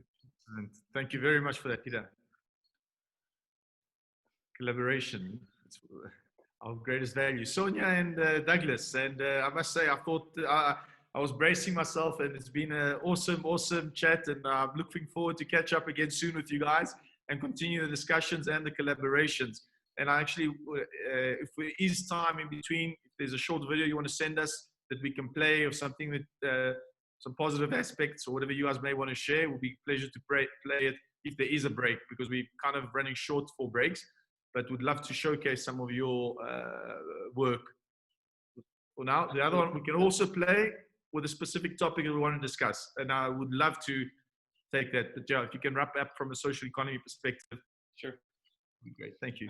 And Doug and Sonia, just before, just to let you know that we have one of our viewers who is asking a question for you. So I don't know when you want to respond to it, now or after. Yeah, you can ask. It was for Doug. Daphne asked, Doug, have you spoken to the locals about what you mentioned, that they should seek for solutions themselves? What have they said? My view is that they are very skeptical and mistrustful of governments, NGOs, etc. on local and European level. Well, currently, in the days that led up to the closure of society and the lockdown, we were developing a project called We're More Than This, which gave opportunity for individuals to be able to communicate the realities that go past the stereotypes. And we spent a lot of time talking to business owners, cafe owners, individuals, taxi drivers, just people that are residents or have chosen to relocate to Lesbos. And they spoke their minds and they spoke openly and freely about what they see are the challenges that we've discussed pretty deeply in different times. And I think that's what Vasily was bracing against. They're thinking like, oh, here we go. We're going to have a healthy debate about the topics. But I think we come from the same place. And a lot of the individuals that were communicating their concerns, they had some sense of like a distrust towards NGOs. I think that does come from a steady diet of media that keeps communicating to them that NGOs should not be trusted. But at their core, every single individual talked about what Vasily said, is that their community has irreparably changed. And what are we supposed to do about it? How can we solve the problems if we're not given an opportunity and supports? And I keep coming back to what we talk with our students about, is that when they're developing an idea for a project or a story, a fiction story, or even one that's rooted in fact, is that your central character will shift from passive to reactive to active. And if you do that successfully in a story, the film will, the media piece will be impactful. And right now, I feel that most of the people on Lesbos are stuck in the reactive phase from all centers of the essential debate. And the only place that they're going to get to become active is in the middle. And that's what we have to do. We have to push for them all to listen to each other, to engage with each other. And as Peter said, they're not going to all agree, but that doesn't mean that there isn't commonality and that there isn't an opportunity for people to work together to create solutions to these problems that impact the larger community. And I think that in social economy, that there are opportunities for this to happen. And I'll let Sonia extend that, but that's what we're fighting for in Lesbos in particular. Well, I actually had a side note. I'm going to allow myself for this one very briefly. At the beginning of the year, I was in Ghana for a project that refugees as well. And Ghana was presented to us, by the way, as a very successful story when it comes to handling refugee issues. It's not completely a success story, but there are certain things that work there and could actually work on places like Lesbos. A very short thing, a very basic thing that nobody actually thought about when humanitarian organizations started coming to Lesbos, was that local communities, the ones that are living close to refugee camps, are receiving only the negatives from being close to refugees. Which means, yes, there are small crimes, mostly thefts. People are stealing, usually like oranges, but some trees are being destroyed. So yes, there are negative things happening, and locals are seeing only this. When we take the small village of Moria, just next to Moria camp, which everybody knows about, and nobody knows about those villagers, usually older population, we only see problems. We don't see anything positive happening. When in Ghana, for example, in those communities where the government decided to locate refugees, they are getting a percentage to develop their community. Percentage from the humanitarian aid that the refugee camp gets. Even if it's usually very small, 1 to 3%, we're getting it, and they are being asked by the local authorities and UNHCR or other big organization that provides aid there. What would you like? Would you like piping system? Because they don't have any. Would you like a school facility? And then we're putting those 1% into your account, and we're building this thing. And they're actually profiting from being close to refugees. And this also allows them to a little bit identify and integrate with refugees. It's not this thing that we all know, which is us and they. We are in this together because this humanitarian crisis touches all of us, both positively and negatively, right? Social economy.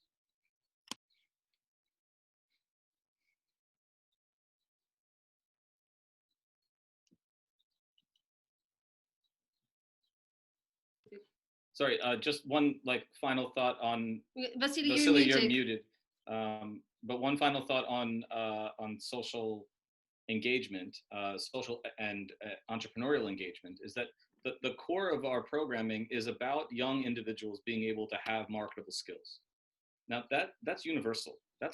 We work for marginalized communities. It doesn't matter if that's a European community, a refugee community, an indigenous community. Every single individual should have an access point and the skills necessary to succeed in the modern culture, in the modern economic society. That should create opportunities for there to be individuals from all of these communities in Lesbos to work together on that. So an ideal dream of ours would be, what if young Greeks and old Greeks, locals on the island, and refugees and NGO workers, and all of those people came together and actually created media together, or created music together, or created art together, or created a small business together, or did all of those things, where it is funding that required there to be cultural cohesion, required stakeholders from all of them to be part of to truly come to the middle. And you pitch it out to all of them and say, what are your ideas? And see what comes back to the center. And then we develop those ideas. It can be an incubator of amazing opportunities that benefit everyone. And until, as Sonia said, until they start seeing that there are opportunities for them individually and communally to benefit, they probably will stay in the reactive phase. They won't get into the active aspect of how to move forward from here. Douglas, all excellent points. And again, the next panel is going to address a lot of those things. So it would be of interest. And if you guys are on board, to comment and insight, because I think it'll be of interest in terms of what the panel is going to be talking. And through the discussions yesterday, there's actually a project that we would like to take forward as well. But I just want to say something that, and it's maybe somewhat controversial in some ways, is that the economy on Lesbos is booming. No one's talking about it. No one is talking about it. But the highlight that I want to make about this is that, and to Sonia's point, this is not about economy. This is not necessarily, money always has an impact. But people are being, on Lesbos, a lot of people feel that their home is not home anymore. So, and saying, how can I be active towards embracing the new home, why must the people accept that? You know, and I completely understand them. And they completely, you know, from their perspective, why must they change their lives, you know, to accommodate others in their home? So we just need to be conscious that it's not an economic thing. And just from a discourse perspective, no one is actually, and it comes to the point, I don't know if it's a cultural thing, but no one wants to say that they're benefiting from someone else's misery. So no one's, you know, this dialogue about, so we're only hearing negative, no positive stories. And because people are not being active in getting involved. So this balance, we need to find the balance, exactly what you're saying. Your ideas are phenomenal. The work is extraordinary, and I really want us to continue these things and see, and have a dialogue about this specific point they just mentioned, yeah, and the question that I asked you on the thing that will just take too long right now to unpack. So we got to move on to Rudy. But thank you all for an amazing discussion and for all your contributions. It's been awesome, and look forward to continuing them. Well, thank you very much. Thank you very much for having us on, and we're happy to engage and into the future, not just today. So thank you very much, and thanks to everyone else who was part of this. Pleasure. Thank you, guys. Thank you. Thank you. Arthur, are you okay?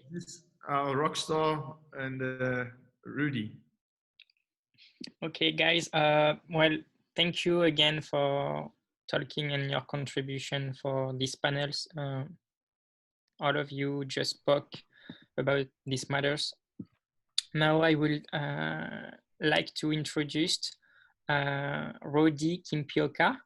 I will quickly introduce him, and then he will talk about what he's doing more in a personal way and in details. So Rodi Kimpioka is from Democratic Republic of Congo, Kinshasa. He studied computer sciences at his university in Kinshasa. He has been in Greece since June 2017, seeking asylum.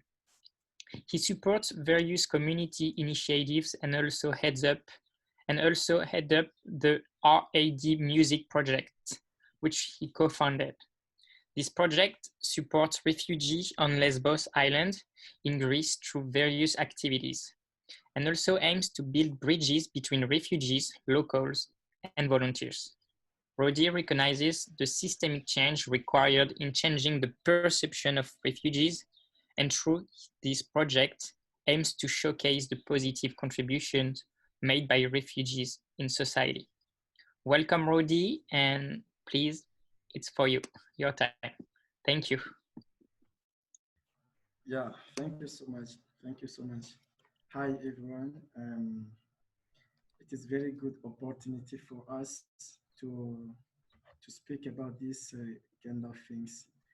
I will not introduce again myself because Artie, he always did it.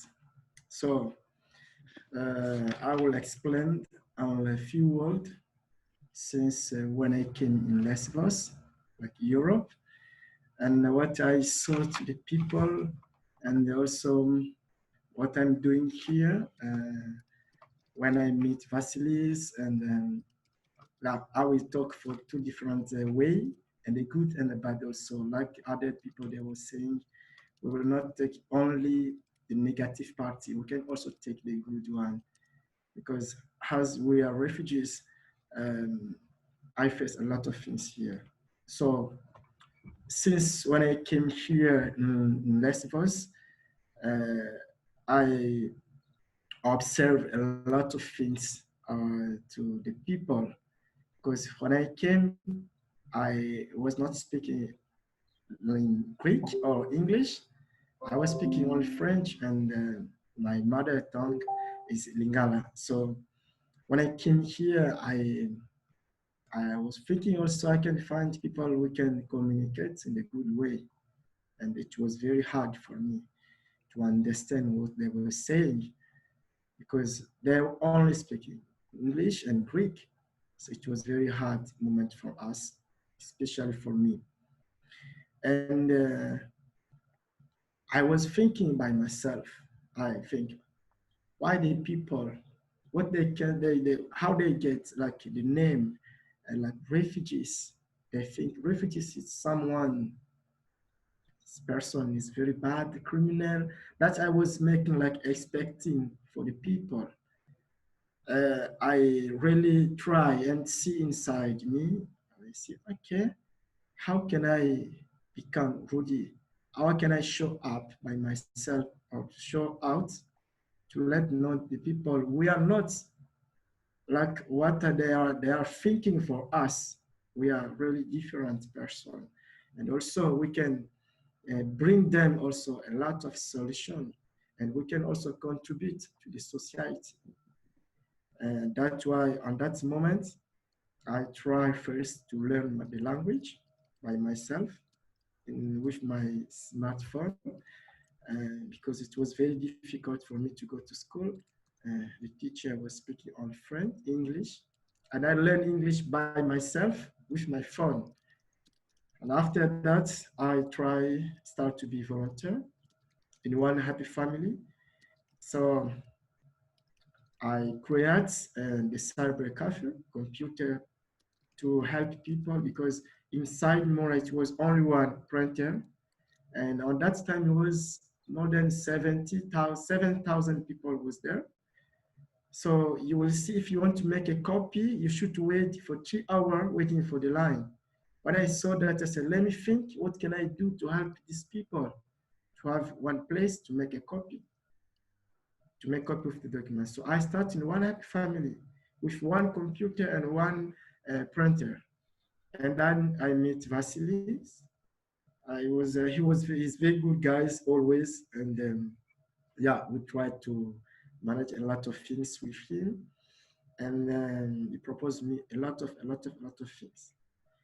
And it was very hard for me because, you know, when we arrive, we go inside, it kind of like Moria, the life become like dark. You will not understand when you will leave. You will move to the camp. What is the next in your life? What is the future? You will not understand nothing. You don't know for how long they will answer you. You don't know for how long you will get the answer. So I said, let me do some things by myself. Maybe it will be helpful for others. That's why we start with Vasilis to helping people to bring them to the university, to teach them the coding like Scratch, and also for the minor. And also I went to Sinipaxi. It was very good to teach every week the minor, more than 25, 30 people every week. For me, it was very good because I was trying to understand the Greek people, how they expecting the refugees name, the meaning name like refugees. I was trying to understand better. I met many fascist people and I met also good people. And I was very care about myself. For the fascist people I saw, they said, we don't like you guys, move our country. I said, yes, I will move. I'm not coming here to stay forever. But where can I go? I don't know. I don't have family. I can integrate in your country if you give me the opportunity to stay here, because I want to stay. I came here for to look for protection. So the good people was very a lot like Vasily and other people like Sinipaxi. And after that, I start to do a lot of things. And also, for me, this discussing issue would be very important for us to speak out for you guys, you are European people, to help us. I know not all the refugees we are like criminal, but other they are. I cannot say all the refugees they are good. But for me, as I was thinking to add something to the refugees, because it's very difficult for them to find a job and to do something if they don't want to learn. That's why I start to give them the course and start to have my music team. And this music team, it will become very bigger because that I realize other people, they will not again go back to university. I really like the idea of Sonia, and they was talking, they're supporting people with like education. But other men or women, they will not go again to university. So we need to help them to try other ways how they can start their life and for the future. You see? So I believe that to connect people together and to bring refugees close to the local people and also to the volunteers, they are coming here to support refugees, to connect all of these people can be very good, we can be more strong, and many of them can get the opportunity to start their own life. That was my goals. And I start to make it like music by myself, and it was very interesting for other people. So to bring refugees to the local to refugees and like volunteer to both of them. So when we are one and we can be strong, and many people will make a change, and many people will like to integrate to the society like Greece. I know it is very difficult for other people living in Sadika, but I'm trying to do my best. I don't want to explain the list of everything I have done here. Maybe when and you will have some question, I will explain about what kind of things I've done here in Greece, in Lesbos for refugees. But because there's a lot. And yeah, so for me, this is my point to add something very good to connect people and to let them to integrate first, to learn Greek and to learn English. Like Israel, he came here, he doesn't speak Greek, he doesn't speak English, and he learned. And I'm with him all the time we are trying to put music, to play music. And also identify the music. It is the best way for me because the music doesn't have language. The music doesn't have the border because it is the music. It is very full of love. That's why I'm trying to do now in Lesbos and to improve it by other things like social activity to help people. Now during this time in coronavirus, it's very hard. It's very difficult for a lot of people. Yeah, so that's like I said, I don't know, guys, if do you have another question, you can ask me because I have a lot of things I don't have to just talking by myself, but I would like you to ask me question and I will explain you more about that. And the last things I want to say, the life is very hard for us, for all the refugees. It's very dark, but we need to find the solution together with you. We cannot be here just to talk. I am a refugee. I have my own problem. I know people now, they are very angry because there's too many people in the island. It's more than 20,000. It's not good. That is sure. Even also my country, we have a lot of refugees and sometimes we complaining about that. And we can find a solution together with you. Like me, I'm ready to support the society. I'm ready to contribute in the society. I'm ready to help people for the future, how they can start their own life with me and by the way of playing music, to making the band, to making a lot of things, and it will be open mind for other people and also to integrate. Yeah. I don't know, Vasily, if you have a question, you can ask me. Maybe I can talk more about that. Rudy, the one thing I want to say about you, and it's a short period of time, but you someone who has gone with a good friend, Stavros Messinis from the Cube. You were working with him, traveling. Rudy went across Greece. So firstly, he was doing every week teaching refugees coding, unaccompanied minors in partnership with Sinipaxi, the organization that's earlier. But Rudy here went across Greece on a bus, teaching locals and refugees on freelancing. And he even came back to Lesbos to train refugees, and there were also locals representing that he participated in. And he's currently with volunteering also with MSF.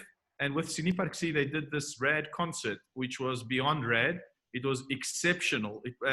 Peter, I'm going to send you the links. You'll be blown away what these guys put together, Rudy and his team. Really inspiring a group of people. They're doing unbelievable things. So, yeah, Rudy, I think we need to organize some other time again to showcase some of these things. So if you want to say more about any of those, the projects that you did, it was incredible, and very proud of everything done. And he's a real community builder, an exceptional human being. And one last point, Rudy, if I may say this, Rudy, or most refugees didn't have finances.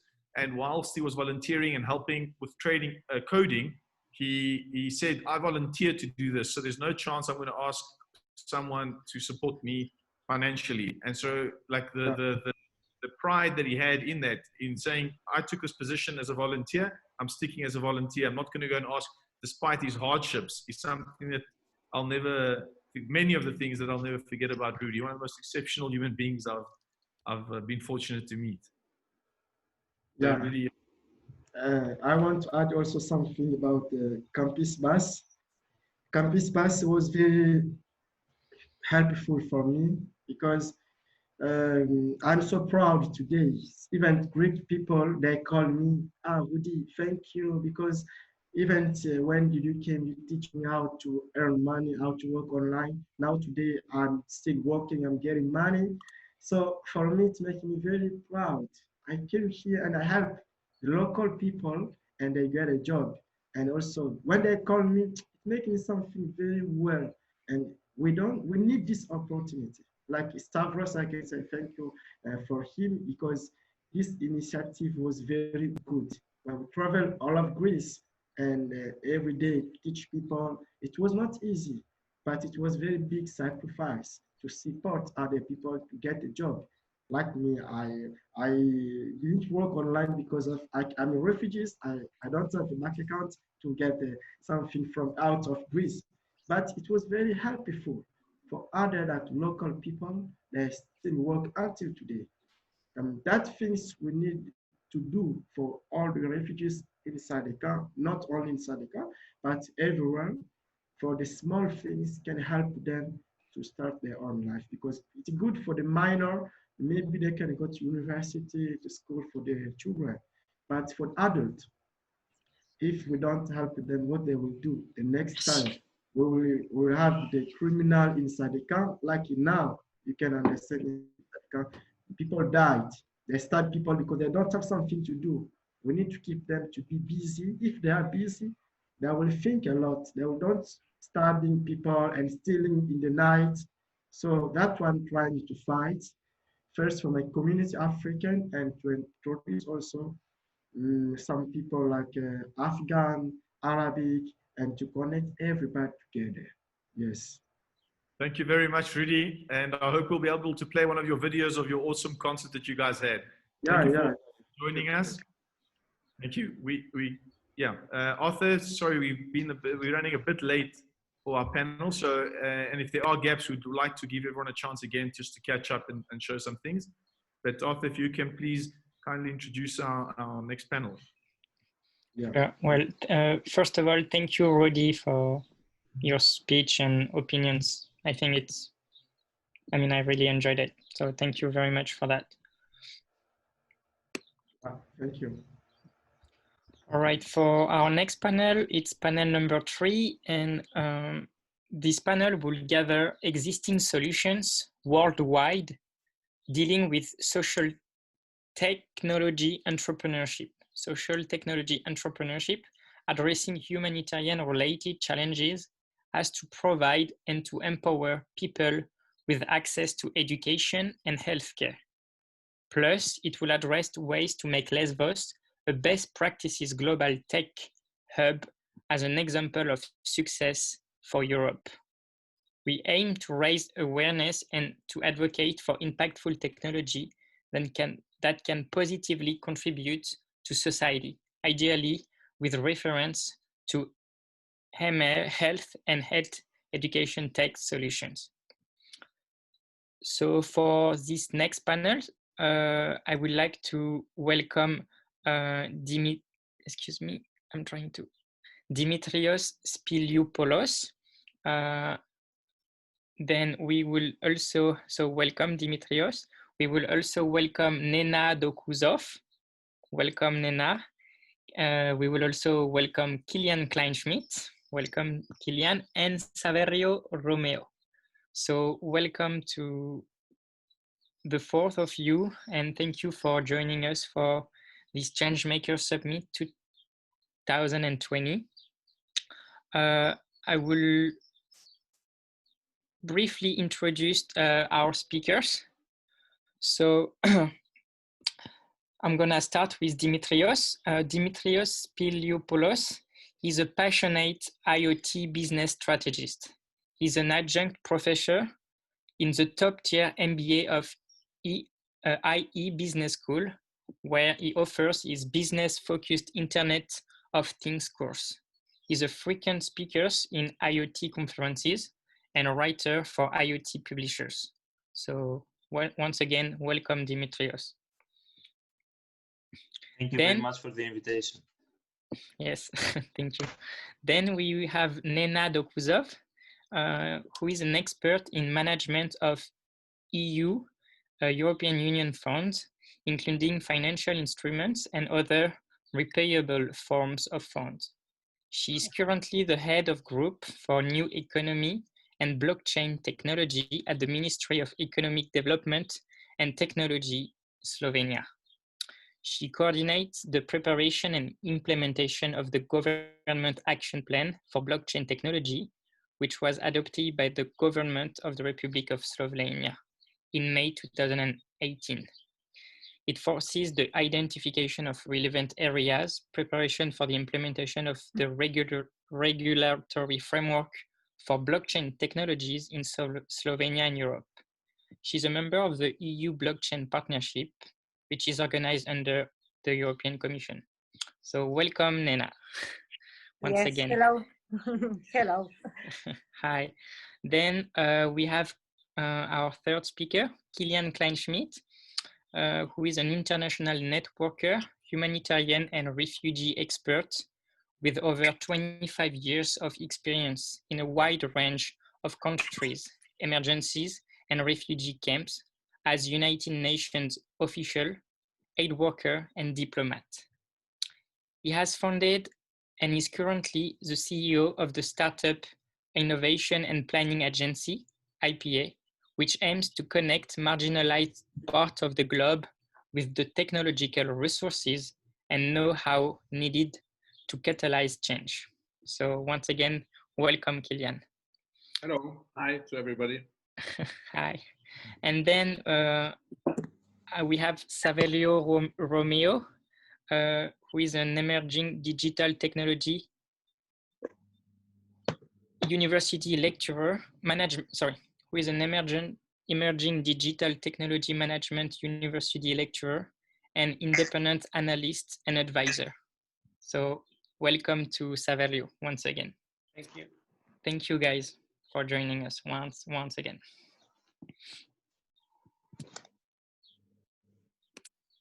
So thank you very much for joining. And as we've said, well, the long-term vision is the Global Humanitarian Tech Hub. We had very robust discussions yesterday as an initial Kickstarter off and with some solutions to go forward.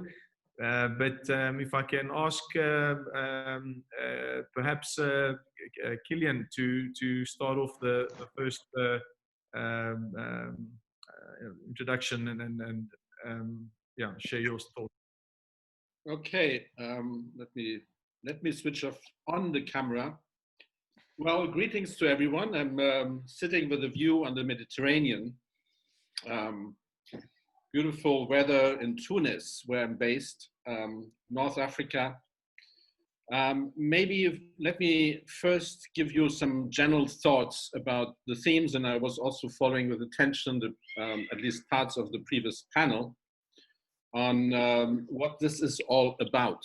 First of all, I think there's high time to change the narrative about the whole theme of refugees. Refugees is has become almost like a tribe, or has become such as a new species we seem to have invented. I mean, this is about human beings, it's about people, and people actually, yes, moving for a number of reasons. Yes, there is what we usually consider as the one of the main reasons is war and persecution, discrimination, so the fear of persecution as per the UNHCR definition. However, I mean, we're also seeing increasingly, obviously, the outfall of people on the move because they are in a way not always in a desperation with an immediate threat to their life, but they cannot realize, in fact, what makes what I would call beyond survival. So a lot of people living in conditions which are unacceptable, difficult, they don't access the fundamentals of life, difficulties to secure water, health, and so on and so forth. And particularly, of course, the climate change, natural disasters, but simply also extreme poverty are pushing people to make the decision to move. So the real number of people on the move because of these reasons is not 25 million, it's about 1 billion people globally who are in such a situation. It depends really on the definition. And so we need to be conscious that this is far beyond that dimension we see currently happening in Lesbos. It's an expression, it's the sort of the tip of the iceberg of what we're seeing. Now, a lot of this is also linked to in fact, the desire of human beings to be part of, yeah, an interconnected world, to be part of a world which has plentiful of resources, which has invented, actually, if we would take it that way, already everything. The only problem is it doesn't really travel. I mean, it's not only about the money. I mean, we're blaming the extreme super rich to own 10%, not even 10%, 2% own more than so and so many percent of the world population and so on. That's not the issue. It's also about knowledge. It's about technologies. It's about solutions which insufficiently actually traveling and made available. So what I'm, since I decided to quit the United Nations in 2014, when I was managing the refugee camp in Zaatari in Jordan with 100,000 Syrian refugees, what I'm really obsessed with is, on one hand, well, there's 7.5 billion people on Earth, and on the other hand, there's, yeah, I mean, many of them, most of them, do not have really the availability of accessing what we actually have already basically succeeded in inventing and doing and experiencing. And so most of these communities, most of these people, most of the locations where this is not really there, they're invisible to us. And on the other hand, many of the others, the inventors, the startups, the technology inventors, the innovators, and so on, they're sitting on brilliant, fantastic ideas, and they do not have themselves a way of bringing that together with those who would actually benefit. So what we're trying to do, and is through our project Switchboard, is actually to connect the demand and the supply. Or let's call it, because the demand has a sort of a negative connotation, let's call it as well the opportunities and the supply. And for this to happen, I mean, the reaction of the techies, of the nerds, would be to say, well, let's set up a platform, let's set up a marketplace. But I mean, we still very much quite often are in analog worlds as well. So there needs to be a connection which is beyond that sort of digital connectivity as we are now, let's say, a switched on community talking on Zoom. I mean, who on earth knows what Zoom is?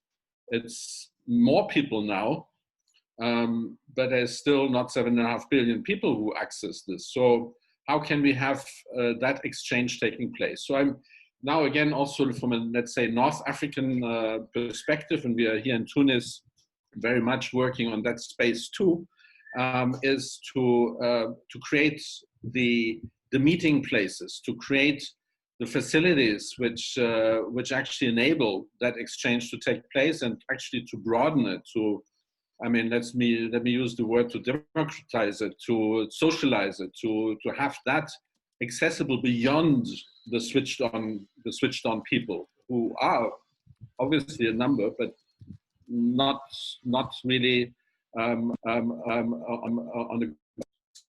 So that means the concepts we're seeing increasingly happening in a number of places, obviously, are impact hubs, startup hubs, labs, this type of things, which bring people together. So for me, there is the sort of the combination of different tools and instruments is necessary to be set up to connect, bring people together, to co-create, and so on, and get out as well from that sort of arrogant, quite often the global north, if I can call it like this, or the more switched on nations and so on, to say we have a solution for you, and our solution, my solution, is the best. It's about really co-creation. It's really bringing that sort of, well, here's the situation, here's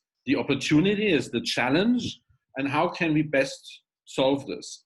So there may be a technology which may be a good fit in one country, in one situation, which may not be the best fit in another one. The most advanced, let's say, waste management plants and technologies where we move in the direction of really bringing in a concept of circular economy and so on, and etc., they may not fit into a place in southern Tunisia. So how do we create those solutions? Best is, well, zero in, zoom in, and then bring in that debate, that discussion, and that joint work, make that happen. A lot of this, again, I'm saying, can't be digital. Some of this is still analog, so that means people travel and will travel, hopefully, at some point again. And then on the other, I mean, it is obviously co-creation through better connectivity, creating tools. And so I see Corona as a super opportunity to create more tools, to work on meeting spaces which are beyond the capacities of Zoom, that we really create that sort of direct interaction.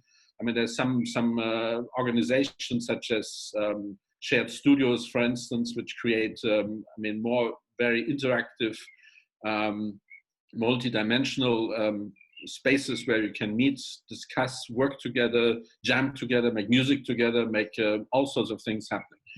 Now, coming to Lesbos and how to look at that, I mean, Lesbos would have had a big problem even without any additional newcomers. Let's call them newcomers. Let's not call them refugees. And it has been pointed out rightly in the previous panel, the newcomers, and that is felt as being a challenge and as a threat by many. Some have seized the opportunity and they have built up new businesses and so on. But Lesbos would have had tremendous problems because of the situation in Greece, because it's an emigration producing location. There are challenges of reviewing and renewing, in fact, the way of how to look at agriculture, at tourism, at other solutions which would make it, not forcibly, also for young people, more easy to stay on. And so in that direction, and I will soon conclude, no worries. And in that direction, we must look, and it will be also a discussion, I think, later on in the afternoon, we must look into how can we actually create the space for people who are now on the island, and that's the local population. Let's please not call them community, because I have my doubts on that whole sort of community. These are people who live there, they have their challenges, and before they talk about community, they will talk about themselves. So how can we make that difference for everyone? How can we look into the challenges Lesbos has? So now the concrete proposal, which we will be hopefully exploring more in detail in the future, in the afternoon and in the weeks and months to come, is to really create that space where that is happening. I mean, you obviously, Vasily, and others have created some of this, but it's pretty much limited, or there has been limited to let's say, a more exclusive sort of group of people coming together. Let's open it up and build bridges for people to come together. So how does this happen? So a physical location, that is what we would like to propose as one of the steps where that co-creation can take place, where technology comes in, where that urge of everyone, of people in Lesbos, of people in Ghana, in Congo, in Pakistan, and wherever, is actually met of bringing in technologies, ideas, concepts, visions together and create that space. And that needs to have the facilities to do so. So we need a space, a hub, let's call it a hub, which has accommodation, which has spaces where you can create, which has the tools, the instruments, the labs, the facilities, which has all the communication tools, so which becomes a pumping heart for the island of Lesbos. That's where the things will be happening. That's where young people and also older people like me can actually feel well, where there's fun, where there's entertainment, where there is, in fact, that community, a real community which builds up of co-creation. So building up a hub which brings that together in Lesbos, I think that would be one of the first steps in that direction. And I believe, I mean, it's a fantastic location. It's a tourism location. It's a place where people really would like to go to and have been going to historically. So why not building that into something more future looking, more trying to tell a story of the future of Lesbos rather than looking into crisis and from a doom and gloom perspective. So that's my concrete proposal. We have, and we will be sharing this at a later stage. We have developed the first concept. It's also something, by the way, we're doing here in Tunisia, where we have the same issues. People dreaming of a more connected world, dreaming of interacting with other people. Why do they want to get out? Because not of maybe only because of jobs and things, also because it's about lifestyle. And maybe in a very last remark here, I mean, I still believe very much, despite its misbehavior, I still believe very much into Europe as a project. And coming from, and I was made the year the wall came up. And that was a dramatic year, I think, for 1961 for Europe and for Germany, obviously particularly, but for Europe, for the world, in dividing and building up walls. Once it came down, I mean, there was a tremendous effort to bring young people increasingly together all over Europe. The European Union has done enormous work through associations, through civil society, but also quite often through state. I'm finishing. Through state connections, state support, bringing young people together in all sorts of forms, and that's what we need to create in Lesbos. Thank you. Thank you very much for that, Kilian, and laying the foundation and a broad overview on how we can change how we address the challenges on Lesbos into opportunities. Can I ask Saverio from Emerging Technologies, some of the challenges on Lesbos, for example, for the last 5 years, asylum seekers and refugees go to the hospital, and then you have this situation where locals come and they're waiting in queues and get frustrated, and the doctors don't necessarily understand, don't have records of when the full record of the refugees. They're not sure when they come back before. They don't speak the language. There's all these type of frustrations from a health perspective and also from an educational perspective. Whilst educational technologies and so forth that are out there, it's not been adopted. So if you can share with us your thoughts on what type of emerging technologies you could think that could be implemented, that, for example, could be implemented within the camps to make life easier and more effective solutions, more efficient solutions, where technology is also actually reducing costs because of, simplifying processes. So if you can just... Okay. I mean, thank you for inviting me to this. It's really one of my first call on this topic. I'm coming from a strongly technological background. I've done European policy on tech, so I'll try to bring a bit of my experience also on, let's say, smart cities, smart communities development, which maybe some ideas can be used.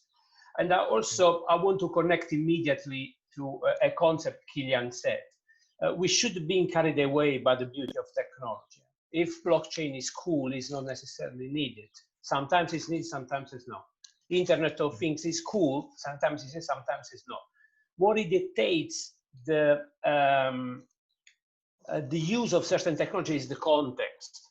So we need to understand the context, and technology needs to adapt to the context in order to provide tools and services.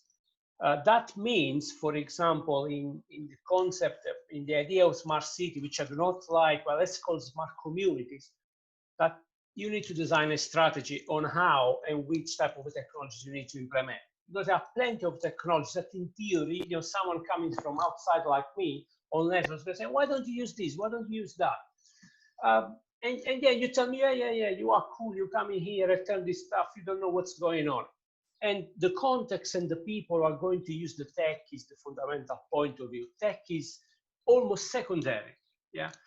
Then I can tell you, Vasilis, there is a lot. You talk about use of doctors in a remote way. Okay, we can do remote diagnostic. We can do telemedicine. Yes, cool. You can do it. There is the tech there to do it. Now, is the context prepared to adopt that? Is the doctors community in Lesbos able to adopt that? There is the digital culture to adopt that. This is not just a problem of Lesbos. It's a problem everywhere. We talk about tech, a lot of fascination of tech without being culturally prepared to use it. Yeah. So definitely, I also believe if I draw from the smart city story in which I've been involved for almost 5-6 years now, you have two types of development of smart cities. The one in which you take technologies into an existing cities, yeah, and you use tech to enhance the services of the cities. And then you have smart cities basically starting from scratch. And that requires an integration with the architectural side of it, with sociological side of it. So now I believe in a camp, which I personally believe should have been there, we should find different solutions to the problem, but we should think about really a collaborative approach to the development, let's call it of a smart camp. Yeah. And the technology there are there. I mean, Dimitrios can, I'm sure we'll add on it, but there are plenty of tech. On the educational side, plenty of tech could be from connectivity. You don't really need maybe super broadband for certain things. If you want to monitor the quality of the water into the camp, you can do it without having broadband, but with employing certain other type of technologies in association to sensors. And that can go on. But I think in order to answer properly your question, we need to understand the context. We need to design a strategy for that, to understand how outputs you are going to use, and we need to educate, because the educated part is probably in tech all over the planet is the most important part. Rudy is teaching Scratch, which is fantastic. Yeah, I would suggest to him, oh, come on, Rudy, jump up on Python, which Python is slightly a bit more powerful than Scratch if you want to prepare people for the workplace. And again, if someone comes from external world, being the professor of the situation, yeah, I don't want to be like that. But the context is really what we need. In terms of educational tools, I'm teaching Birkbeck, University of London. I'm teaching for undergraduate and postgraduate, but we have moved completely to online teaching. And I have discovered a planet, really, a galaxy of tools. Yeah, a galaxy of tools if you are curious how to improve your online teaching, doing assessment online, real-time streaming. There are plenty.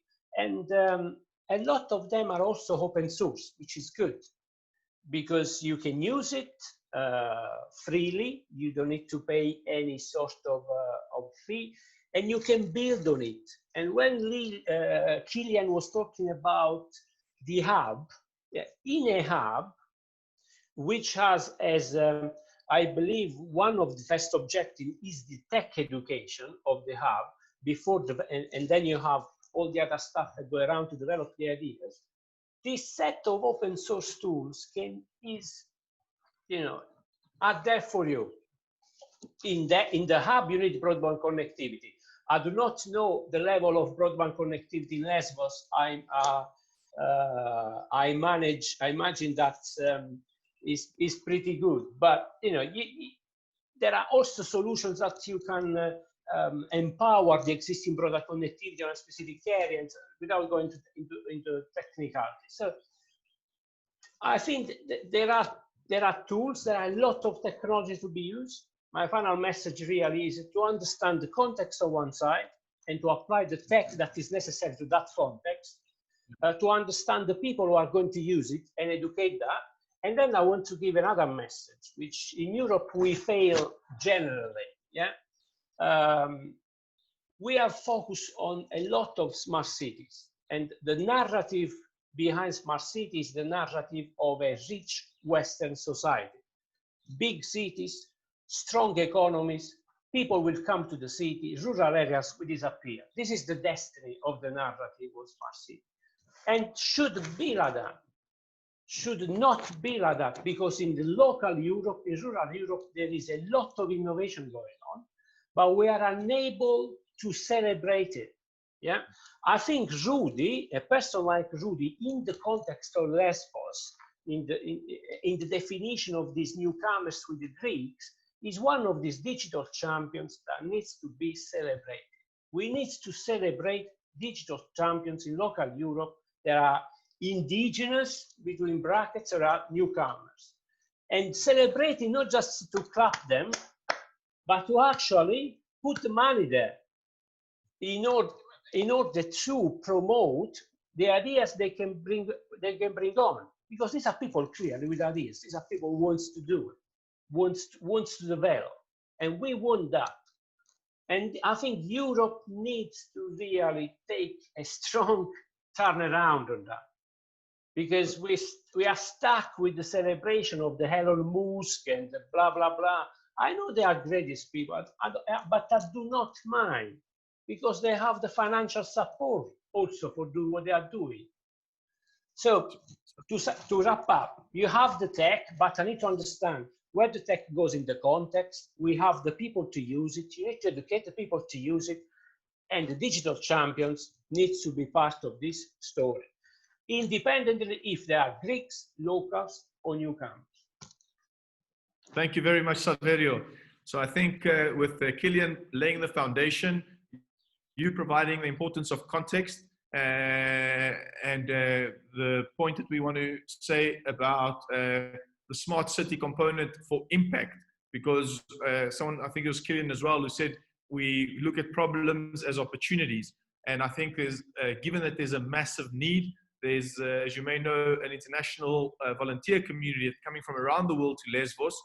And if there was a place with the right context that we can look to build the right solutions that address some of the social challenges, and this is part of the ideal vision that we would like to go towards, is to create a living lab, to give context, a living lab within the structure of Killian that looks to produce relevant tech solutions that make life better for society, and some things that we can celebrate that whole piece together. And I think this panel follow Dimitri and Nina. I think it comes together in a fantastic way already yesterday with the conversation. So really excited to continue the discussions here, and really hope that in closing,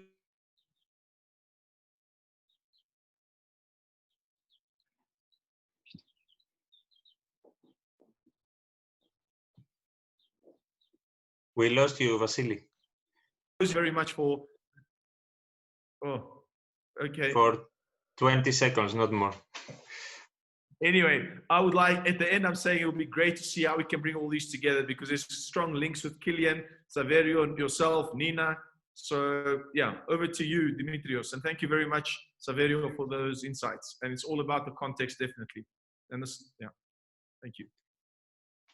Yeah, I really agree with what Saverio already mentioned, and myself also I'm coming more from a technology, but with a business background. I'm not a techie, let's say, but more from a business and how we can use technology to solve problems. I agree at the context, and for sure there are all the technical or technology solutions that we need. There are many tools for almost all the problems. I mean, we could name here many solutions, like when you speak about healthcare, also the hygiene is involved, the water management, the waste management is something relevant, right, for the communities. But all of these tools exist. I don't think it's a purpose to speak about IoT and sensors today. But I want to say that let's say for Lesbos, I see there are the locals in the cities, but also there are the newcomers, or let's say the refugee camp, but also there are the rural areas that Saverio mentioned, like the villages, and they have also many needs, and for sure technology like with IoT can help with no need to send people there, but you can manage the infrastructure or healthcare remotely. But also there are the NGOs, which are like the people who work there for some period and then they're leaving the island, like maybe for 6 years or 2 years, for 6 months or 2 years, hopefully not 6 years.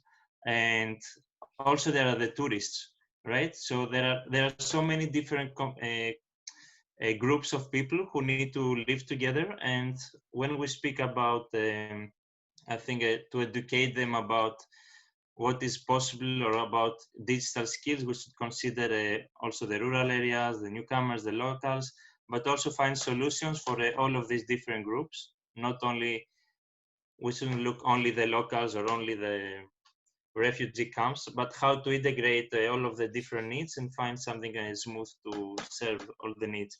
And just some points to add on the previous speakers, because they mentioned many things I would like to cover, but I think one idea which is related to education and creating the living lab that you said, I like the idea of what also UK is doing. Of course, here there is, I'm based in London, by the way, there is lots of funding, so we cannot compare things, but here also there is a concept of digital catapult or innovation hubs. And this is, they try to create collaboration and awareness about what technologies can do. So I'm thinking like something similar in Lesbos, which means we can have like their education for locals and whoever wants to join, for refugees, locals, tourists, everyone wants to learn about digital skills, about the to understand the potential of these technologies, and then having bringing similar startups maybe, or companies that they have existing solutions, but bring them in the island, trying to understand the context that Saverio mentioned and adjust what they have already, but adjust it to Lesbos. And if we manage to adjust to Lesbos, this means we address local island community, population, which is different than being in Athens or Istanbul or London, right? Addressing also the tourism, addressing also the newcomers or refugees who have different needs, and also the rural areas. So everyone can learn from this community and from these living labs that you said. And it's also the technology vendors can learn, the local municipalities can learn, the government, how to do it, and then they can replicate this for other islands in Greece, other islands in Italy, and like this could be a good test bed or living lab, as you said. But adding on Saverio's point about that he discovered how much is online by teaching me, I had also to upskill myself and do online teaching. I think that no need to bring everyone in the island, because this would be super difficult. But now with Zoom and all these digital tools, we can even use expertise which is in other countries or other islands, to bring them, to create the discussion and share an expertise, let's say, or have online training. No need to be everyone in the same room, to do this. Just, I think connectivity is really important, as Saverio said. I mean, if we speak about all this, everyone needs to have good connectivity. No need to be 5G. It can be, Wi-Fi and 4G, but we need to have the network infrastructure. Yeah, and educating also, I think the local, the public sector is something key about how they can use technology to solve the problems they have with healthcare, with infrastructure, with security, with waste management. All of these are relevant. And yeah, let's continue the discussion. Thank you very much, Dimitri. The one thing is, if you could give one or two examples that you have off the top of your head, given COVID, just for the audience that are not familiar of how technology can be used. So if you've got something off the top of head. And the other part is in terms of the suggestion of bringing startups to Lesbos from a context perspective to adapt their solution to the local context. So something we would love to work as a team or to implement on Lesbos is, and in context of the right smart city, Saverio, is to make a impact tech accelerator program. So a program that will be physical for 2 weeks and the rest of it virtual, formed by locals, asylum newcomers, and the international volunteer community of trying to pilot those. So, you know, as a base, I mean, Killian spoke about the environment that you've got, but as one of the programs within that environment, doing a leading accelerator program, which I would actually like to call a summer school, because it's educational even for students to and learn from it and intern from it. The value you're going to learn from these incredible startups that are now becoming multinational companies is, you know, we're going to solve real problems and help bring the best of the best solutions to a beautiful island. So I really like that suggestion that you said. Why not bring solutions from around the world? South Africa's got amazing technology, and bring it, test pilot, implement Lesbos for Europe. And with that, so if you can tell me one example, and then I want to go and give the floor to Nina. So if you've got just, one or Vasily, to what you said about the summer school and these concepts, I think if we have at these programs, let's say, if we bring everyone together, like newcomers, locals, tourists, or visitors, to work together, you know, like to collaborate, to learn themselves, have some free time, social time. This is how we can bridge the gap and solve all the misunderstanding that the previous speakers mentioned. I think is by doing something together, you understand that you have, say, emotions, similar problems, and then you can go back to your country and share what you experienced, right? As you do it very well, Vasily, with all of us. So about COVID-19, I can mention one solution I like, and Saverio or someone else can mention another one. I like something simple that maybe 2-3 years ago we would say that this is useless. I like the idea of a smart thermometer which I think if I had heard this 3 years ago, I would say this is useless. But we saw, like in the US, there is a IoT thermometer that it's a normal thermometer, but it can send the data of your temperature automatically, not only for you to keep the history, but send it to the hospital at your local community, but also maybe send it to the island central authority, I don't know, and then maybe to the local healthcare government, you know. So, and this you can have data from every village and from every hospital, and hopefully from many people at the camps.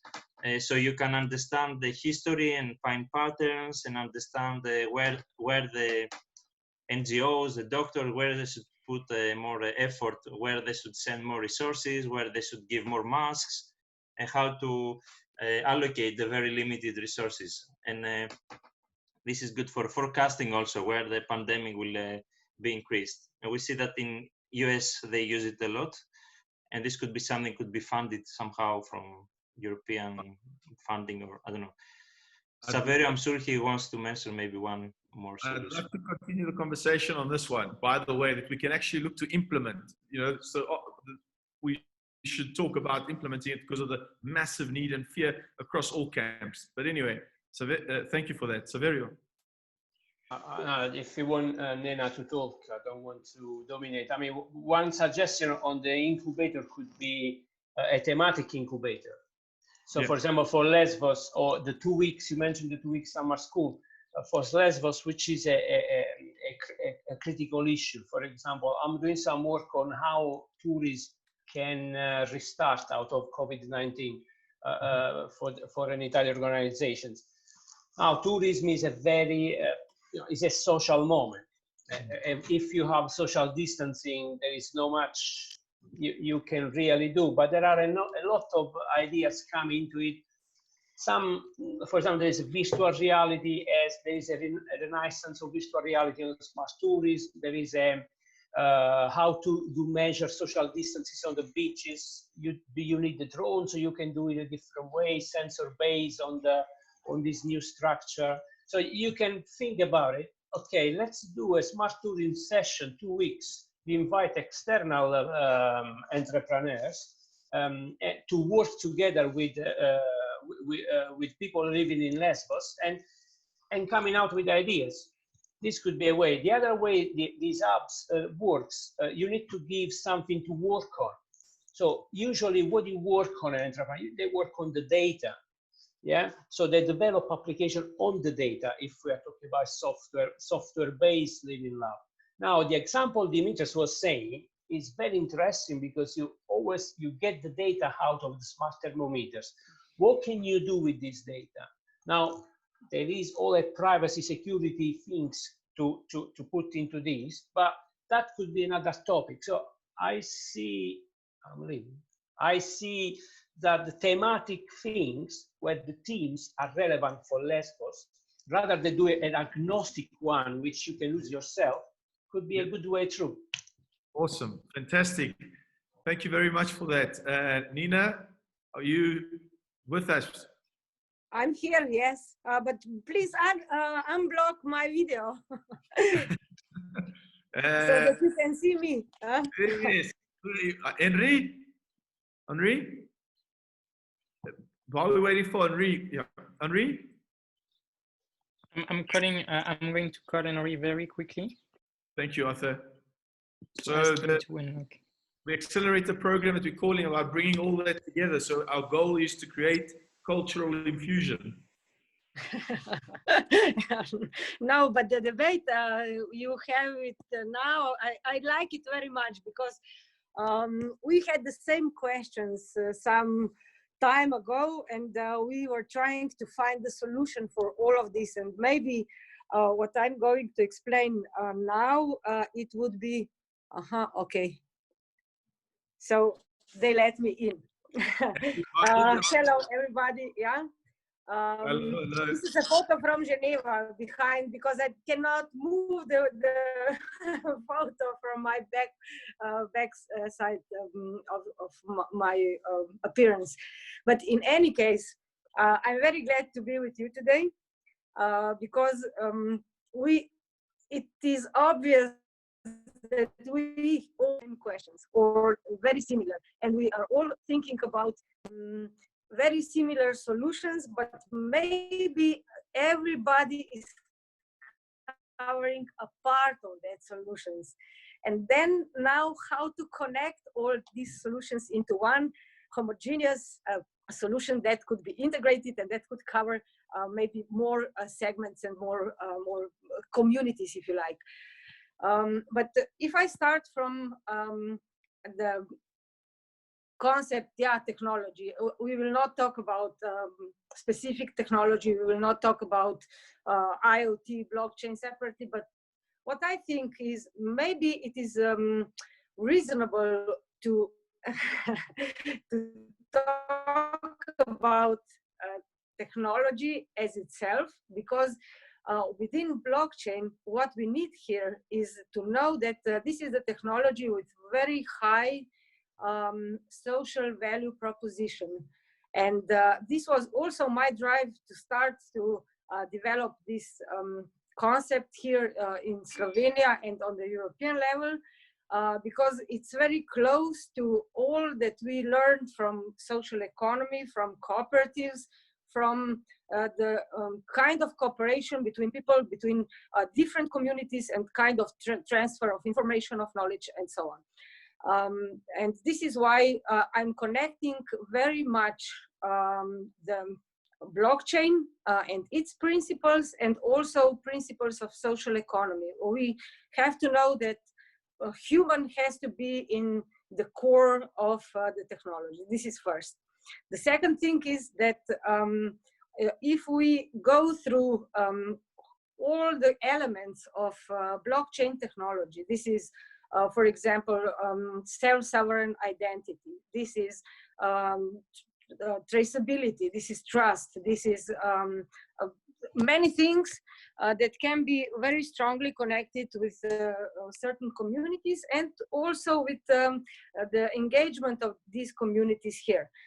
I have to say that we build a project, and maybe it can be very useful to implement it here. I agree with living labs. I agree with smart city concept. I agree with all the concepts that we are facing in Lesbos or other communities that are facing the same problems. But thinking about how to use the technology here, we built a community around technology. It was a kind of distributed autonomous organization. This is a kind of governance type for organizing the different communities that can transfer knowledge, that can make markets for themselves, that can be visible to each other. So first we were thinking about distributed autonomous organization that can be baked or based on blockchain technology. Then we upgraded this into distributed collaborative organization. And what I think, having in mind so many different communities, okay, refugees on one side, the citizens and the inhabitants of Lesbos in the other side, externals are the volunteers or the people that are coming to Lesbos as tourists or medical staff or something. This can be third or fourth population that could be relevant. But how to connect all these populations?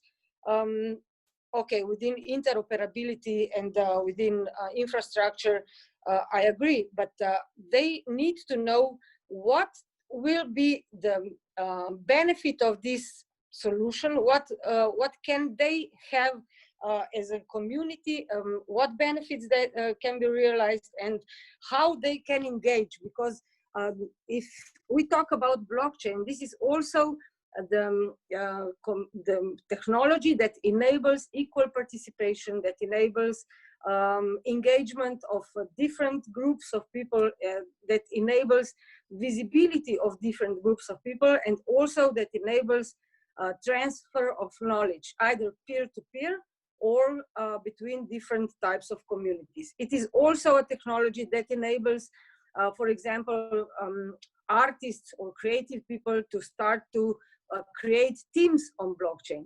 So if we have a platform that is multifunctional platform, maybe this can be also used as a tool for engaging the community and subtracting that knowledge that is available in different types of stakeholders, if you want, and to enable them to participate in the process in everyday life, and to co-create that community in which they live.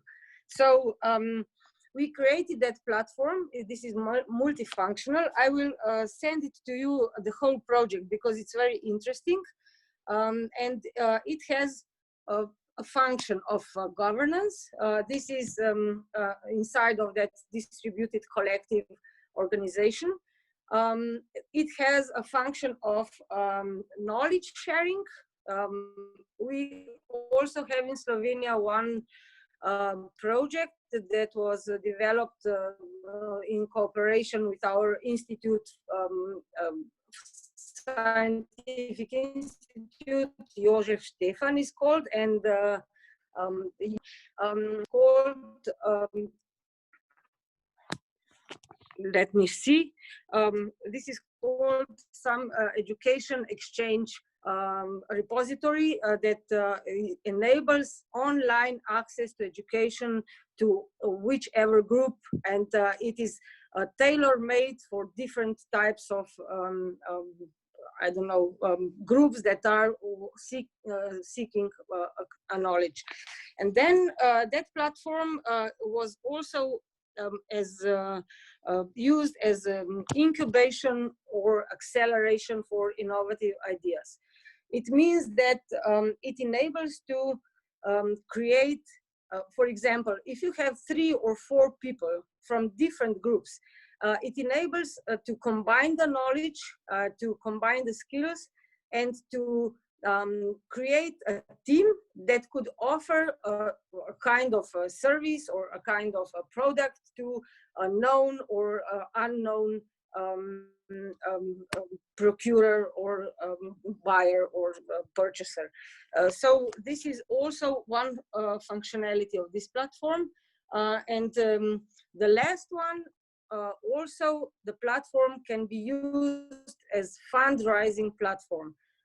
We know that we have a lot of money laying in different programs through Europe, in different projects, but if we have an exchange platform, this is not crypto, okay? This is something like solidarity platform that enables the exchange of assets on blockchain based on trust, based on security, based on safety, as technology offers this safety and security by itself. I think that we can share this concept of project, and it could be the first step in shaping that living lab, or what you want to shape it in Lesbos, because you have the issue of COVID-19, okay? You have the issue of social distancing. So if we use the technology to support certain functions of living lab that could be established later on when the conditions will be normalized, then I think that we can make a great community cooperating based on equal participation and also incentivizing. We were talking about smart cities, smart communities. Here on blockchain platform, you can make an incentivizing principles or concepts where people that are engaging in certain activities can be incentivized either by local authorities or by some public service providers or by different providers that have access to their money on time and their participation also in co-creation of services. Maybe this for now, and I can explain a little bit later if you want. Thank you very much, Nina. Can I ask you just a quick question? You mentioned about the financial services aspect. I mean, is this operational? For example, could your platform provide access to finance to refugees? So would that a community of newcomers that would be able to get access, and is it operational? Could someone donate for financing? Not yet, because we don't have such a problem with the refugees. You know, we were only facing the big issue in 2015 when more than 500,000 people passed through Slovenia. After that, we started to think about how to make or add the functionalities to this platform. But in any case, it can be developed. It can be developed. There is a base for development of that kind of functionality. And also we will have, now there is on the European level, a regulation on crowdfunding that will enable to apply directly to the Commission to create crowdfunding platform, and then to fill it with alternative investment sources. So I'm hardly waiting for this because it is directly applicable to EU, not necessarily on the local level. And there is one more thing I wanted to share with you. I'm a member of European Blockchain Partnership, okay? And we started to develop 4 use cases or 4 services 1 year ago. And one of these services is European Blockchain Services Infrastructure. And Greece is also member of this European Blockchain Partnership. I will try to find the Greek colleague, then I will talk to him, because maybe Lesbos can be a very good test point for yeah. It came to my mind when Dimitris mentioned the infrastructure and connectivity and this. And there is one more thing. If I mention just the other three, one is digital identity on blockchain, the other is diploma on blockchain, which is also very useful. The third thing is EU funding on blockchain. Maybe this is also very useful for you. And for this was for version 1. And version 2, we selected, one of the projects selected for version 2 development of that services on blockchain is German Asylum project. So if we manage to connect this German Asylum project to Lesbos refugee issues and challenges, then maybe we can create something very good. Well, that sounds amazing, Nina. And for the project, just to let you know, the project that you said about for the EU with governments that want to embrace the social economy across Europe, the project that's available for the 9th of June. We've got some social impactful partners in Berlin that are doing amazing work. So, and I think in the 5th panel, we can unlock that a bit more. Okay. But they would be the ideal people because they are involved with refugees as well in Berlin, and very good relationships with governments there. So it's, yeah, like I think this brainstorming and exchanging ideas will be pretty amazing. So can I ask, I think unless someone's got specific questions, please let us know. Otherwise, I think a quick wrap, how could we, what could be the next steps, or just some thoughts around that, so we can go into the next panel. And for those who can stay on, you know, the next panel is leading from this one. So you're more than welcome to stay on board and share some thoughts on that panel as well, if you have the time available. But if I can ask you guys to each just give some closing remarks for this session, and ideally if there's some thoughts on next steps to Lesbos. And I think, Nina, you pretty much already said that.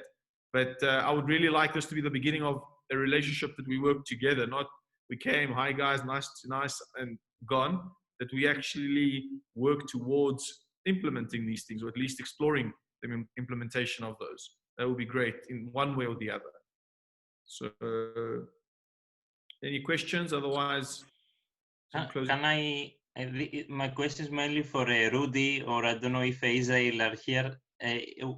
From what they heard, my question is if they think this makes sense, is something that Rudy, you think it will help you and the local community, the locals and the refugees, you know, is it something you see the value? Just because we discuss here, I think all these are good ideas, but what do you think?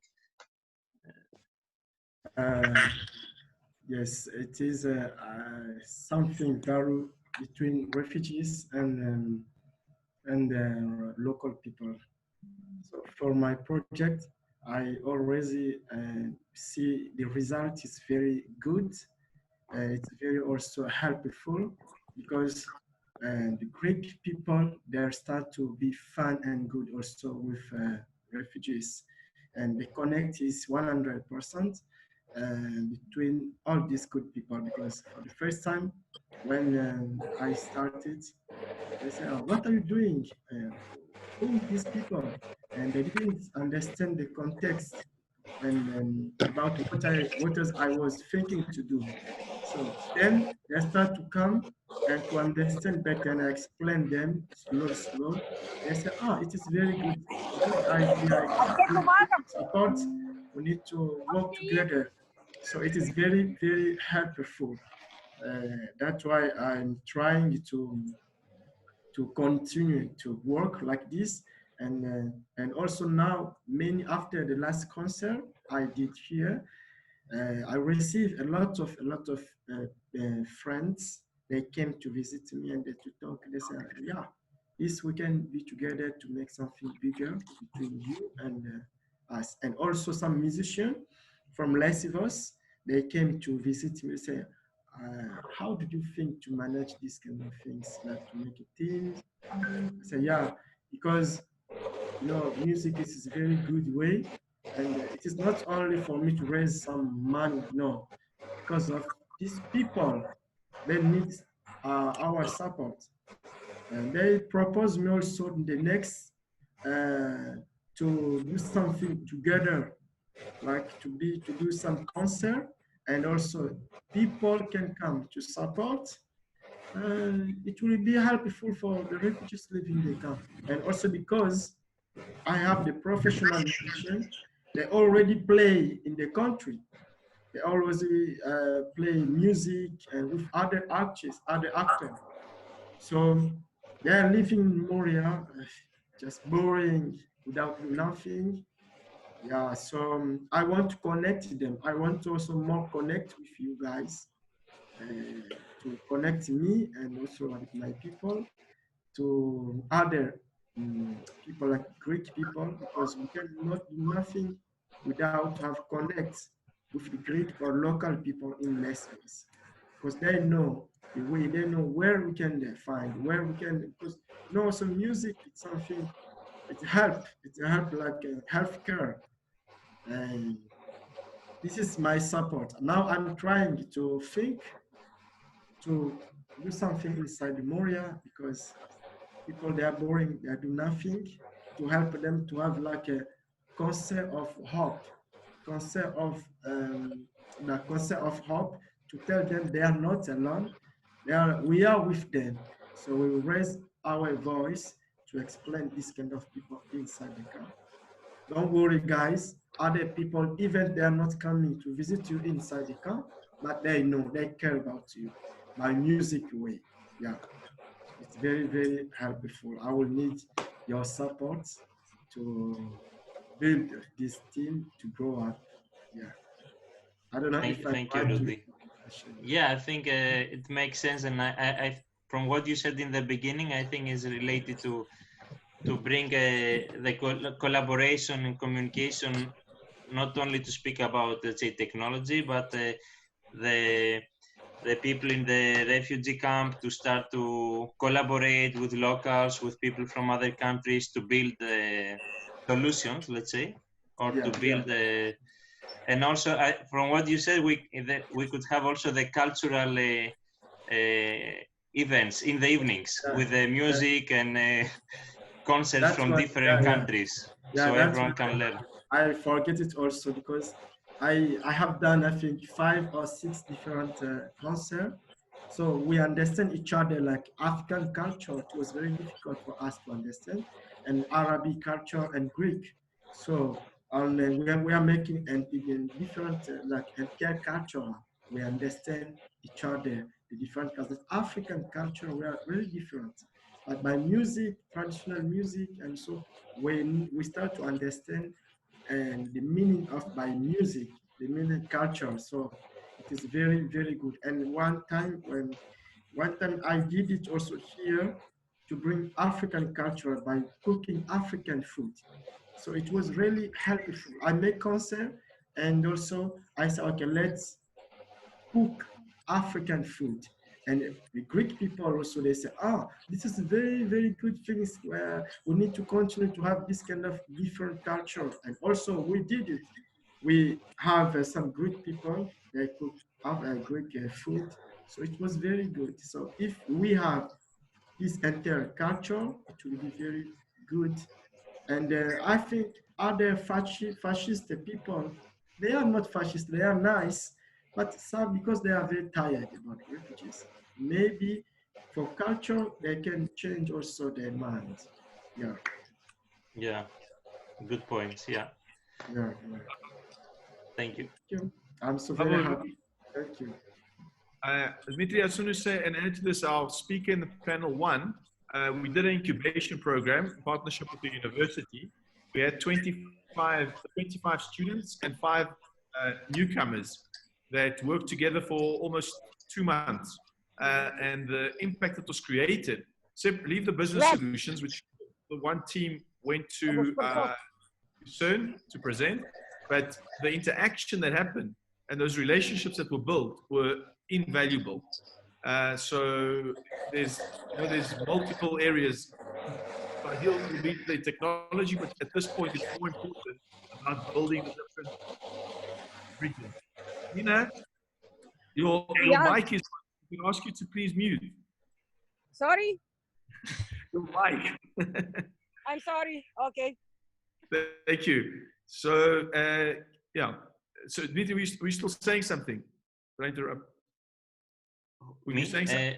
No, I was not saying. I mean, as a conclusion, just summarize that I think also what Saverio said, that it's not to look for a technology, but first to understand what are the needs, what are the problems in the different communities in the island, like the rural, in the villages, in the camps, in the cities, tourists, NGO, all of these, they have different needs, I guess, but trying to adjust and get the technologies that are, or solutions that are available in other countries, maybe, and adjust them to the context of Lesbos. And yeah, education, not only of people in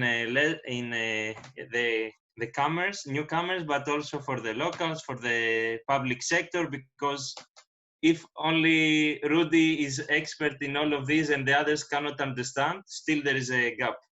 So it's how to bridge this gap. And yeah, if we focus, like, we cannot do everything, right? But if we start be more specific, like the first goal of 2020 or next year is, I don't know, it's like infrastructure or healthcare, for example. Maybe to focus this, and next year or next 6 months, maybe education or something else, you know, just to focus on specific things so it can be more effective, all this initiative or the effort. Yeah, that's it from my side. Thank you very much for the opportunity. I want to add also something about the technology. You know, when I'm going inside the camp, I meet a lot of people. Like there is one school, Afghan school inside the camp. They're trying to teach people to get all the children. They start to teach the children from 9 until 10 p.m., 9 a.m. until 10 p.m. So they are doing amazing job, very, very good. I was there. So now they're trying to make also some African school for the children from Africa. So it is very good things. So we can support them. I don't know, maybe to try also to put another like computer school there, and the people the good networking, like internet, they can be there to understand how the things going, to teach them about the technology, or not only to for the language, but we can do something like not or coding or big data. Yeah, coding. Yeah, something specific, because not everybody there's a smart, like example by mathematics. No, we are really different. Other people can be very, very smart with another knowledge, like by coding, like by language, learning language, like by mathematics. So I would propose, if we can see them and also propose them another knowledge people can learn, if they will believe that. So try to fix, like to think about the security, because it's not a good place. We can try to talk with the director of the camp, also police, and try how we can staff inside the car and bring it, and try to find also maybe 2 times or 3 times a week. It will be helpful. Even they will not come to the town, but they are everything inside the car. Also Greek language, also English language. It will be helpful. Yeah. Yeah, and even there is so much content online which is free, like free courses for big data, for example, or coding. And if somehow there is the connectivity, like the internet and a laptop, very simple laptop, you don't need you can do the most of the work as a group there, and have sometimes the professor. I mean, it's if you have the tools, it's easy to do it, and even for free. But I know it's not easy to have always good connectivity or everyone to have a, you know, the computer is it's. Yeah, But if we can find solutions for this. Yeah, I did it before on section B with the minor, and also in the olive grove with some with movement on the ground. We did it in internet, so we need to have good internet and someone also to show them the link how it's working, because many people they don't know. There's a lot of free course online, so we need someone to teach them, someone guide to them. show them, to bring them the tools.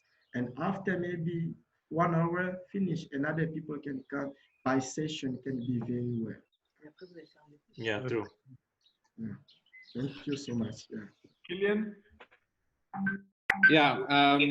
Moving to the session, but please go ahead.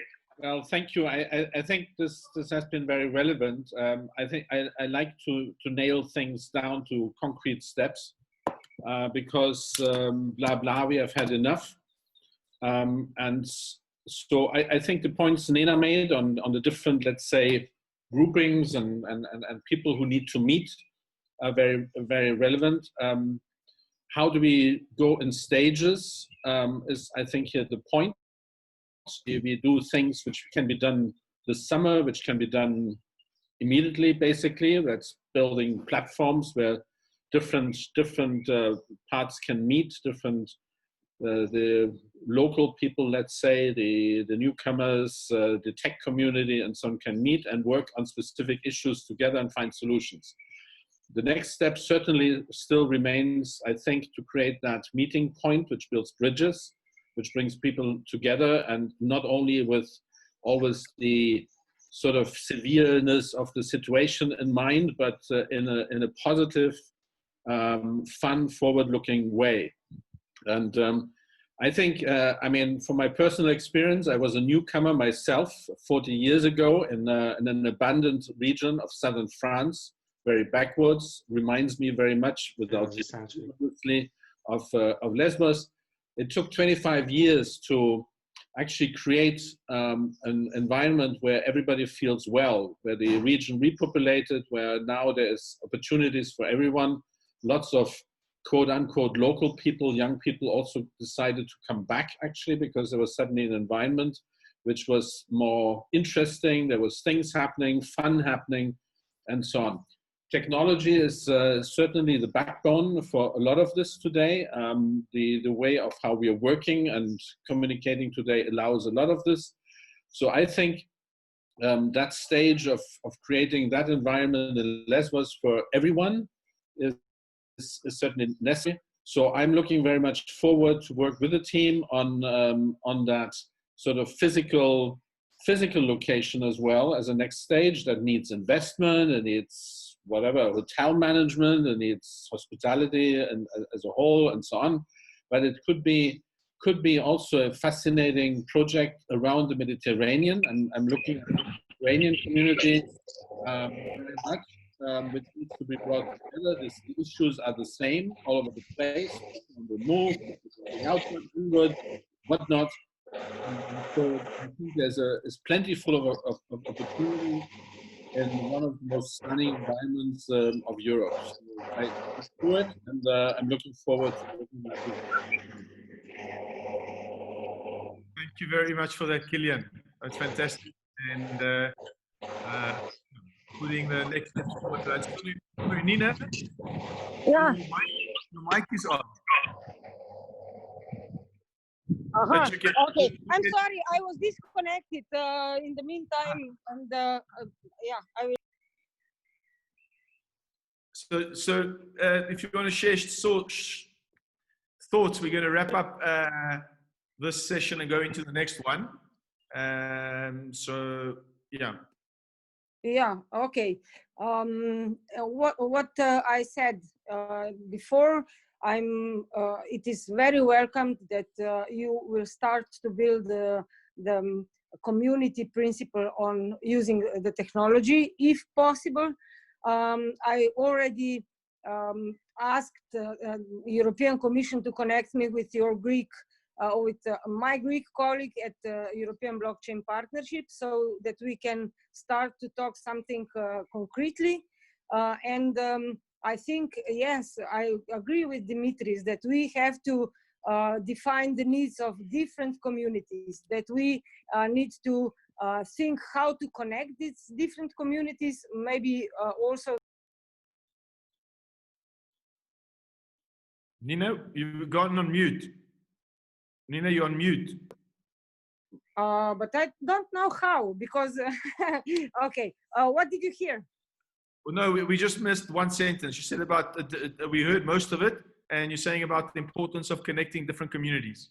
Yeah, okay. And it is important to identify the needs of those communities, and then to start to build that connecting distributed organization where then they can play their own roles, they can participate, and they can also access to market if you want, because it's very important that they lower their costs when they access to market through the usage of that type of technology. What I think is that you have very big potential in Lesbos, and the people with different skills that have to be connected, and also the knowledge and the skills from the refugees, what we saw the case before. It is very precious, and it has to be integrated into different communities, even in Lesbos, or even wider through Europe. So I think that you have a chance to become really a lab, a generator for solutions for different communities, also for the refugees, but for remote people from I don't know, farms and agriculture parts of the state. So we can also use that smart villages concept. It will be 2.8 billion euro for smart villages concept for new programming period. And please think about how to integrate into European network of smart villages. We can develop this, okay, you for Greece and we for Slovenia, but we can connect then into that network so that we can collaborate on smart villages as well.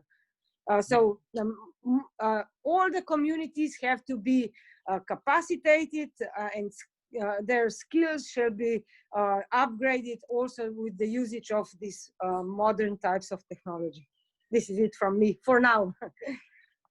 Nina, absolutely amazing. And I have to say to you, one of the most beautiful villages is on Lesbos. It's called Plomari. It's got, I felt like popping champagne, so it made me think of it as well, because the best ouzo in the world is from Plomari. So I hope that we can all go together into a smart village of Plomari. There's also Molivos, Kaloni. There's beautiful villages that perhaps all of them could use this. But anyway, so focusing on Plomari, but that'll be amazing. So thank you very much for that. Yeah, thank you. Bye-bye. And I look forward to you guys coming there. So Dimitri, anyone else something to say before we go into the next panel? And please do stay on board because it's going to be as a follow-on to what the discussions we're having now. No, we covered everything, I think. Yeah. Nina, you leaving? Yeah, for a while, but I will join you in half an hour, okay? Awesome. Thanks, Nina. Thank you very much. Right. Arthur? Yes, hello. Can you hear me? Yes, we can. Okay, great.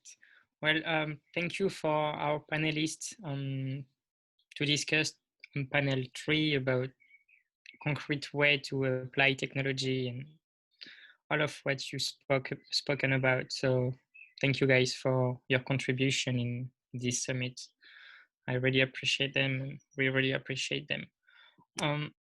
Now we will go through panel number 4, which will which is about civil society in a digital world / adapting to the convergence of technology, humanity, and ethics. Hashtag the 5th industrial revolution. Our world is changing rapidly, and we need to connect on a human level. It has caused discourse driven by fear of the unknown. We aim to explore this further, sharing future insights of the changes and ways in which we can inspire a positive way forward. So for this panel, I'm glad to introduce once again Kilian Kleinschmidt, who will be speaking along with Gerard Hofer. So welcome to Gerard online. And I'm not sure about Ervira Poshko, Vasily. She may be on the call with Gerard, but we can, I don't know, can you make Gerard's video? Oh, there he is. So he's hello, everybody. Actually, she couldn't manage it. You know, okay. Okay, sorry. No problem. But no problem. I try to do and give my best. Thank you so much. With you as well, and Rudy. Hello. Sorry, go ahead. Yeah, so basically for our new viewer, I will quickly introduce Kilian Kleinschmidt once again, and then please, Gerard, I'm sorry, I don't have information, so will you, after introduce Kilian, introduce yourselves, and then you will go for panel number 4, guys. So yeah, for our new viewer, for now's panel, we are with Kilian Kleinschmidt, who is an international networker, humanitarian and refugee expert with over 25 years of experience in a wide range of countries, emergencies and refugee camps as United Nations official, aid worker and diplomat. He has founded and is currently the CEO of the Startup Innovation and Planning Agency, IPA, which aims to connect marginalized parts of the globe with the technological resources and know-how needed to catalyze change. So once again, welcome Kilian, and please, Gerard, introduce yourself. Thank you.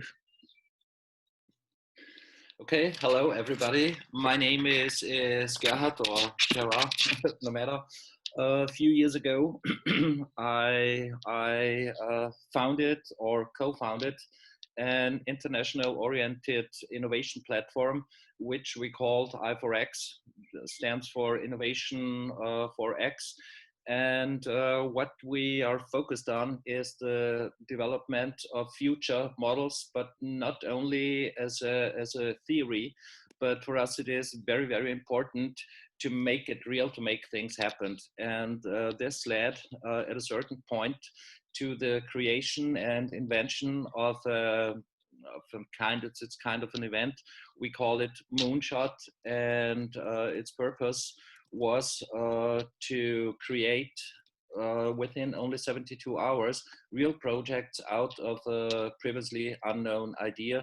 And we create this as kind of a human supercomputer with around about 100 or up to 150 real experts from different fields. So you can imagine it like you drop in with an idea, you get the moonshot process, and you go on with your own ready and marketable company. So you're fine with that, or yeah, that's a perfect introduction. Thank you very much, Gerard. So just with the discussions, and thank you for joining a bit earlier. We've been discussing, for example, we were saying, well, what solutions can we implement? And then the thing is, before you can implement these, what is the context? What's the requirement? What is the need that we want to address? And we had a really good discussion in terms of setting up a foundation or a physical platform that Okay. through which we could work and bring diverse people together to co-create. Because if we brainstorm and we bring the idea, how does it get implemented? So Killian was talking about foundation and as a hub of activities and different activities. And then we were talking about the context of the solutions and the smart cities and the thematic approach, and what type of programs could we use to actually launch those initiatives. And then we showed some examples as well. And lastly, for example, you can use thermometers with Internet of Things that can send details to the hospitals, to government, to whoever it is, to capture that information as one of the solutions. And the other point was, so how we could create a platform through blockchain that connects that community. But so exchanging various ideas, but I think, so with all these different components, I think what would be nice is, and with this moonshot idea concept, these different things that exist, how do we actually physically launch them? Killian, like already mentioned, so let's get the team going based on the discussions we've had, that he wants to and suggested that we get this thing going off. So I'd like you to just share some thoughts on that, and then after that, if Killian can make the presentation, and then we can have a discussion on that presentation, perhaps some practical steps that could be taken, just to some creative thinking around that type of presentation or additional things. So if anyone else has got thoughts, but yeah, that's what I suggest. Okay, I'm fine. I'm fine with that. So, Killian, would you like to share some thoughts on that?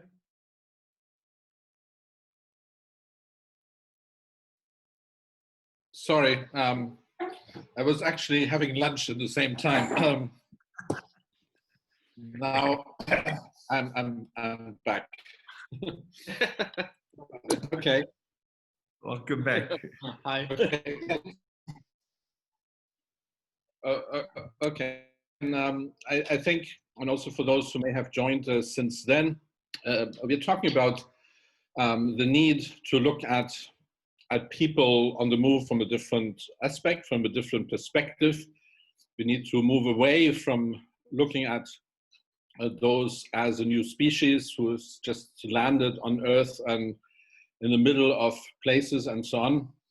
They're part of an interconnected world, which, however, despite all the connections, is not as connected as we would think and hope for in the 21st century. So there's an absolute need to create the tools and instruments so that people from different backgrounds and from different ideas with the solutions for what I would call rather opportunities rather than needs. Needs is negative. Demands are negative. I mean, it's much more an opportunity which needs to be seized and developed together. Moving away from the geek and the geek world, and where people sort of constantly have solutions for somebody else. It's a question of how we create solutions together and with each other, with different aspects, with different perspectives, with different backgrounds. And again, keeping in mind that out of the 7.5 billion people or so on Earth, most people are not as digital as we think for the moment, but there are examples of where that has happened. I mean, I'm looking at Rwanda, for instance, as an example where, I mean, I would say a rather robust government, to be gentle, has actually created a world in which suddenly, because the man has said, the leader has said, well, if we continue that way, and being in an overpopulated poor country with subsistence agriculture as the background, we will kill each other again. So we need to move into the next millennium, and so every single village in Rwanda is gradually being connected to a cable network and so on and so forth. So here in that context, we need to look at this as well. What are the tools to help Lesbos, including currently, and hopefully that will reduce at some point, 25,000 newcomers. How to connect Lesbos also with the 21st century, to connect Lesbos with the ideas, the tools, the technologies, and actually work together on these opportunities an island in the Aegean and the Mediterranean has, regardless whether it's Greek, Turkish, Tunisian, or Italian, or whatever. So we need to look at that, of how to vitalize and how to enable things to happen there, which should be happening anyway. More sustainable ways of energy generation, waste management, environmental issues, a more responsible tourism, jobs of the future, etc., etc. So that's where we were in the last discussion in a way, and that's where we need to continue working on the instruments of how to make that happen, how to make that co-creation happen. And I think we're seeing different tools, different instruments emerging. We talked about sort of an immediate use of the multitude of virtual platforms and so on. Again, my concern is that not everybody feels comfortable with this and has access to this, and it's again sort of a limited community usually. There was my proposal to move that and really anchor that on the ground at the beach, ideally in Lesbos, with a location where we build bridges, where all sorts of people can come together, and it's not limited to one or the other sort of groupings and typology of people. Yes, it will be about digital nomads, it will be about startups, but it will be also how basically the olive tree grower from Lesbos can actually go in there and thinks that it's interesting for him that there is new ways of looking at olive processing. By the way, my lunch was prepared with salt from Lesbos. Salt, yes. Really? More than Lesbos. That's from Kaloni. That's fantastic. That's in Tunisia, out of all places. Yeah, they brought it back from Amsterdam. So I mean, that's again about global connectivity. Love of Lesbos. Lots of Lesbos. Lots of Lesbos is here in Tunis with me. Fantastic. So I was thinking about this when I was putting my salt on my turkey breast. So I mean, anyway, so that's sort of the first two instruments we have been discussing, and I think it is now time that maybe Gerd talks about the concept of co-creation in an accelerator, which is in fact the moonshot concept. And then, of course, all of these things need and can and must flow together. And build up that sort of that interconnectivity between the many things which are going on, taking people out of their silos, breaking up these barriers, building these bridges, and that is, I think, the task we are here together to discuss in this forum. Perfect. Thanks for setting that up, Kilian. Perfect. Gerard, over to you. Okay. If we're talking about the moonshot, I would like to open with some statements, key facts. Okay, just to step in and to give the possibility to understand the vision behind a bit better. First of all, we are losing time because we don't use chances. Okay, and if you don't use chances, you don't use potential, and this endangers a common future, okay? A useful future. We talk too much, we act too less. I think it was Charlie Chaplin from the Big Dictator, this quote. A few years ago, I think almost 4 years ago now, we were thinking about creation and co-creation, because we understood that on one hand there is, sorry to use it, Kilian, it's your quote, it's always about demand and supply. And that's crazy because there is lots of demands, there is lots of supply. But the problem is you cannot really connect it together, which is freaky, because if you look at this, this smartphone could potentially connect 7.5 billion people, okay? But this don't happen. So we approached it as follows. We were thinking about all those big ideas which would provide impact, okay? So why does this impact not happen? And the answer was because we lose time and we don't use the potential. And so we thought, what would be if we had this one big idea, and our job was to create a marketable company out of it, because economical issues are always somehow the leverage. Okay, if you want something to happen, there's always some kind of economy behind that. Okay, and so we said, what does a company consist of? There is marketing, there are human resources agenda, there is a product, there is a philosophy, and so on and so on. And so we said, let's try to combine all the expertise you need in one place for only 3 days, and just let people work. Let them unleash their potential and make them to work on just one job, just around the core of an idea.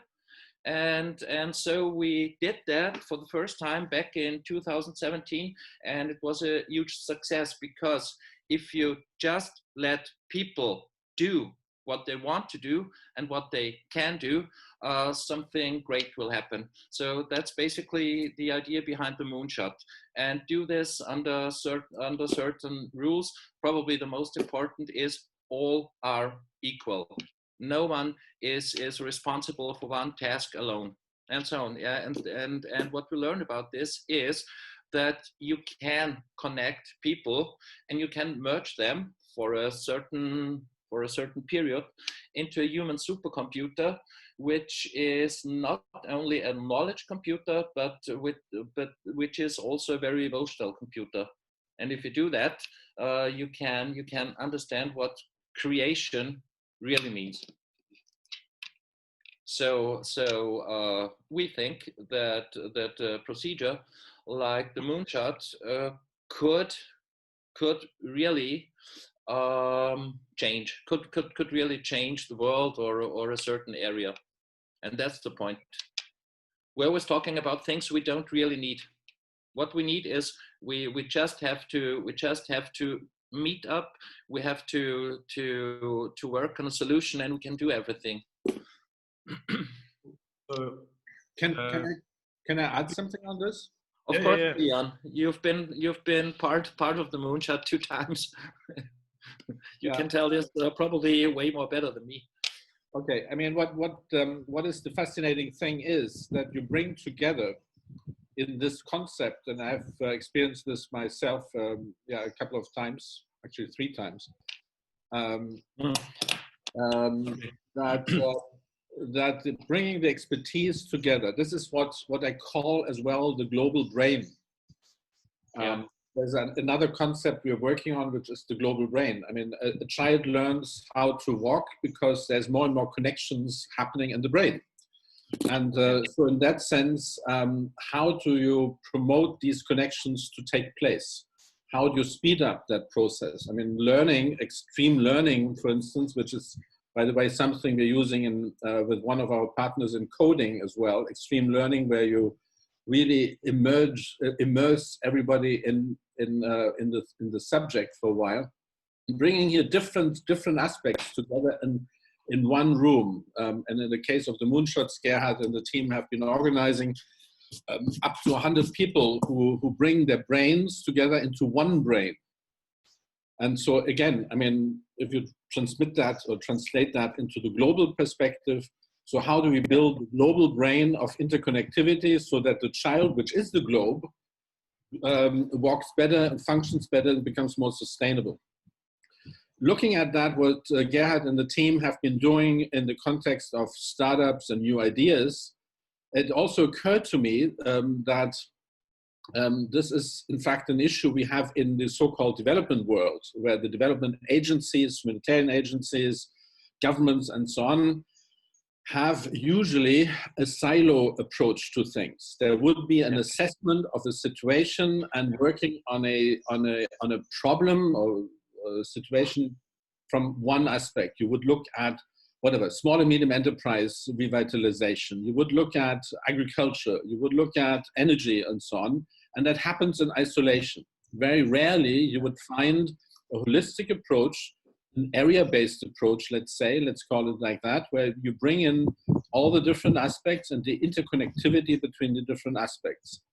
So here, what we are talking about, and that was also why we're now in this panel, is to look at the Lesbos child, if you want, to grow faster, because you're bringing in that sort of interconnectivity and concentrated and create an amazing synergy within a few days, where you come up with a number of work streams out of this. You're bringing in the agriculturalists together with the tech people, with the tourism experts, with the small and medium enterprise people, with the educational people, and so on and so forth. And out of this, you come up with a more holistic, sort of very concrete set of actions which you can pursue. We are doing this currently, and we're looking into that as well in southern Tunisia, in an area which is totally depopulated, again, very, very challenged by environment and so on. It's the same thing. Bringing in different expertise from different aspects, and actually keeping in mind the overall goal, which is, well, there is a space which deserves actually solutions which are available. And that's the idea why, in fact, there is a suggestion to do that again, and we should see this in connectivity with the other proposed instruments we have been discussing, to do that in Lesbos as soon as possible, so that there is actually there's a comprehensive, let's call it a plan, coming out of this with very concrete projects in the different fields. Excellent, Kilian. I absolutely love that, and I would like to suggest perhaps maybe if you would like to make the presentation with the thought that the baby, if you like, is the Lesbos as a tech hub. Tech hub is broad, but with your presentation, it can be more focused. And as you said, there's various angles to it. I mean, Lesbos has got an incredible agricultural sector, the tourism sector, and many other sectors. And even from the green economy perspective, the university has got a department of environmental department, and also of geography with the ocean. Anyway, so they've got some and Department of Technology, and so they've got certain departments that are, if you like, certain fields that having their buy-in, and if you speak with the university and get their buy-in on for this, and obviously with the mayor and or the premier, this moonshot would be an amazing project to do and look to implement this presentation that you've put together, which is Beach Hub Lesbos. So, yeah, you go ahead and present it. And then, Dimitri, after that, you can get some thoughts, or just to go back to Gerard, and then Dimitri, some thoughts, and we can discuss that then. And again, this is on a local level. The question is, these technologies, that if they do come and we implement them on Lesbos, given the massive problems and challenges that we have, the thinking is, how do you take those solutions across Europe that have impact? And that will be the next panel discussion, because we're saying we want to have a network of co-working spaces that look to exchange best practices and ideas and learnings from one another. So, yeah. But I don't know how to do this, actually. You just click on you've shared it. When you press your share screen in the middle, you find the document. So when you press the share screen, as you shared your screen, you go and you upload your document. So not your screen. Can you see it now or not? Yes, that's it. Perfect. That's exactly it. Yeah. Okay. All right. And I'm keeping it that way for the moment. If this is fine, because don't challenge me on tech. Because I'm a total ignorant when it comes to tech. But anyway, so we're coming back a little bit to the previous panel and the instrument where we're talking about setting up the hub, as we call it.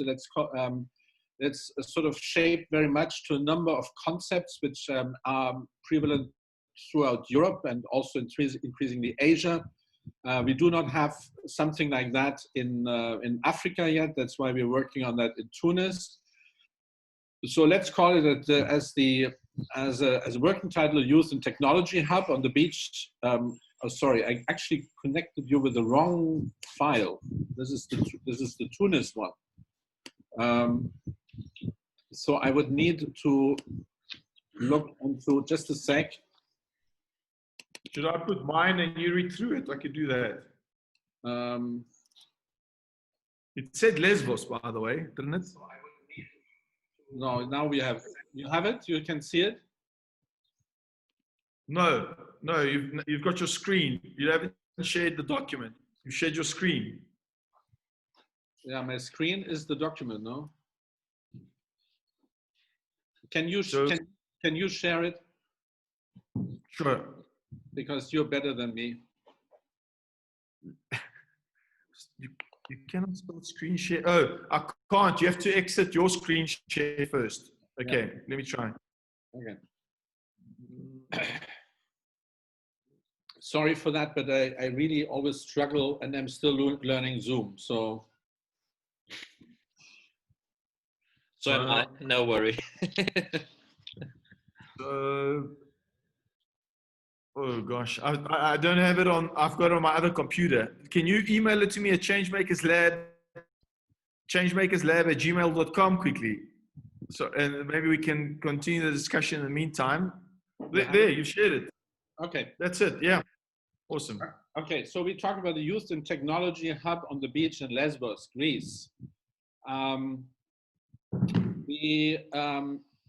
Thinking about here to create the ultimate destination. This is sort of the elevated investor pitch in a way.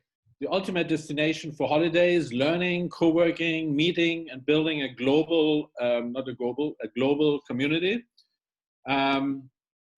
We actually think of this as a social business venture for Lesbos. So there is a business case in there.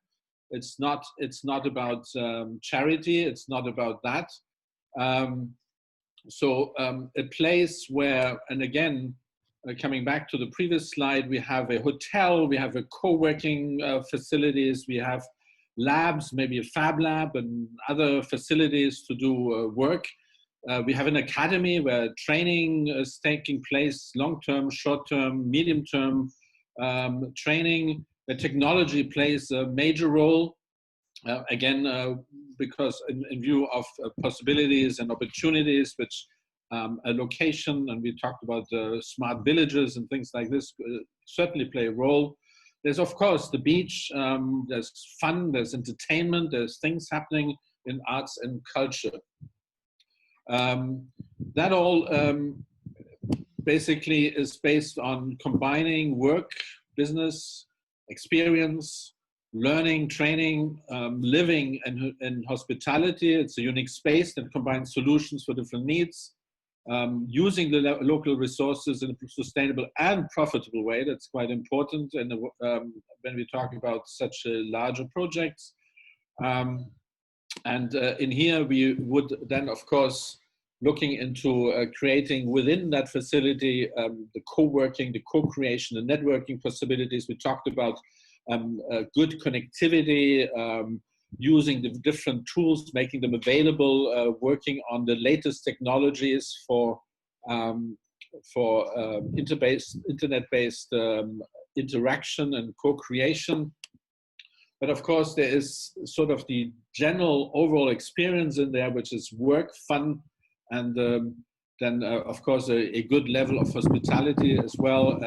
And so you're creating through that a space where community becomes possible.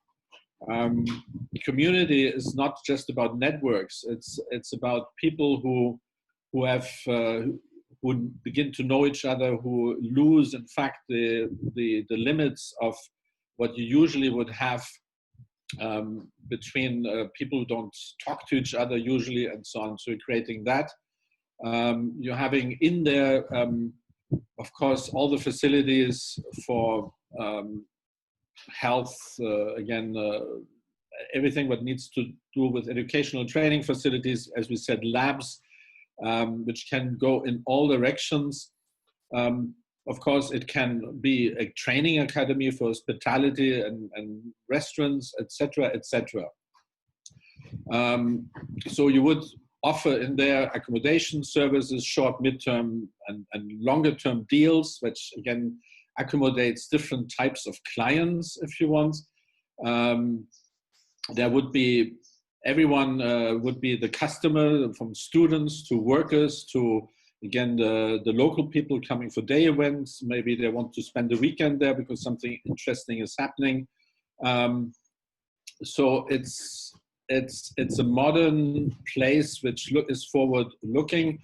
There's catering. It has all the different events, parties, birthdays, anniversaries, conferences, you name it. So what would be the next steps in here? We would need to find a location. We would need to build a team, obviously, to develop a business plan, design the spaces and the activities, build a partner network, because it would be made available to a global partner network who would come in either virtually or physically. Of course, we would need to establish a company. We would need to invest, obtain the investment, which would be, I mean, to be honest, in the millions of euros eventually. And then, of course, build and operate the space. This is all about social entrepreneurship.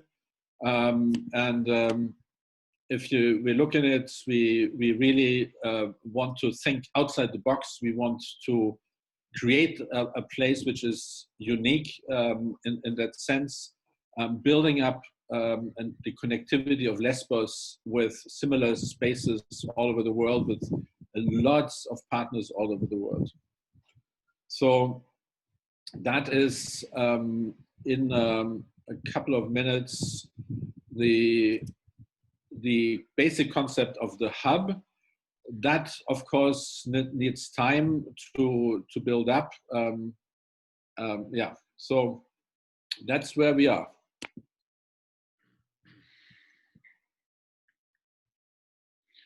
Sounds like a very, very good plan. It's a big vision.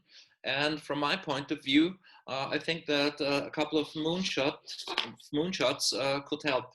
But what you're talking about, more or less, as far as I understand, is, or probably it could be a good idea that we changed or turned Lesbos into a real big living lab for, or more or less into a global living lab, because this could be very interesting.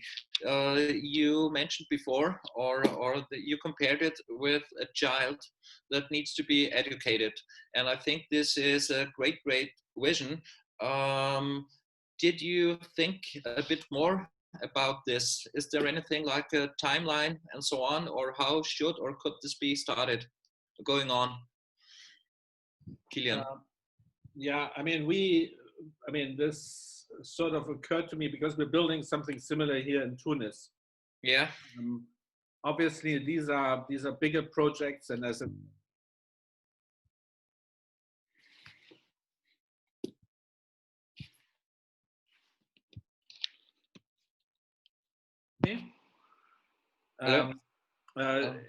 you would not do that. That requires time. It requires investment. It needs to convince people to put in whatever 5 or 10 million or whatever euros at least. So do you have a space which really functions? Now, that's why I think the discussion we have had so far is important, because it sort of designs the different stages of things. So creating that brain, creating that interconnectivity, that is something we can do pretty fast. And in a way, this is already happening here. And this could be built up into something more structured in a way where there is a regular sort of exchange and thematic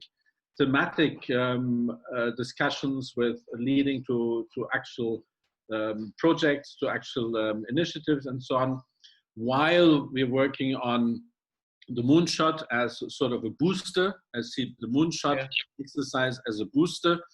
And then, I mean, a project like this honestly, it takes at least 1.5 to 2 years, the minimum, to be off the ground. So this is not something, it's not a fast track activity. That's why I think it's important to build up something before that, which is creating and building up on the dynamic around the attention Lesbos has for the moment.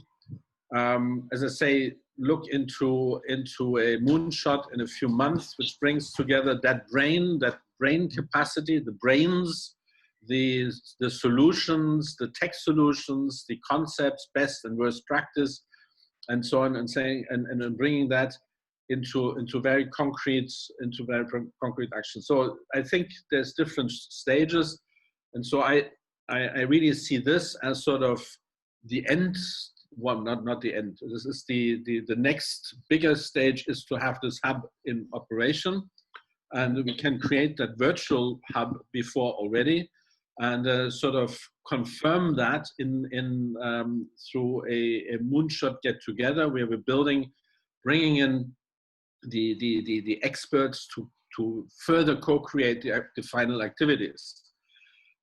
That's again also, as I mentioned before, as an approach we are trying now in southern Tunisia, in a very stunning place, where we want to bring through a series of workshops. Actually, we're building up a global community around that particular place called Douhet, which has architectural wealth, which has climate change challenges, but also opportunities, and it has lots of possibilities around the income generating business streams and tourism.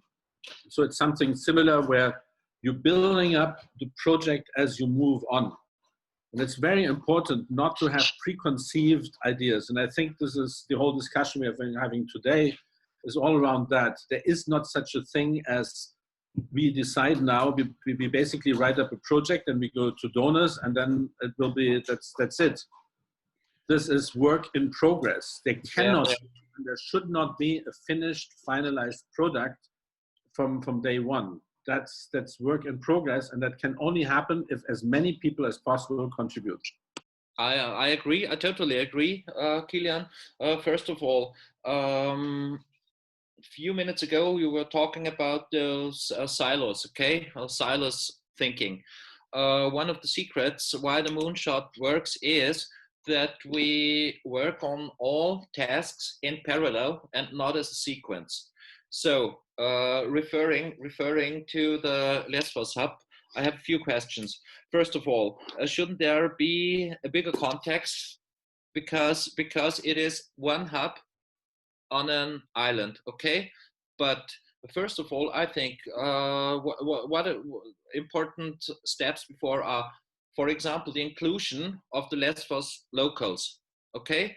And then it's also a question of kind of a positioning statement, because we probably could make Lesbos or turn Lesbos into a very well-educated child. Okay, as I mentioned before, it could be a living lab for the world, because we are facing so many problems, not only about migration, it's climate, it's environment, pollution, and so on and so on. So probably we could change Lesbos into some kind of a perfect place. But what else would we need beyond a hub? where people can work, whatever they want to do there. Have you ever thought about this? What about if we think it in the biggest possible scale from the beginning on? Yeah, but again, I mean, this concept is applicable anywhere in the world, and it's basically building up in Europe, which is, at least until recently, was wealthy and well connected, and people spend a lot of money on thinking about new ways of co-working and co-creating and so on.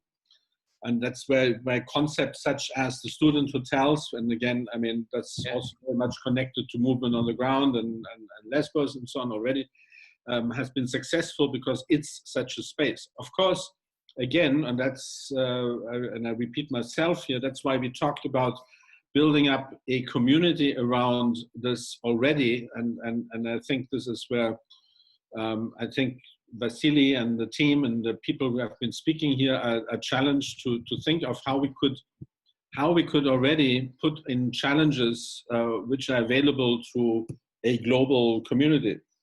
And then again, elevating issues, invisible issues, to make them visible and accessible to people who are saying, yeah, but we have done that and it works this and this way in our place. So why don't we look at it from that perspective and so on?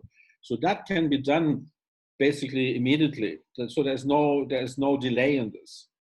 As I said, for me, the hub is just the physical confirmation, and it would help also to bring less connected people, and that includes people living in Lesbos, into something which is attractive, where things are happening, where they can go, and where there's an activity ongoing, which is of interest, where people can learn, where they can get new ideas. I mean, as I said, the olive tree farmer can go and finally gets eventually some new stimulus for his products and how to do that, maybe some other products, and so on and so forth.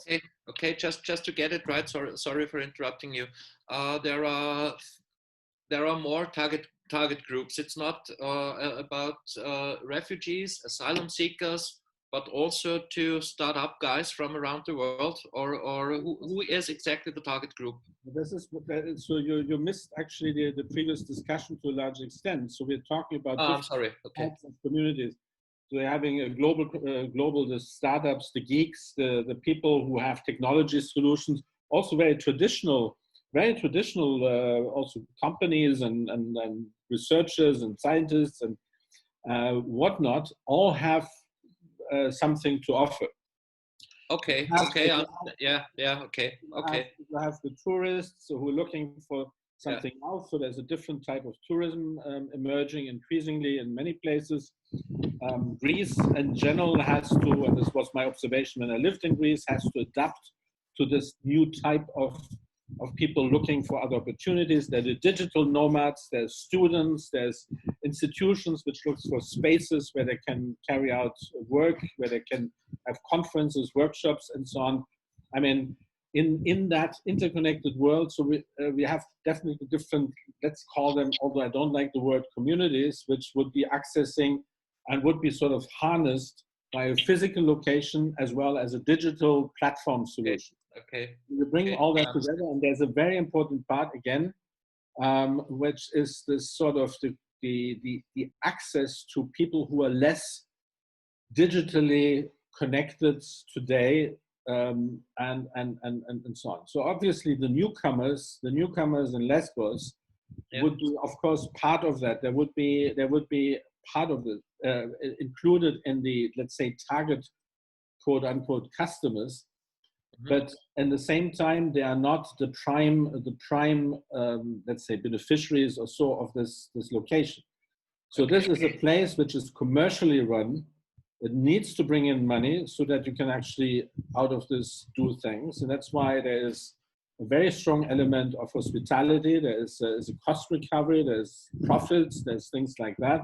You have to run that in that aspect and in that direction, as many of the successful, let's say, hubs and so on are doing. I mean, Impact Hub or others, they all have a commercial sort of business model behind it. And so here we're talking about that as well. So you have to actually make sure it's constantly operating. But Okay. it gains its strength because it's not only just a place, because it is actually one of the nodes of that global brain. Yeah. And so we're elevating Lesbos out of looking only at its own, at itself. So we're making Lesbos, in fact, part of a network. And so when I'm talking about Tunis or other locations, that becomes increasingly an interconnected world where let's say, things are happening. And let's maybe take the Mediterranean context as one, and that's very much linked. And my theme is migration, very much linked to creating a different type of, not always looking in direction of Northern Europe as the ultimate nirvana and the destination, but looking at other spaces as where it's worthwhile of living, working, and learning. Okay, now I understand. Okay. Vasily, what's your point of view about that, about the idea, the vision?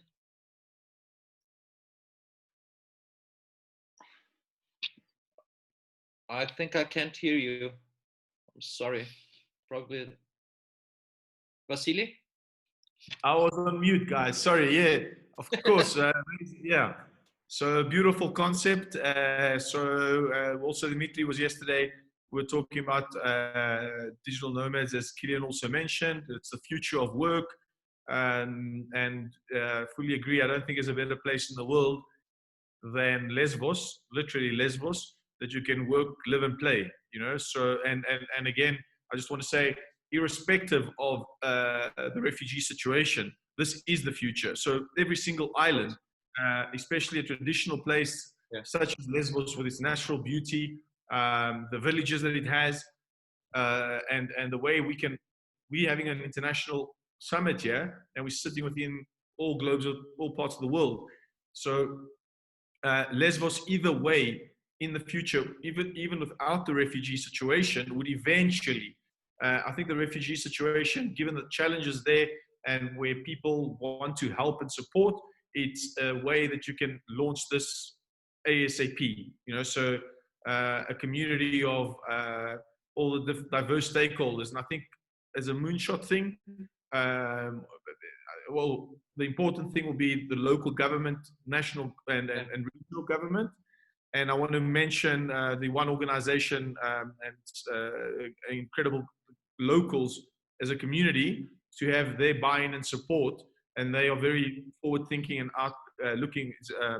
A team called IDEA with Marcelo Riley. So there's already a lot of existing things that are on Lesbos. We connected with this. So if we do this moonshot and we have the buy-in and the full support and clarifying the objectives and the goals, so that everyone wants to embrace this, you know, especially the local community that wants this type of situation. Yeah, it could be beautiful. And I would like to say, like, culture, art, and technology. This is what, you know, when you bring these to fuse together. And I would love to take that to the next level and ask you, how quick can we do the moonshot? Okay, I think this addressed me right now.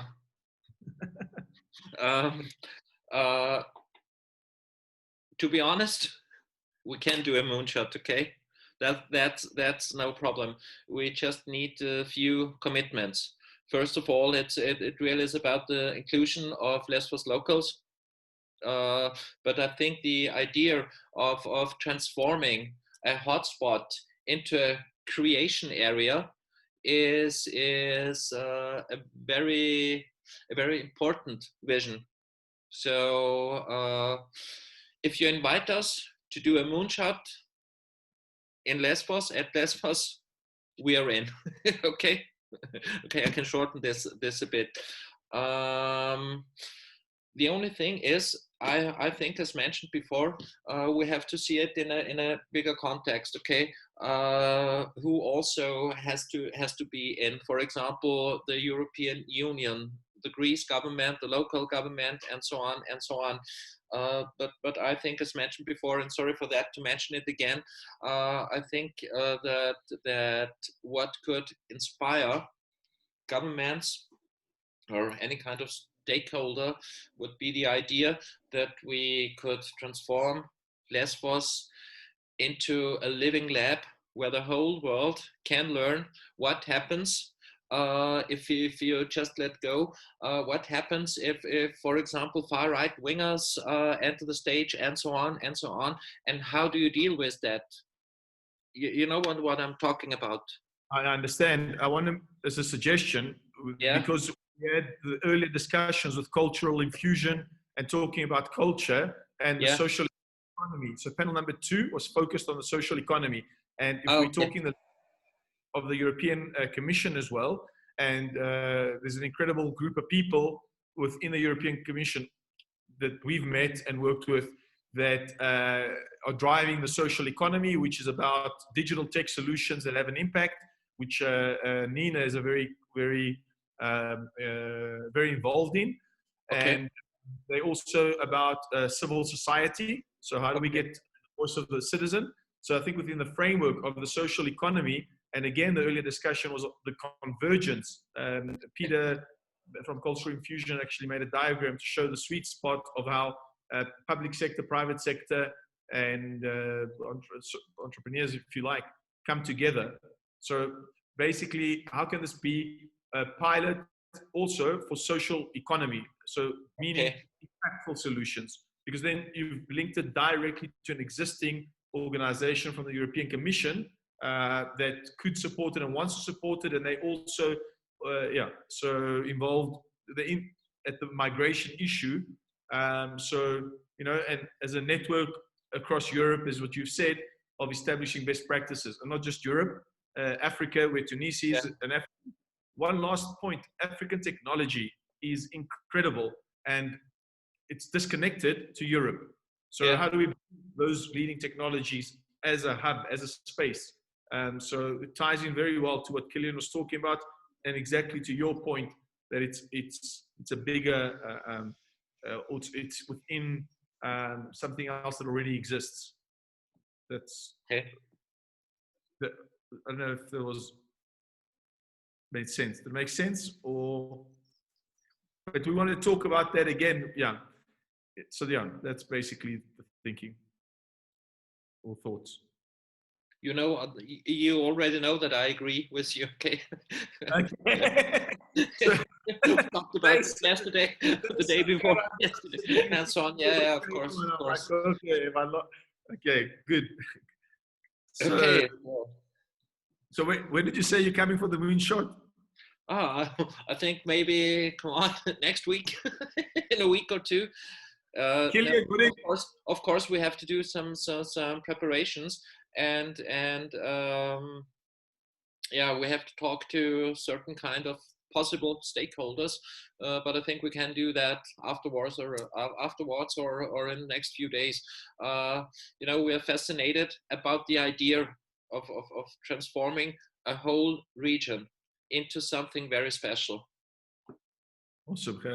Because referring to the informations I have, Lesbos right now is at a certain point kind of hell.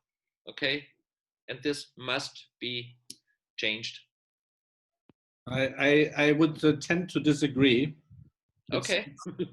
Yeah, because that's the sort of the narrative. It's paradise, which hasn't really lived its potential. Yeah. And I think in a positive way to bring that potential of an island, of a space which has nature, which has capacities, which has potential.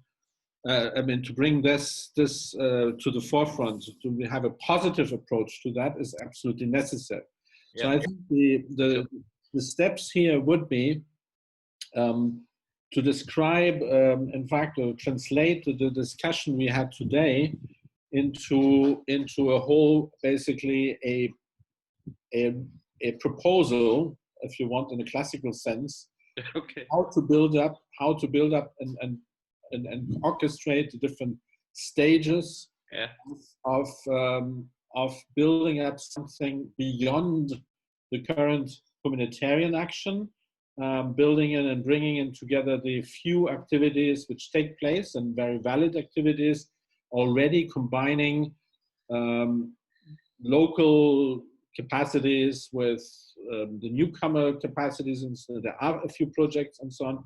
But to describe that whole transformation, which would be possible over the months and years to come, if the different stages are done. So in that sense, I would really urge ourselves to come up with that comprehensive description of how that transformation could look like, and what are the different stages of external intervention possible. I mean, for instance, again, if you talk about building up a more community around Lesbos, in having a virtual tool or tools as the first step, where there is a community build-up and there's a regular discussion and problem solving and very concrete steps which could be recommended and eventually even implemented even now. That doesn't require a lot of funding or anything like this.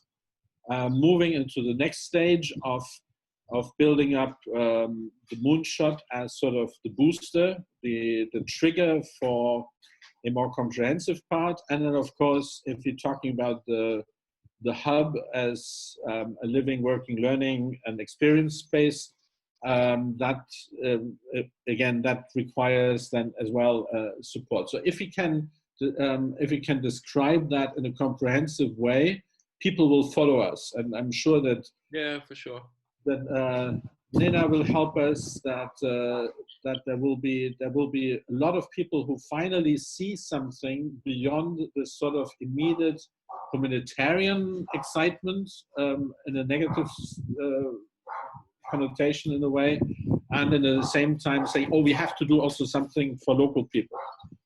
In one of the earlier discussions panels, we talked about, somebody talked about, I can't remember her name, talked about, well, in refugee situations, there's always done something for the local people. Well, I mean, in my career, we did something for the local people, and you do that something when you have some extra money remaining, and it's more a token activity than rather sort of a comprehensive approach.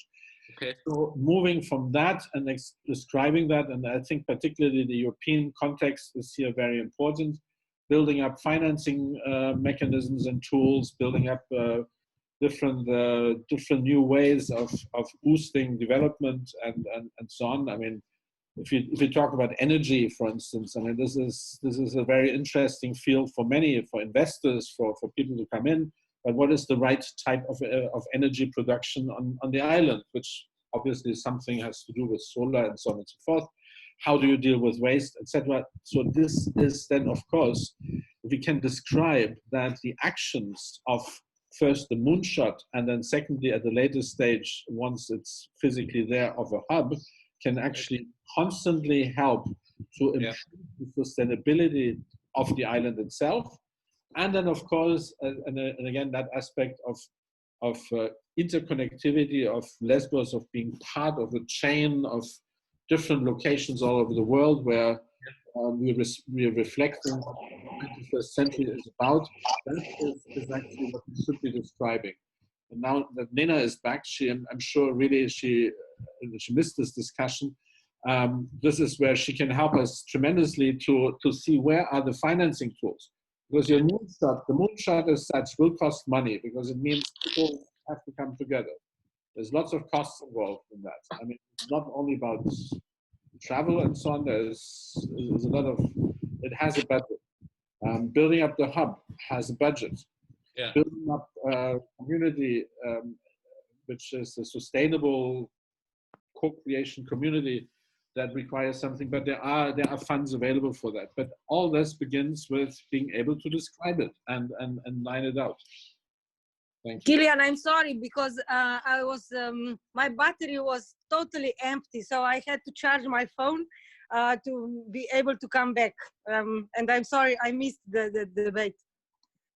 Anyway, we committed you to be actually the fundraiser for. Just pay. Okay. Bravo. for what? For platform? No, what we're saying is we should move to, and we discussed just the concept of a moonshot, which brings together, like a brain brings together all the different aspects to a child. The more connections there are, the better. A moonshot is a concept where within 72 hours, you actually create a multidisciplinary sort of solution around the theme.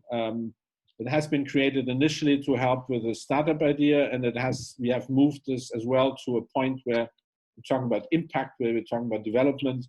So we're bringing expertise from different angles to get out of the silos which usually exist within 72 hours together to come up with a solution package. So there's one is creating pretty immediately a community platform around Lesbos and solutions, which we discussed previously. Secondly, there is the moonshot as sort of as a trigger for larger projects to be developed. And thirdly, to move in the direction of the hub, which would be sort of, again, a physical location supported and working, of course, very much in interrelation with the platform concept. But that needs to be put into basically a concept and project, which would then be shared with the relevant authorities, funders, investors, and so on and so forth. And that This would be something like hackathon or something like that. If it is No. Sorry. No, it's nothing like a hackathon. It's way more. That's physical action, and it's not just about some theories, strategies, or visions. It's all about real transformation.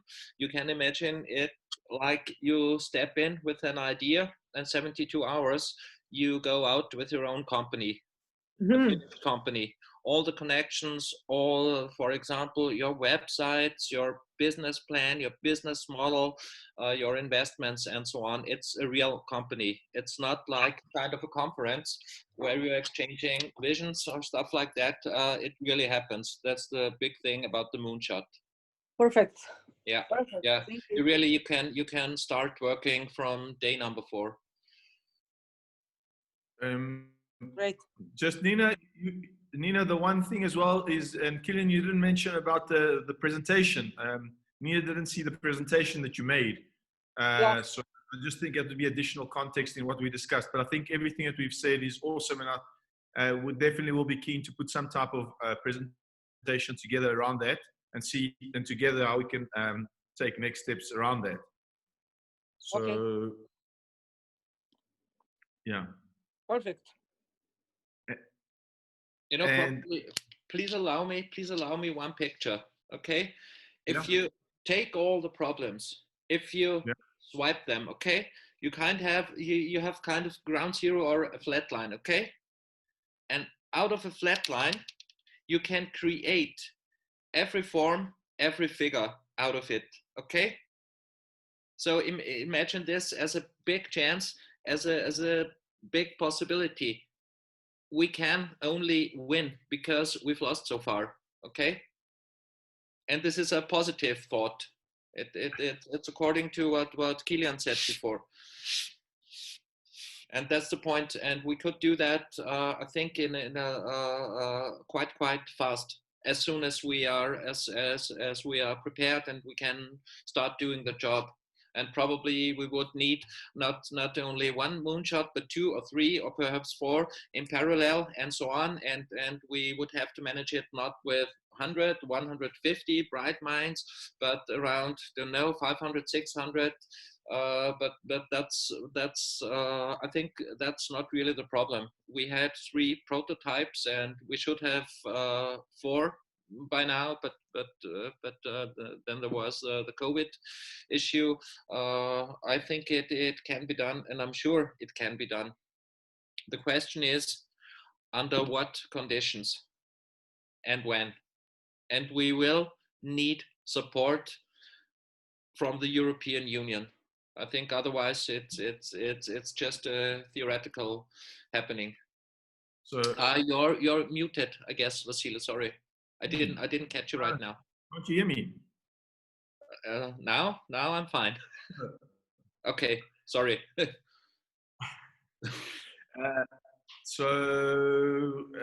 actually lost my train of thought exactly. But now, sorry.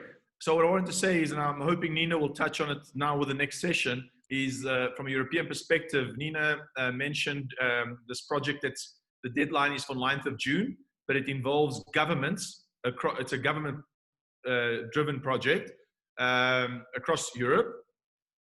And it's focused on the social economy and by and large talks about what we've been discussing. And in fact, as soon as we were having discussions with Nina, she immediately mentioned this project, excuse me, and already, and has spoken to some people already. So it's within the context, again, of the social economy, as I mentioned, there's a whole group of people that are doing incredible things within the European Commission. And just to also emphasize one point is, there's a social economy capital city every year. Last year was Strasbourg. This year is Mannheim. Yeah. So we hope that we can take whatever we're discussing here and go and this is what Nina had also suggested, to consider that we go and present it in Mannheim as part of the social economy thing, linking into this project that Nina is involved with. And ideal scenario is, and this is why I wanted to showcase some of the social enterprises on Lesbos, that Lesbos can become a social economy capital. But the key thing here is the locals to really, they have to be front and center. I mean, they have to want and understand what the objectives and goals are, and being, you know, it's not, oh, we got an awesome project here, take it. They need to be completely, especially within the context of the newcomers and so forth. But the importance of this, of the European Commission social economy perspective is that, and this network, the ideal scenario is that across Europe, we're showing solidarity and how we can support the people of Lesbos, the locals, and also say we want asylum seekers to come to our cities because we recognize their skills and their talents. And we want to support Lesbos as well because it's also an opportunity for those people. And I'm glad to see that we have Fred Kastner on the call as well, that at London with WeWork, their team is doing unbelievable things with a program that they run and within the network that they've created. Very inspiring things. And so if we can, you know, and this was connecting these different things that are not to reinvent the wheel, but what's happening. So, and I think your moonshot with the project that Kilian presented, and with all the stakeholders that we've had, and I'd like Dimitri just to also make one quick point before we go to the next thing, because he had mentioned a project in the UK that funds, that could fund these type of initiatives. So, you know, with a group here, and I would love to, I know it's a bit difficult from a COVID perspective to set a date, but we will definitely communicate back to all of you to say, this is what we're thinking. What are your thoughts on this? So we can actually take some tangible steps. And I hope that the latest, I would like to see Lesbos in the summer as the first phase. But if that's not possible because of COVID, then I would like to, and with Nina's support, that we can actually go to Mannheim and present that, you know, which is in November. So social economy. So how do we, the moonshot is how the social economy can embrace tech for good and inspire a better future. I don't know if, Gerard, you mean that feeling? I don't know if you're with me again or if you, what are your thoughts there? Are you with me, Gerard? You okay. Yeah, I like it. I like it. You know, it's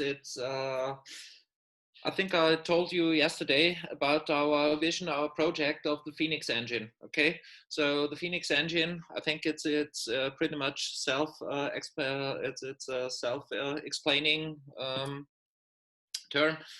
Probably Lesbos could be the clutch of the Phoenix engine. The Phoenix engine, Kilian, I think we didn't talk about that. Is or shall be providing moonshots, permanent moonshots, not always as a physical event, but also digital and so on and so on. And I think we could embed the Lesbos project into this Phoenix engine circle.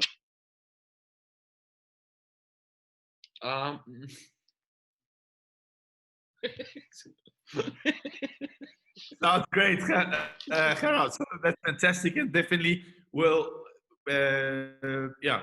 Yeah, but really, what we really need in order to be able to provide that, and we must not fail. It's one of our basic statements is we don't disappoint people, but therefore we need the right conditions. That's the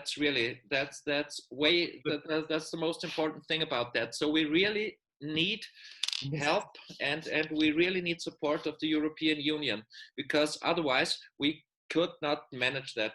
That's the problem. The locals, we need the local people must want this. Without the locals, it doesn't matter what the European Commission says.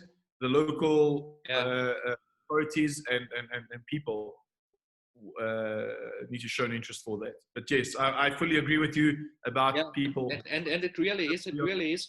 So sorry to say that, but I really have to mention it. One of the basic criteria is we have to have the money, because this really costs a lot of things, but it will be way cheaper than the alternative. Okay. So yeah, really, it really is, and the alternative for Europe, probably, for sure. And that's the matter of fact. So we need commitments from the locals, from the Greece government, and above all from the European Union. Really. Cool. Dimitri, just some final thoughts, and we going into the next panel from you. Yeah. Yeah, even from yesterday, you remember I was supportive a lot of the idea of something like Innovation Hub. And I want to agree with the point of Gerard and you, Vasily, that it needs to be also for the benefit of the locals, not to be like for some very big investors, create something luxury where you attract only, the rich people, and it's all inclusive. No, it needs to be something that the local community will have more jobs. They will go to consume, in the city and in the island, and also maybe jobs and opportunities for the refugees to learn something, to work, to even to bring to more multicultural experience in the total concept. This one point. Because I want to say to the non-Greeks in the chat that like in Rhodos or Creta, we have some very big hotels which are all inclusive. They're mega hotels, and in Greek perception, I don't think they're considered something good for the local community or island. So it's something we need to take care how to bring back, to include, as you also said, the locals, let's say. This one point, and not only for the VIP visitors. And yeah, and for the moonshot, I was wondering, this just brainstorming idea, if this is something, let's say in the summer, probably it will be difficult for many people to travel to Lesbos, but maybe something which as an experiment can take place in Lesbos for the people who are already in Lesbos.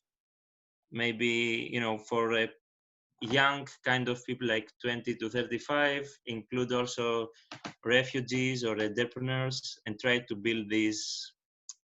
I mean, I know it's not the official concept, but more to make it local, and because of COVID, you cannot really do I guess, in 3 months, the big vision of this, but it could be like a stepping stone to to give a taste to the locals, refugees, and what is the potential of entrepreneurship, of having a hub and bringing everyone together.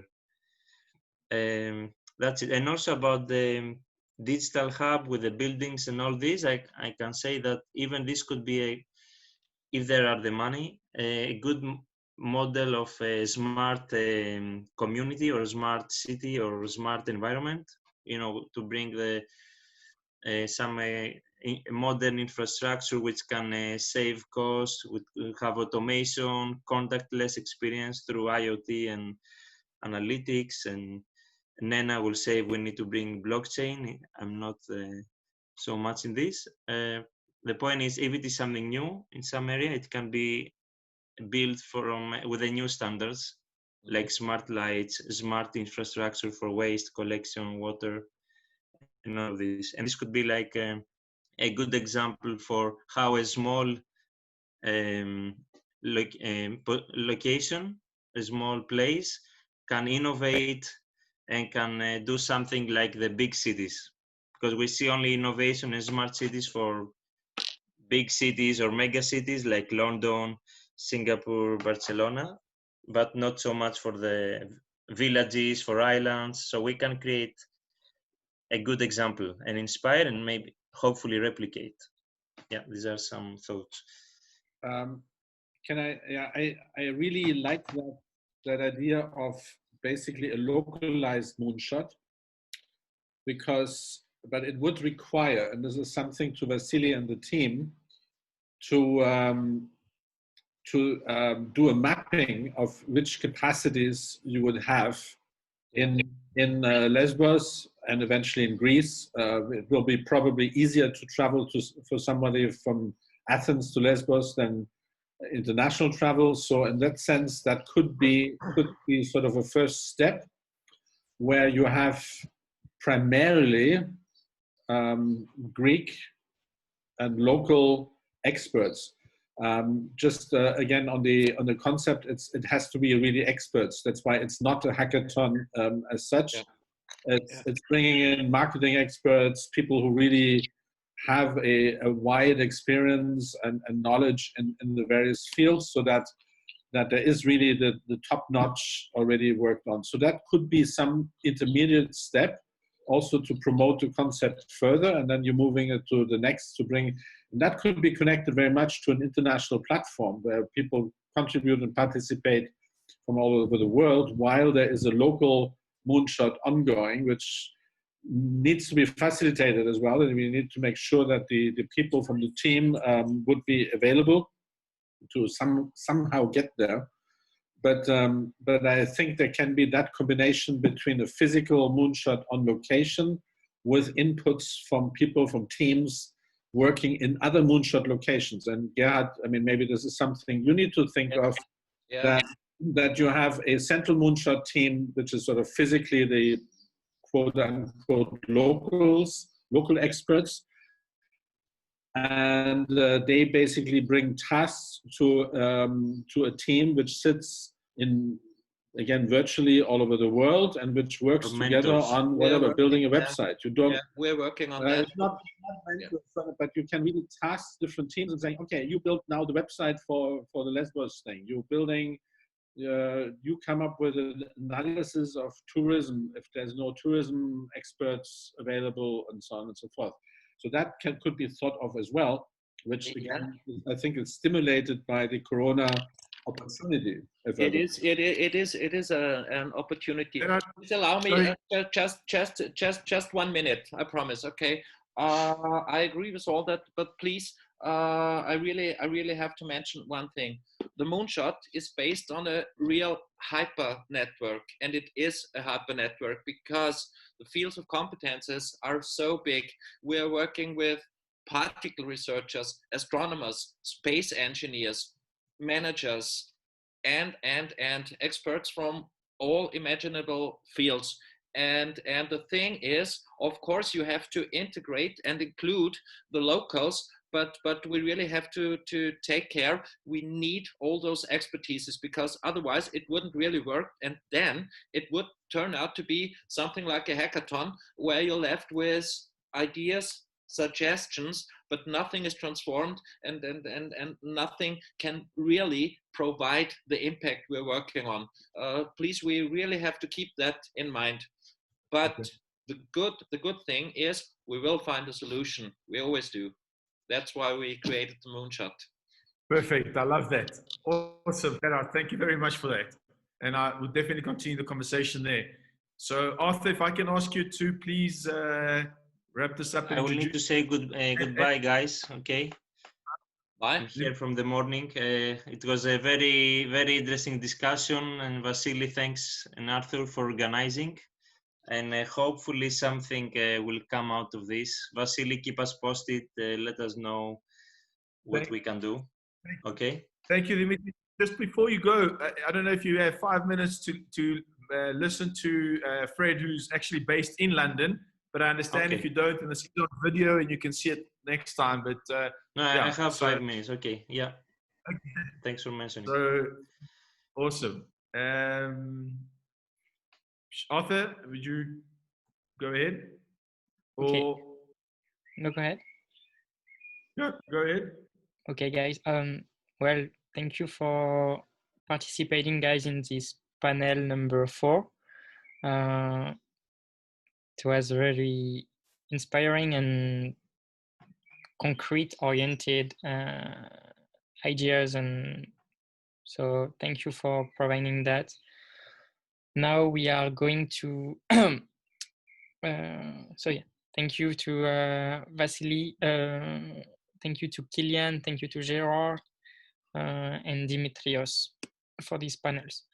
Now we are going to go through panel number 5. And, yes, and I'd like for the rest to stay on board and stay involved if possible. Sorry, go ahead. Sure. Okay. So panel number 4, panel number 5 will be with with Nena Dokuzov, Frederic Kastner, and Kilian and Gerard. If you want to stay, of course, you are the welcome. So for panel number 5, the topics is actually connecting cities, the future of Lesbos, the future of Europe. We intend sharing about insights about the amazing initiatives and organizations across Europe that are focusing on social entrepreneurship. The aim of this panel is to showcase how we can use social entrepreneurship as a tool for addressing social challenges by building networks of co-working spaces / community building organizations through which we can embrace social tech entrepreneurship, digital skills, and hold dialogues / knowledge exchange as to how we can together solve social challenges, establishing best practices, celebrating European way of life, and inspiring the future of Europe we want. And for this panel, as I said, we have the following speakers. I'm going to, so Fred just joined us, so please welcome to Fred. To thank you for participating in our summit. Thank you, Arthur. Yeah. As Fred asked me, he would like to, Vasily, could you give a very brief overview of what we have been talking? And I hope this panel description has been helping you, Fred. And before that, I'm going to introduce Fred very quickly. So Frederic Kastner is a London-based social entrepreneur and international development consultant with 8 years experience in leading and managing inclusive incubators, social enterprises, and blended learning programs in urban rural context. He currently focuses on 2 approaches to tackling forced migration issues. 1, enabling refugees through the power of their own ideas to making the next generation of citizens more informed. Welcome, Fred, to this summit. Thanks, Arthur. And yeah, thank you everyone for having me. I hope I'm audible. I'm on the phone outside, so there'll be certain noises, etc. So I apologize for that in advance. But it seems like you can hear me okay from looking at Arthur. Yes. So that's good. Yeah, so thanks for the introduction. Vasily and I are connected through various summits and conferences around the topic of refugee entrepreneurship and refugee-led innovation, and that's kind of my specialism. So it's great to hear a little bit what you guys were saying for the last half hour. In terms of the organization, I'll give you a quick roundup of our organization, what we've done so far, and other contexts in which I've worked, and how refugee-led innovation has certainly taken place in those projects. And then we can have questions and answers. It'll be easier for me to have your questions and answer those than kind of just ramble about, seeing as I wasn't able to participate in the rest of the summit. So I'll start with a short introduction, and then I look forward to the other panelists' contributions as well as your questions. So I started this work specifically in refugee entrepreneurship about 6 years ago. So before there was more a blended learning space and international development. And essentially what I realized is, whilst working for the UN Refugee Agency, that a lot of innovation was often stifled, bottom-up innovation was stifled because of a local competition to refugee-led innovation from people who were basically running the local social care systems in East Africa. And so my impression was at the time that a lot of potential was lost. A lot of amazing people were already displaying multiple years of leadership experience in their communities, refugees, helping refugees essentially. And they had great ideas, and with the right kind of support, they would be able to contribute to a landscape of support, both for themselves and the rest of the local host area. And but I observed whilst working in those contexts that there was a lot of contextual barriers and attitudes that weren't making it easy. Obviously, as most of you will know, most international development interventions that benefit refugees also need to benefit the host communities. So in that sense, there is technically a branching off of funds, and I know funds were mentioned earlier in the discussion, to serve refugees and then also serve host communities, so for the distribution. But I do think that nonetheless, there's not always an enabling environment, vice versa, and a cooperation beyond anecdotes. So what I mean by that is, often there are great examples of people who want to collaborate on a local basis, but then not necessarily the holistic approach, such that it takes hold, gets rooted, and becomes part of local practices.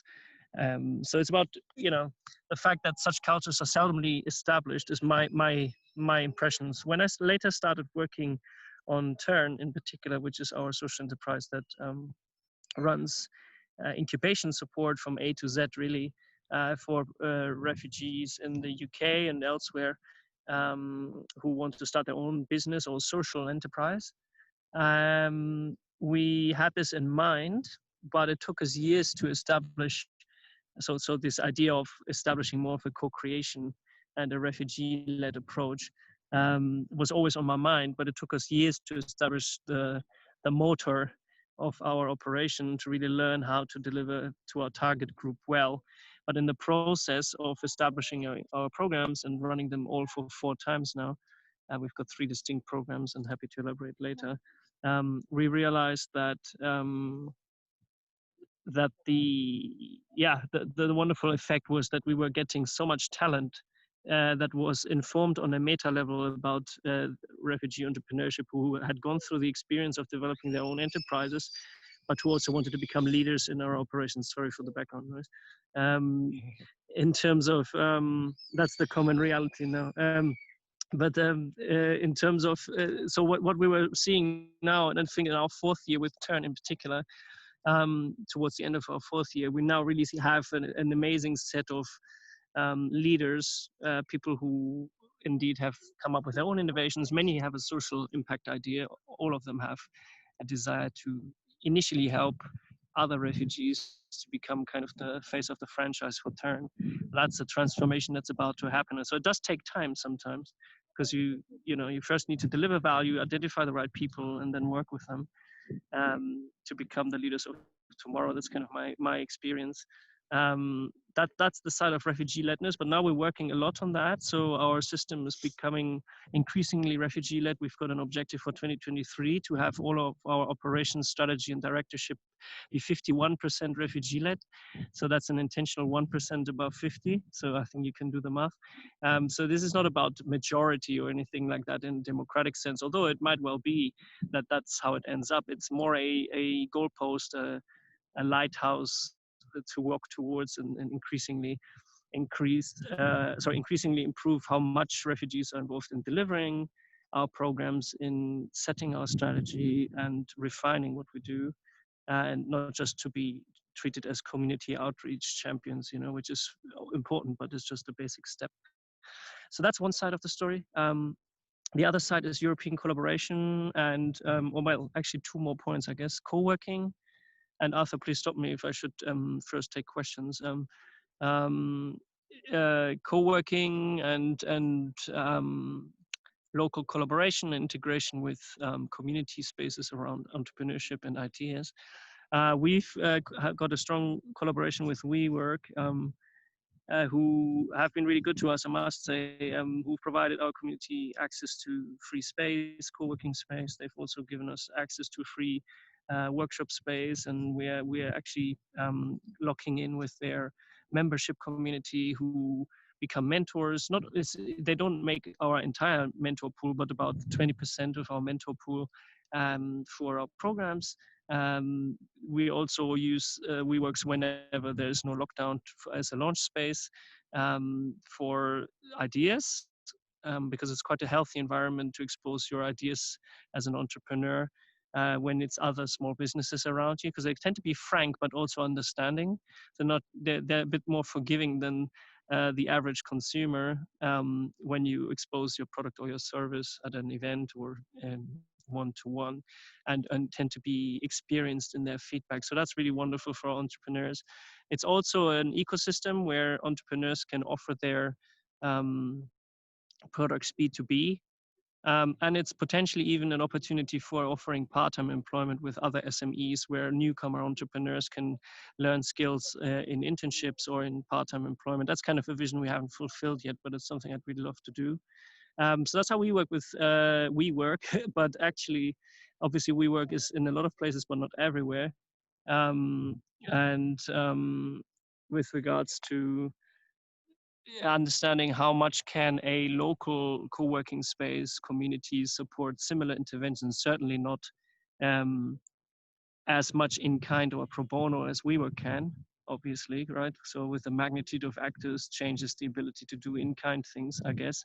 So you're more challenged in a local community like Lesbos, I guess, with regards to finding commercially viable solutions. So the smaller it gets, the more business oriented and financially viable it needs to be, I guess. The more you are a small fish that's adept at swimming between the big fish, great for you in a big city. But if you're in a small city, then you're not that much smaller than the medium size or big fish, because there's not enormous actors in a relatively small community. So I think there it becomes much more compressed space, and people have more financial needs. So it must be hard. So I don't have an immediate solution for that, besides being really good at design thinking, business models, and putting them in practice quickly without too long cycles when it comes to building cooperations with local communities, with local businesses in the co-working and enterprise community,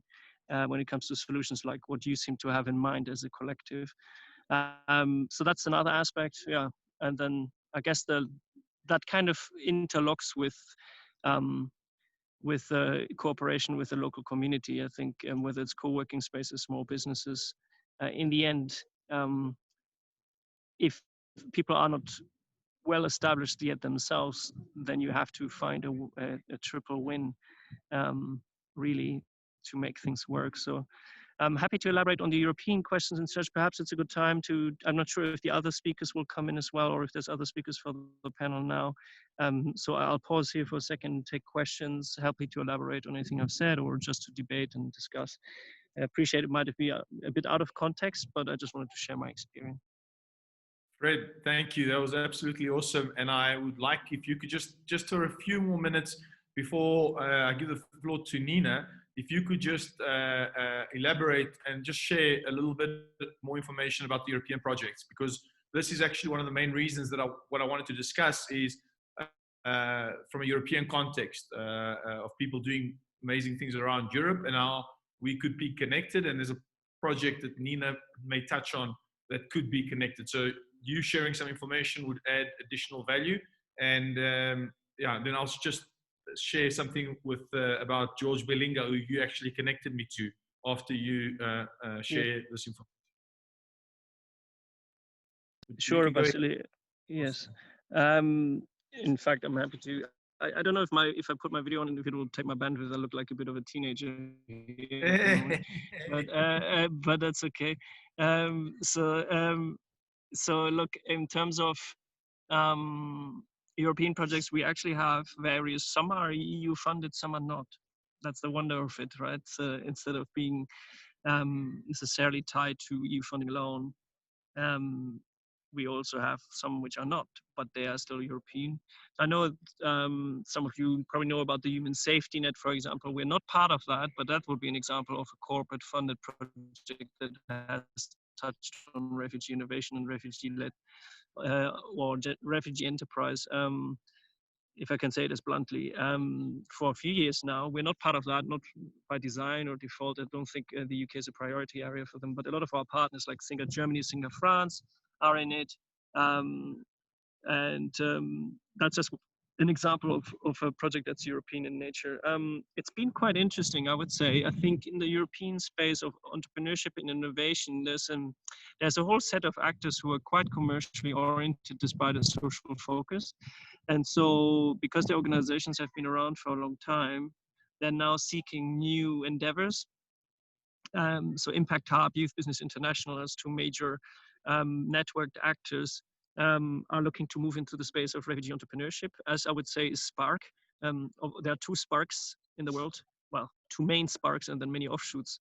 I mean the one in the Netherlands, which has a lot of international work and also works in entrepreneurship. So those three actors are moving in, and that is not yet complete. So they've just conducted a lot of research. JP Morgan is currently conducting a study to find out who the actors are in newcomer entrepreneurship in Italy, Germany, the UK, Sweden. I'm just giving you a roundup of projects of some we are a part of and some we're not. We are certainly in touch with everyone somehow, but it's not yet a very consolidated space. What I'm trying to say is even commercial actors, there's CSR, and then mid-sized to large-sized social impact actors that are networked and have some inkling of connectivity with entrepreneurship at the very least are now strongly moving into the space of migrant and refugee-led entrepreneurship. So that's interesting. That's a pivot for a lot of them, or a new target group. On the other hand, we've got smaller, more self-organized collaborations. So we have a strong network with Delight Labs in Amsterdam and Rotterdam, with Singa France and Singa Berlin, with Place in Paris, also with Entrepreneur du Monde in Lyon. Singa has connections into Italy, Switzerland, and I think now Spain as well, where they also have setups. And so in those cases, it's been very informal, self-organized, and never financed just for the sake of those strategies that we would want to develop together. So that's a really interesting point. I'll try and construct like a whole picture here, because that's kind of a counter example. Here's bottom-up, grassroots or mid-sized people who've worked in this industry for a few years, which is relatively long in the case of, say, refugee innovation, refugee entrepreneurship in Europe. I'm not saying there aren't actors who haven't done this for who have done this for 20 years. There are people, you know, but from the newer breed of people from the refugee crisis in 2015, the bubble that came out of that and turned only kind of emerged around then, or at least when it comes to port. You know, those actors are actually relatively well connected, and some of the more mid to long standing actors are now very networked. It's now the first time that we are talking about actually setting out a strategy together rather than just kind of randomly connecting to opportunities. And I think that is really key, because we have always followed funding opportunities to scale the program of one organization elsewhere. And I'll give you a more concrete example on that in a second. But holistically, what do we want? You know, what do we want? Both micro and macro for Europe. That is something that we haven't really set out. We have a lot of common principles, but we haven't put the work in. So we're now thinking about kind of getting a little secretariat for ourselves as a small group. I don't mean this to be kind of like an exclusive club. It's just kind of starting small, working kind of spiraling upwards in numbers, you know. So that's one side. In the middle are things like, so do you mean like, shall I ask questions to the group or? Sorry, Vasily, you muted. Sorry. Yeah, I was just saying, let's hold it there just to get the group back on track here. I just want to add a little bit of context. Yep. Is that okay, or do you want to finish up what you were saying right there now? I just wanted to say, Wasila, just two things. As another two examples that you can ask some follow-up questions on, guys, is one is we have 2 or 3 European Union funded projects. I'm happy to elaborate on those later. Also on the positives and negatives of these different angles to collaboration. And then also we've got a project which we've scaled ourselves, which is a collaboration with Ben & Jerry's, where we've taken a program into 4 countries. And that's been repeated 3 times over, so it wasn't just a project. And that's called the ICE Academy. So I'm happy to elaborate on any of those.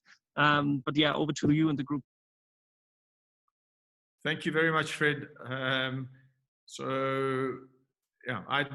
had the pleasure of being at your space and see your work, and it's really very inspiring. I just wanted to say, George Belingo for the thing is based in Basque Country, and they're doing some similar initiatives through a co-working space. And the program, from a social economy perspective, from a European-wide perspective, the discussion with George, and we were speaking to the local university there and to some of the people in the government, of saying how can spaces in other cities, regions, say that if asylum seekers come to the city, how can they be, inverted commas, integrated into society? And we're saying that co-working spaces should be used as such. Fred, who just spoke now, said about their partnership at WeWork, and it's incredible the interaction that takes place at WeWork, the volunteers that come and support them. So you're in a comfortable environment that local people are in, such as WeWork, and they come into contact with asylum seekers, and it's like people are naturally wanting to help and support, you know, versus a place that's just refugees away from the local community, and the local people are like, yeah, that's for refugees. And so this is basically some of the discussions that we want to be able to highlight and exchange what works in every region in the context of the social economy. And some of these are the great organizations on the ground. How do we connect them to the top? And again, I keep on saying about the social economy because, and as Gerard said, we want to have support from the top, and this could sit well within that ambit of the social economy and Mannheim, where we could actually go there and take the next steps. No, the next steps now, but actually concretely show what we've done in the process till then. And with that, I'd like to give it over to Nina to share some thoughts. And on Nina, if you could touch on the European project or whatever you feel you want to share with us. Okay, thank you again. Thank you for this presentation. The first one, it was also my first contact with social economy when I went to Great Britain, and I we had 2-3 days learning about social economy, and then it was very helpful to start with social economy in Slovenia as well. So I know that they have very good examples, but what we did on the European level, in 2015, we started to create a report. It was a report from expert group for social economy. It was created by DG Growth and 3 more DGs and national representatives and the representatives from different organizations and so on. So we created a report, and this report gave us 4 main recommendations: how to raise visibility and awareness of social economy, how to create the supporting environment, how to create legal environment, and how to connect internationally. And one of the main messages of that report, and after that of the conference we had in Ljubljana on social economy, was that different regions have to be treated equally when with regard on access to money. Okay, so the programs shall be adjusted in a way that will put in equal position all the stakeholders of the social economy area in Europe and wider. On the other hand, 6 countries, 4 of them were most advanced in social economy at that time.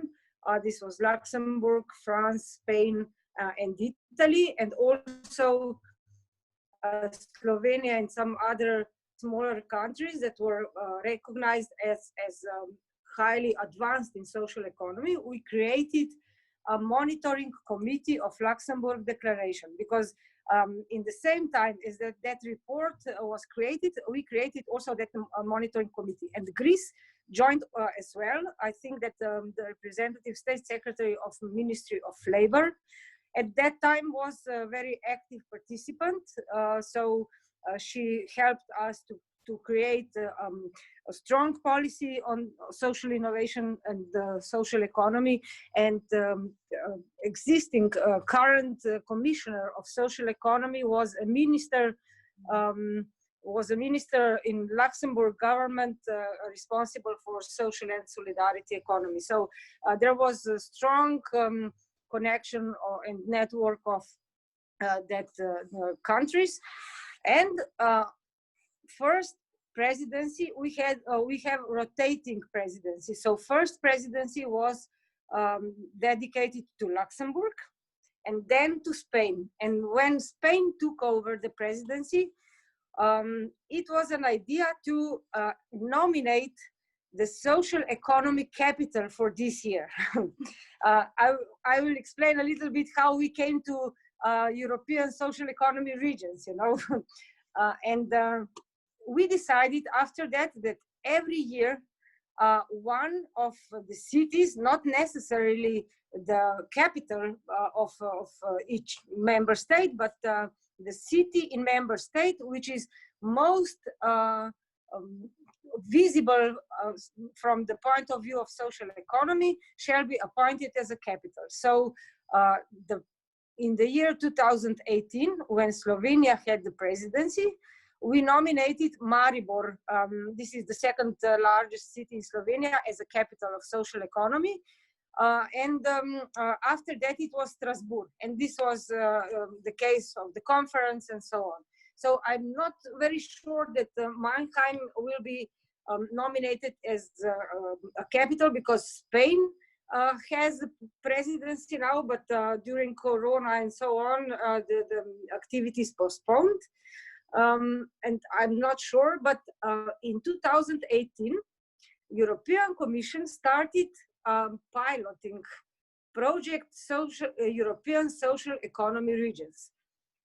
It didn't finance anything, but it gave us very strong support in promoting social economy across Europe. And the second round, and they are repeating that call for social economic capitals and regions every year. With this regard, now during Corona, they have every Tuesday from 10:30 to 12. I will send you the link. They are presenting different cases, different issues, how the communities can be organized or connected to become self-independent, to self-sufficient, okay, and to organize, for example, supply of food or some facilities during the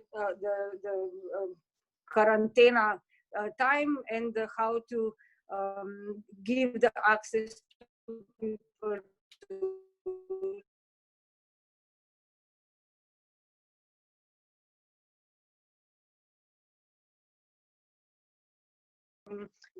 different stakeholders, how they tackle that coronavirus issues. So this is one thing. The other thing is that we were talking about the letter of Mr. Schmidt last time, but I will finish with this first. After that, or in the same time with that report that was made by Commission and Member States, European Investment Fund developed 3 pilot programs for social economy. One of the pillars was social economy business angels. Yeah, and this is more or less financing equity capital for social economy enterprises, for social innovations, for the projects with the social impact. The second is social business accelerator. And it would be very helpful if the program still exists. It would be very helpful for exactly for this, what we are talking about today, the whole day. Maybe we shall stress the possibilities, how we can establish this, or how we can help in establishing this to you, and then how to start to build that international community that can attract different stakeholders from other countries, European and non-European also. It is not limited, yeah? And the third thing, there were social impact bonds for project in a very high maturity level, so ready to be financed. Yeah, I have to smile now. I think that it should be stressed as well. What we are trying to establish, we have Slovenian, Croatian fund for social impact, social economy, and also for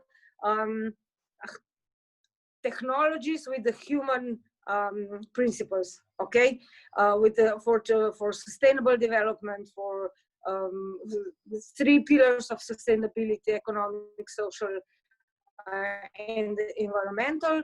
And we created a fund that can support the beneficiaries, half financed by our national envelope and half financed by EIF. So the difference between other source of supporting environment and this is that it requires the founder has the knowledge about the social impact, about measurement of the social impact, about monitoring of social impact, and it requires the manager of the fund or the staff of the management board to support the company in all stages of development, from startup phase to each phase to the exit of the project. So this is minimizing the risk of loss, because we know that the social economy enterprises have high risk of loss. And it also helps to lower interest rates, you know, because it's usually that interest rates for social economy enterprises for lending are very high because of that risk. But if you have a support of a mentor during whole lifetime of the project to the exit, then it minimizes the risk, and then interest rate can be lower.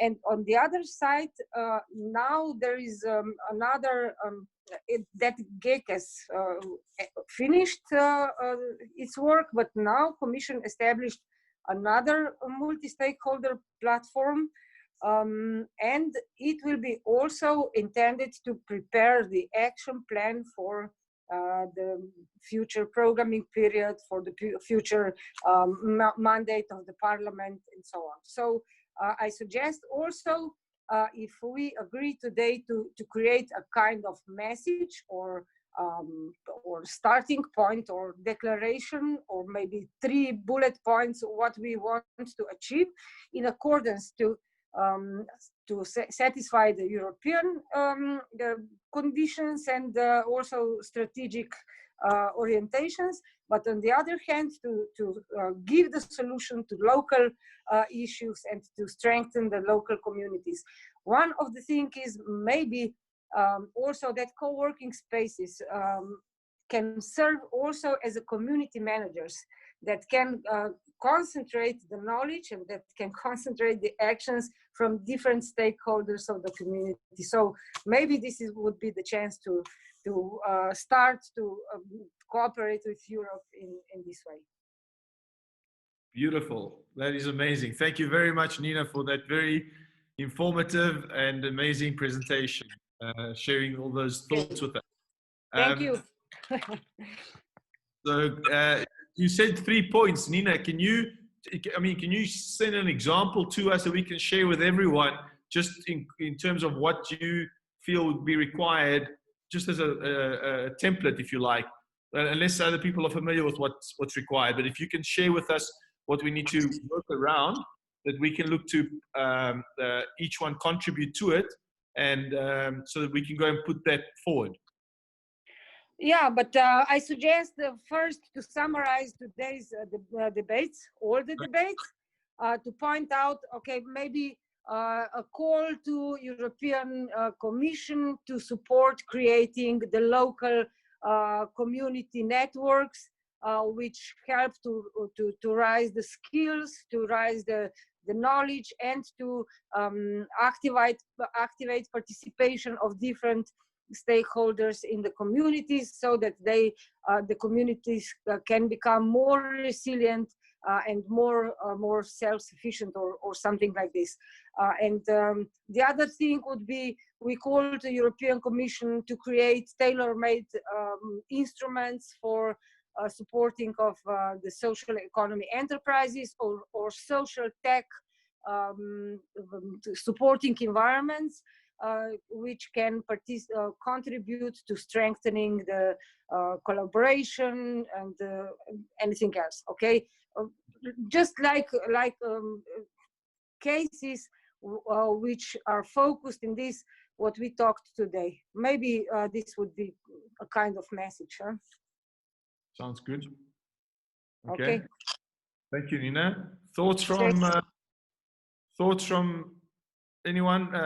We've had 2 awesome presentations, so just some thoughts or questions from Gerard or Kilian or Fred. Some comments, anyone? Waiting for now. Well, Nina, I want to add, you mentioned about co-working spaces as well. Gerard also mentioned earlier that we need urgent action. We've got challenges across Europe based on misunderstandings and or misconceptions.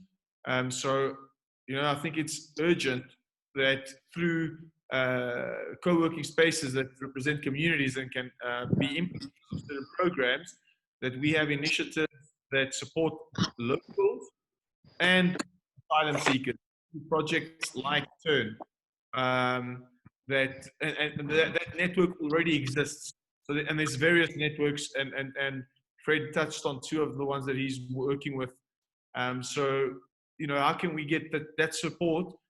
So again, when an asylum seeker comes into a country or a refugee comes into a city, they don't know, even if they may have had 10 businesses back home, they come into a city, they don't know where to go for any kind of support. So how could we say co-working spaces are the platforms that we go and run through which we run programs? And the thing is, well, and we need to combine it with technology, and we need to do it as soon as possible because of the discourse, I guess, that's happening and the misinformation. So the social economy can actually be a catalyst for, well, the economy, in fact, but also solving real problems. So as a social economy that's not profit-driven, but purpose-driven, and having impact in society and really tackling the real hard issues, you know, be it education, from digital skilling, when we can upskill people, and health technologies.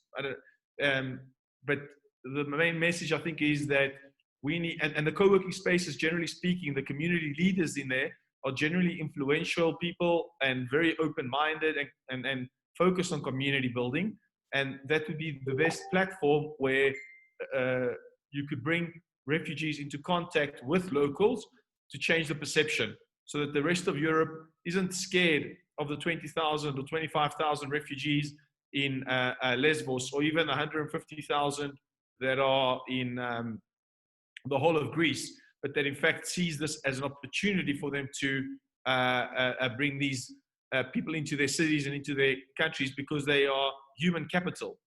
And, you know, so we can change the narrative and the discussions of how we go forward. And I want to add a last point right now. There is still some, and I don't know about the European Fund specifically, but in terms of the asylum seekers, there's so much money that they want to go and build whole new super. And there's also, on the other hand, because of COVID, there's hotels that are going to be empty this whole summer and are going to be empty for more than a year, arguably. You know, why can we not find some hotels, some cities, some villages, and I'm talking about outside Greece as well, that can say, we want 100 families, 50 families, or unaccompanied minors, or something that people, you know, as a source of sustainability for themselves. The hotels are going to be empty. How can we start having those discussions that whole villages say, we want 50 people within our village, you know, villages that people may have left, and there's whatever, that we can these villages that everyone left, we can revitalize them. That's the word that I'm looking for. And this is the opportunity, actually, that asylum seekers can provide. But more than that, they are prepared to work day and night to better their future. You know, that, so all we need to do is help them a little bit, and they'll do the rest for themselves. You know, so it'll be great if we find a way of taking that on as a project linked to the direct thing that we've been discussing the whole time about Lesbos. But it's important to share the best practices and exchange ideas and knowledge. I mean, what I saw, what Turn is doing, and with WeWork and all the partners that they formed, is just mind-blowing. You know, how many more Turns could there be in every city? So, and again, having it with locals and asylum seekers running these kind of programs. So I've gone off, but that will definitely be sending a proposal. So anyway, that's me. I'm finished. So any thoughts, concluding thoughts, I guess, from everyone? Yeah, if I may come in here.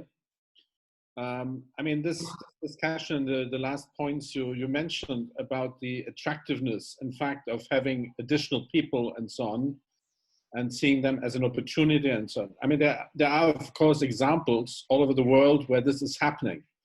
There is, for instance, the city of Brunswick in Canada, which actually went through a whole process of consultation with the population. And they decided collectively that they needed additional people because they needed taxpayers, basically. So they are proactively seeking for additional people, because somebody has to pay taxes so that the potholes can be filled in the roads and stuff like this, and that social services continue and whatnot. So there are examples like that. I may, and I cannot sort of disclose more than that at this stage in public. We are in discussions with the Greek government on a solutions package, which includes, in fact, the settlement of let's say, people with a Remain perspective. I mean, obviously, people are divided into the ones who have an asylum perspective, have protection needs, and so on, and those who have less chances.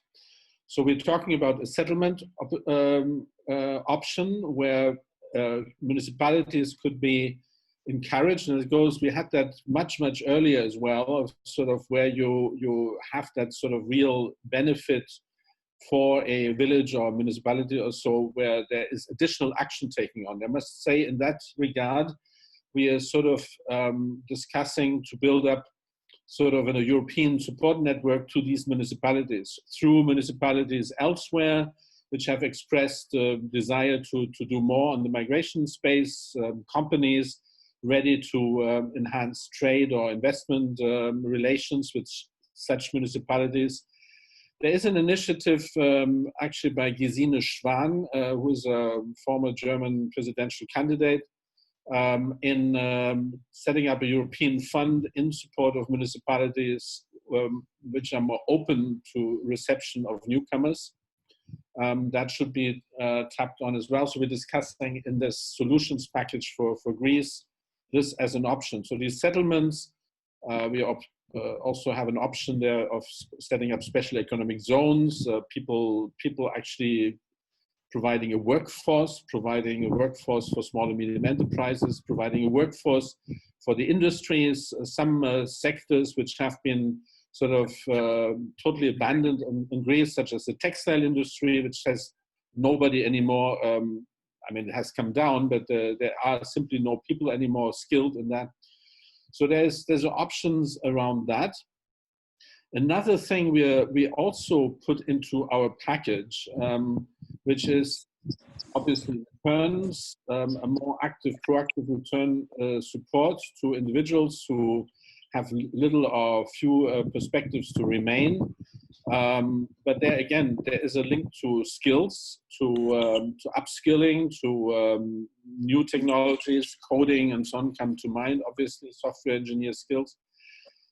And then there's also part of the package is labor migration, which is something we some of us don't really like, but also thinking about labor migration connectivity to third countries, not forcibly the European Union, training and equipping people with skills, entrepreneurial skills or technical skills, which could be used elsewhere, not forcibly in the European Union, but of course keeping in mind that the future of the European in the European Union is actually moving more and more in direction of legal migration and labor migration schemes. I think very much of interest is the recent sort of study done by the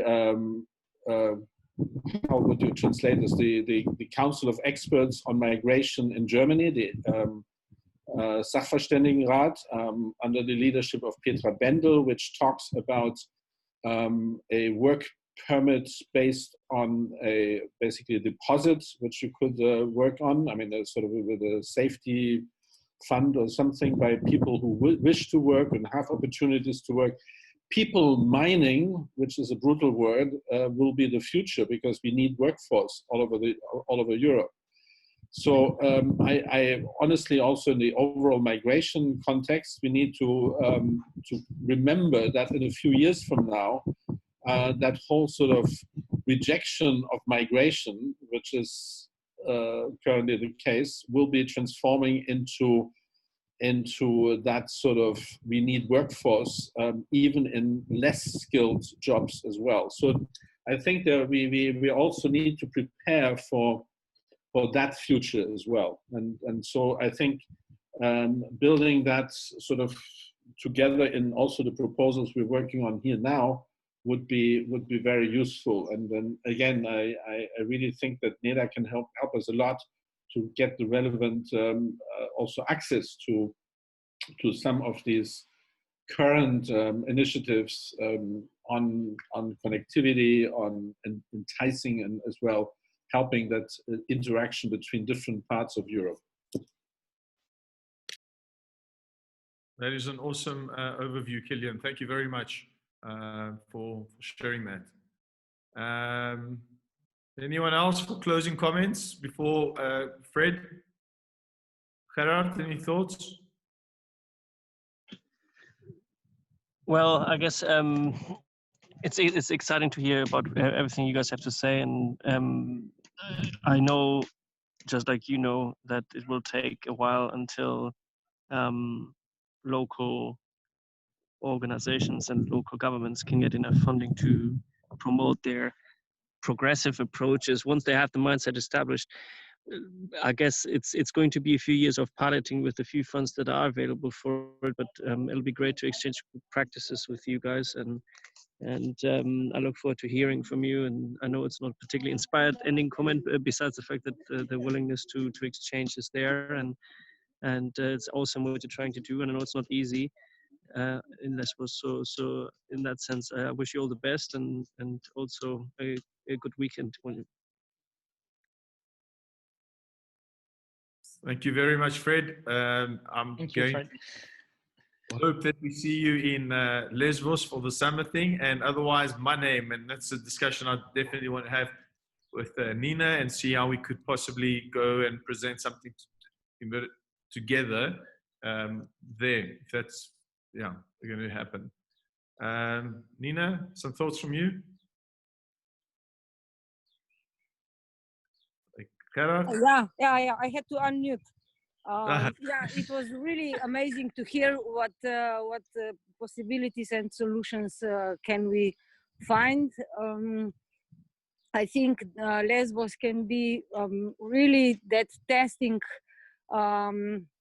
location that many innovative ideas and many innovative solutions can be tested and implemented, and the knowledge can be transferred then throughout Europe with a very strong experience that you will get on the spot in your island. So I think that we have to go on. We have to send a clear message to Europe, and we have to start to build on one hand that social element, but on the other hand technology based, because it is really enabler and facilitator for the future, and for the future activities, also for social economies as well as other stakeholders of the society. So it would be from me. Thank you.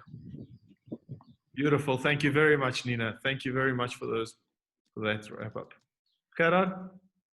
I totally agree with Kilian, and I'm looking forward to the next steps, and finally to the Lesbos moonshot. Beautiful. Henry, can you just come alive there? We haven't seen you at all. You've been, it's from our side.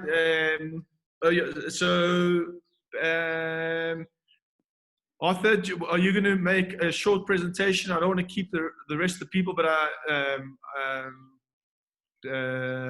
yeah. Arthur, do you want to make a presentation? Have you got the presentation to make? We can, yeah, I can make a very short one, and then we can do closing session. Okay. All right. Well, guys, it's been an absolutely incredible discussion the whole day, in fact. Thank you very much for all of you for your participation and your time, but your being connected, you're being present to these concepts and these ideas that we're discussing. It's been almost surreal, to be honest, to think that the discussions that we're actually having, and I really get the sense that we're going to actually do it. That's the sense I'm getting from this, and it's really inspiring. And thank you very much for coming up with all your amazing ideas and all your experience to be able to help shape how this is going to look. We still don't know, but for us to be able to shape this together is really exciting. So thank you very much to everyone for your participation here. Same to you. Thank you. Thank you too. Bye-bye. Thank Bye. you. Bye-bye. Was my pleasure. Bye, guys. And feel free to connect on LinkedIn. Thank you. Bye. Thank you, Fred, for being in contact. Thank you guys for your participation. Thank you. Thank you. Bye. Bye. Have a good weekend as well. Arthur, you're going to present? Yeah, I just don't know how to. Do you press get on it? You press on the middle where it says share screen, and then you Yes. upload the document. No, no, what? Upload the document. That's what I've been trying to do, but.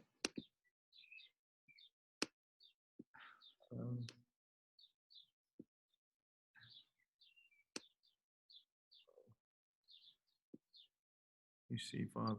Do you see it? I'm going to see if I've got it. I don't have it on this computer, unfortunately. So while you're looking for it, I'm going to upload this quickly. And just to say, ooh, oh, what did I do? No, hold on a second. It's not what I wanted to upload.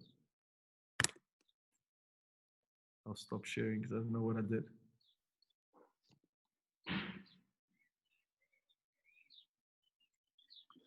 Well, I don't know. Maybe you can just talk about it then, without the presentation.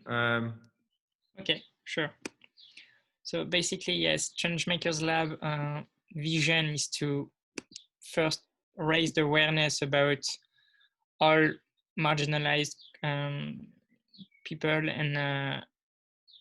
and also to trying to change perception to reality.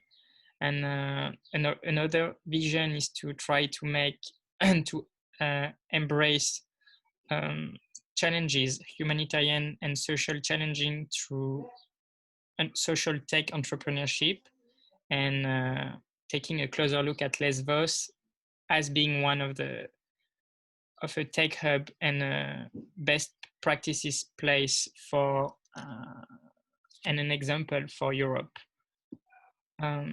As Changemakers Lab would ideally like to hold bi-weekly discussions about going forward with raising awareness about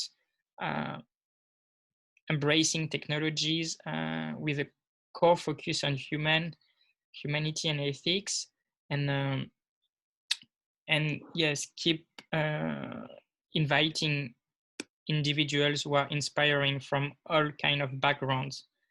Another goal is to make a summer school on Lesbos this summer, of course, to try to gather best startup and to try to gather best practices through the island, and so to implement it with locals and with newcomers and all of that.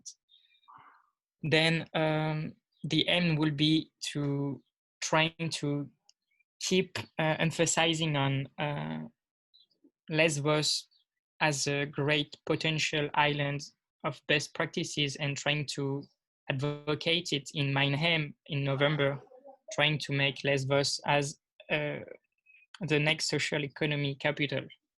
And finally, towards building and advocating for social tech entrepreneurships, it will be to trying to build an ecosystem of co-working spaces through actually a tour through Europe, visiting and strengthening networks in between co-working spaces as a place where integration and inclusive economy can actually flourish. It will be through a tour with actually the people who made the Birds of Freedom and the initiative the initiator is to go through each of the co-working spaces who are partners and trying to showcase the birds, have dialogues about all the great things that social tech entrepreneurships and emancipation of marginalized communities can do. And that will be our goal, kind of like a 22 days Europe tour, showcasing the birds, having dialogues and strengthening partnership with co-working spaces. On that note, that's a really quick presentation of Changemakers Lab, short vision and long vision, and it's still in progress. So thank you for listening. And Vasily, if you want to add something, please. And no, thank you. I think thank you very much for the presentation. I think the discussion that we had today covered a lot of that and gave it a lot more meat, if you like, and the people with whom we can take and actually make this happen. Because at the end of the day, it's about people that are committed to a cause, and this is what is required. Just because you mentioned the birds, and I mentioned them earlier, it's an art project. There's two of them, but Ferniki Tsambarli is the inspiration behind it. She couldn't, unfortunately, join us today, but we want to take those birds across Europe, and as an art project made from recycled life jackets. So it represents a circular economy, and we're also celebrating Lesbos that has the bird watching. So, and birds, of course, represent love, peace, freedom. And we want to be able to have these dialogues with those birds. And the other project with the birds that Ferniki has done is there were 652,000 locals and refugees that came through Lesbos. So they made 326 locals and 326, well, my numbers are confused. Anyway, came together, that's right, to make these birds out of recycled plastic bottles. And this is a project that Nikki wants to be able to showcase in Brussels, so we can continue dialogues around these things. But that's basically that for everything we've spoken about. I just want to say a big thank you again to everyone that participated, and to Arthur and Henry. You guys have been unbelievable. The effort and the work that you guys have put in this last week, thank you very much. It's been completely inspiring. And this is, I mean, I've never, just for those listening, I've never met in person Arthur or Henry. We've had a couple of calls, and I can't believe, it's like I've known these guys all my life. They've been supporting non-stop to be able to put this together, because it's the first time we're online. So we said, let's do it and do the best we can. So thank you to both of you, and to Marino for all the help. It's been really amazing. And to every single person, there's a lot of people that have contributed in big ways for us to be where we are today. So thank you to everyone that has made this journey possible. And I would also just like to take a quick moment to say a big thank you to my family for all the love and the support that they've been giving to me, to also be able to allow me to be here. And I'm wishing my mom a special happy birthday for tomorrow. And I hope I haven't left anything out, but thank you very much to everyone. And we've got so many exciting initiatives to take forward. So guys, I know we said we're going to take a few days off, but I don't know. I think with these exciting projects that we've discussed and the things we need to get done, I'm super excited to get back to the drawing board, to be able to give the feedback of this. We'll be giving a feedback with Arthur's help and Henry about the summit and about how we can go forward. So please, in terms of what we've mentioned, anyone who's interested in wanting to help and support, please let us know. And I just want to say again, a special thank you to the people of Lesbos. My thoughts are with them. Really, it's we need the European society to be able to show solidarity to the local people and show support, and also, of course, to the asylum seekers who are the situation of how they're sitting there in the camps with all that energy that they want to put out into do good and to create a better life. Yeah, I hope that we can welcome you to Lesbos so you can meet for yourself some of these inspiring people, and that we can together inspire a better future for all. So thank you very much. I don't know if anyone else has got something to say, please share with us. But it's been really a pleasure and an honor, and I sincerely thank every single person that participated and made this such an amazing and incredible summit. Able to show solidarity to the local people. Yeah, for my part, yeah, thank you to Henry, to Vasily, to Marino for your help. And yeah, I'm very glad we could hold this summit, and thank you to, on my part, to our speakers, Israel NB, Jaral Barikzai, Christina Shatsidaki, Peter Musaferiadis, Sonia Nenzik, and Douglas Herman, Christos Lazaredis, Rudy Kimpioka, Dimitrios Piliopoulos, Nena Dokuzov, Kilian Kleinschmidt, Saverio Romeo, Gerard Woffer, Frederick Kastner, Parwano Amiri. And actually, I would like to tell one more time a sentence that Parwana has written, in which I think it's, I mean, I find it very, very inspiring. She says at the end of her personal bios, butterflies, solidarity will break the chains of silence and will win. So thank you, Parwana, for this sentence. For my part, it's all I wanted to say. Thank you again. Thank you very much. Before we switch off, can I ask, have you got the video that Rudy sent about their concert? Do any of you have it, and can we play that as, you know, as the closing? Are you guys familiar with the dance video? Sorry, I didn't. Oh, I don't know if I received it. Okay. Well, where should I send it? I think this is it. Let me just see. I hope I'm not putting something funny on. No.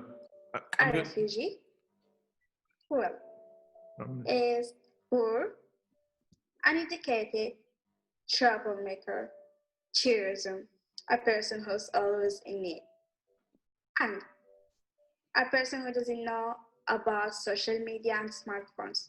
I don't know, some people they think refugees come from where? Anyway, just want to say that be a refugee. I crossed the sea. I was in the prison. I get hurt and drunk. I slept in different places with my family. I worked a lot. And I met a lot of crazy people. And I lived through 7 different countries.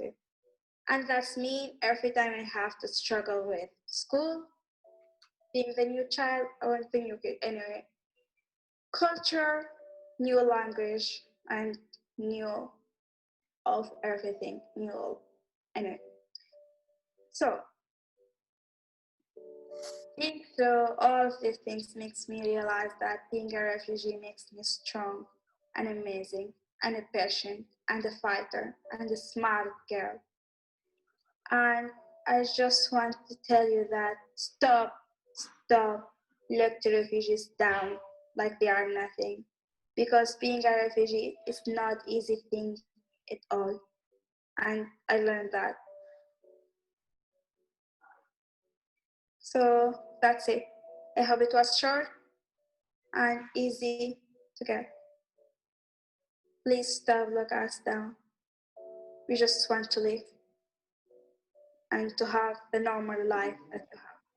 Because not everyone can have normal life. Thanks, guys. That was from Lubna again. And I'm going to try again to play this. No, it's not this. Sorry.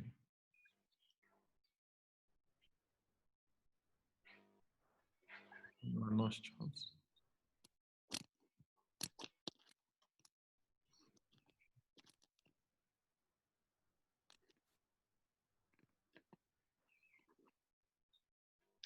No.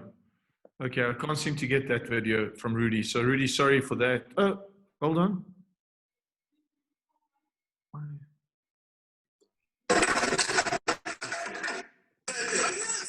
Sorry. Can you see that or not? Yes. You can see it? Yes. Yes, we can see it. Okay, fantastic. So I'm going to play this. So thanks to everyone. We look forward to meeting you on Lesbos and in Mannheim, hopefully. So thank you very much for joining us. Bye. Bye. Thank you. Thank you. Bye. Bye. Thank you.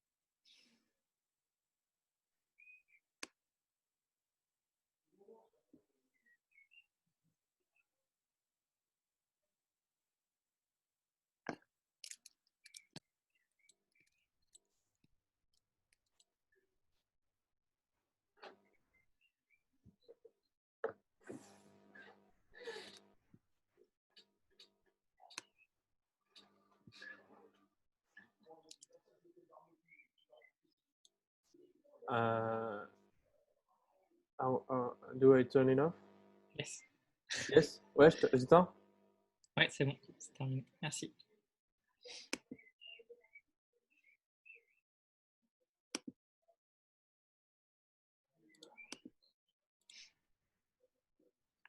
Thanks again, guys. Yes. Thank you very much. Henry and Arthur, thank you, guys. Welcome. It's a pleasure.